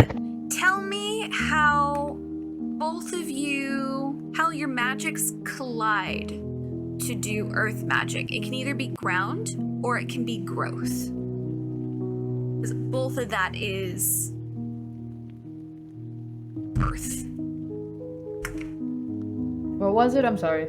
It can be like Ground ground and what? magic, so like dirt, or it can be growth, which is going to be more nature. It's going to be more like plant. What would you say on your side? Because coming together, both of you got a 10, so that's a 20 between the two of you for a 10. That's quite literally what Euwalim was gonna do. Yeah, growth. So, both of you, are you guys both making plants kind of like grow around it and like constrict it, or are you guys just throwing petals at it? What would you say is the magic you're doing?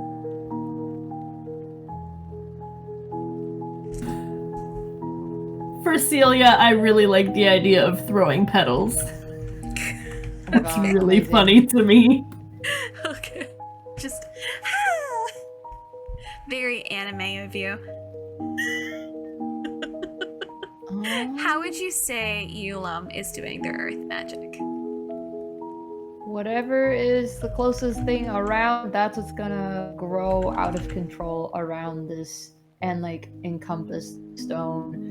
So Yeah. it could be the roots of a nearby tree, or I'm assuming it's the roots of a nearby tree, just kind of like growing so crazy that it starts like wrapping around Okay. the stone. So I'm going to say, obviously, we have the petals, and I'd say the ferns are very much everywhere, but the oldest thing here is trees. So you may have invoked the trees with their very old roots to reach out and wrap around the stone, encompassing it and holding it. And it's a very intricate design that happens on the stone as you basically use the roots to almost do like a hold on it as it is whipped up in a whirlwind of the roses that were displayed, and then the rose petals dispersed around it. Now, at this, you see that stone as it starts to shine a beautiful green color. And from the middle where the stone is, you all see a little light. And a little glowing orb kind of comes out of it, and you see that older gentleman with his wide-brimmed hat, and he goes, "Balance the forces within, all upon each, not in haste, but in harmony. This is something that the Fae realm has taught me, and it's a good rule of thumb to go by." Before it fades, and you can hear a small, like, it's almost like a chisel hitting rock as the light starts to fade around everything. And it's still lit, but it's now dulled, like it's going into a hibernation kind of thing. and you are able to see, looking down at the stone tablet, there is not a crack, but almost like a chiseled, like, number on the edge of the stone. So that perfect circle now has a chiseled out little bit on the side, as if someone's going, what? And it has that arrow once again. This time, it's pointing north.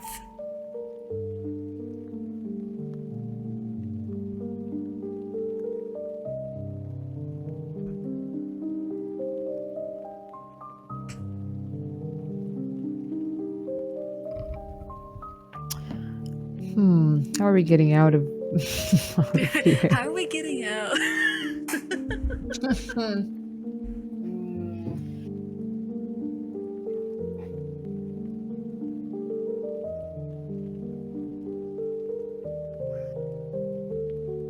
He's just like looking down. And You then looking guys up. can kind again. of tell if you follow the cliffside for a little bit.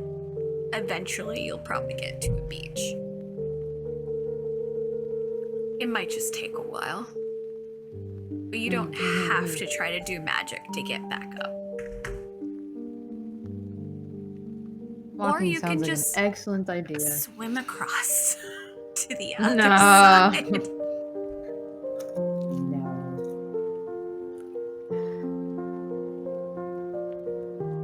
But with that, you have all finished your first trial.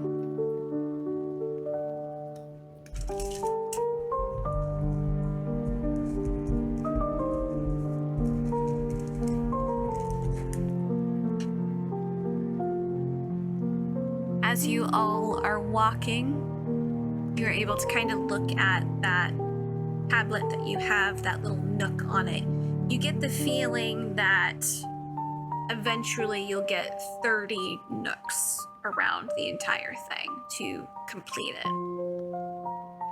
And once you get all of those, then it will become a key to unlock what he has stowed away.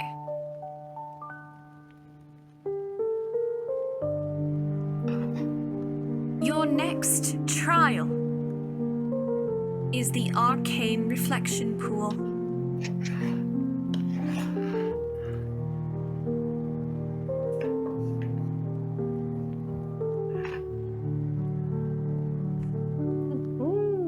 Woo! So you are all able to slowly make your way back to the university. Back with the hubbub and the craziness that is the school. You can see some people heading off to different jobs. Some people are leaving classes. But you all have something else. Something that could bring you a lot of fame, a lot of fortune, or just a lot of knowledge. It's up to you guys what you want to use it for once you obtain it.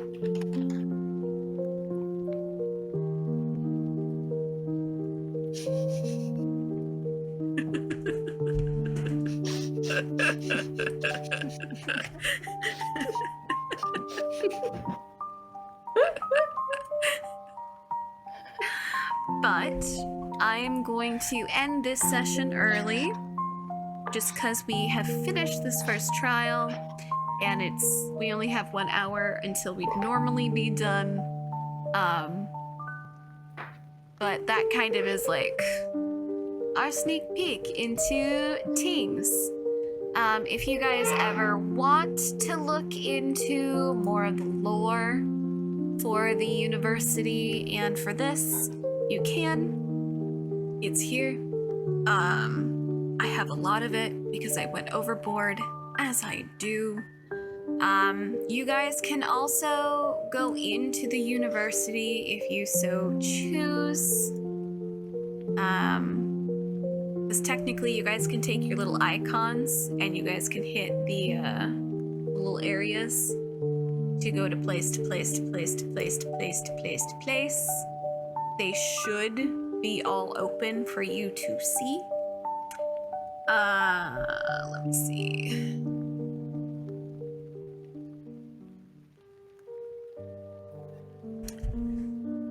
But that should be it. There are some things in here that you guys can click and then you can have like a better view of it. Some of them have it, some of them don't. I realize right now that the ones that I had for Adonia House are not working. Yeah, they're not working. That makes me mad. Dear Diary, today I went and found a mystical challenge. It was difficult at first until I found the power of friendship.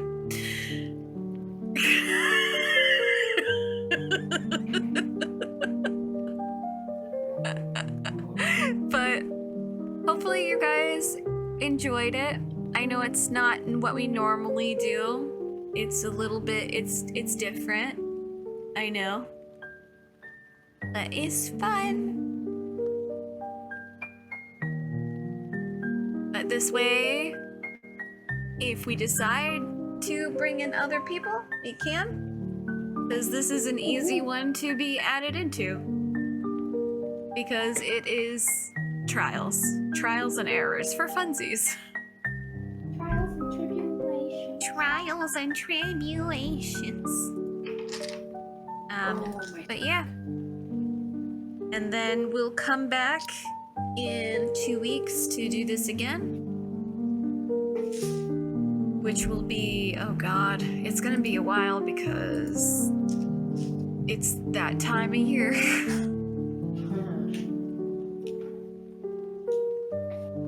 I think the next time, I'm not even on the right one. Hang on. The next one that we are looking at isn't until next month. Next month on the 10th is what we are looking at. Yep. And then because Christmas Eve lands on the next Tuesday, we won't do that. And so the next one after that, we won't do until Ash's birthday. And then we'll be back with Lantern's Veil at that point. So Medi, of course, is just going to be one of those ones that we will just maybe do once in a while. Or if you guys are like, I can't mentally do Lantern's Veil, can we do Medi? And I'll be like, okay, we'll do Medi, because it's ready to rock and roll. Woohoo! Yay! And the end is there.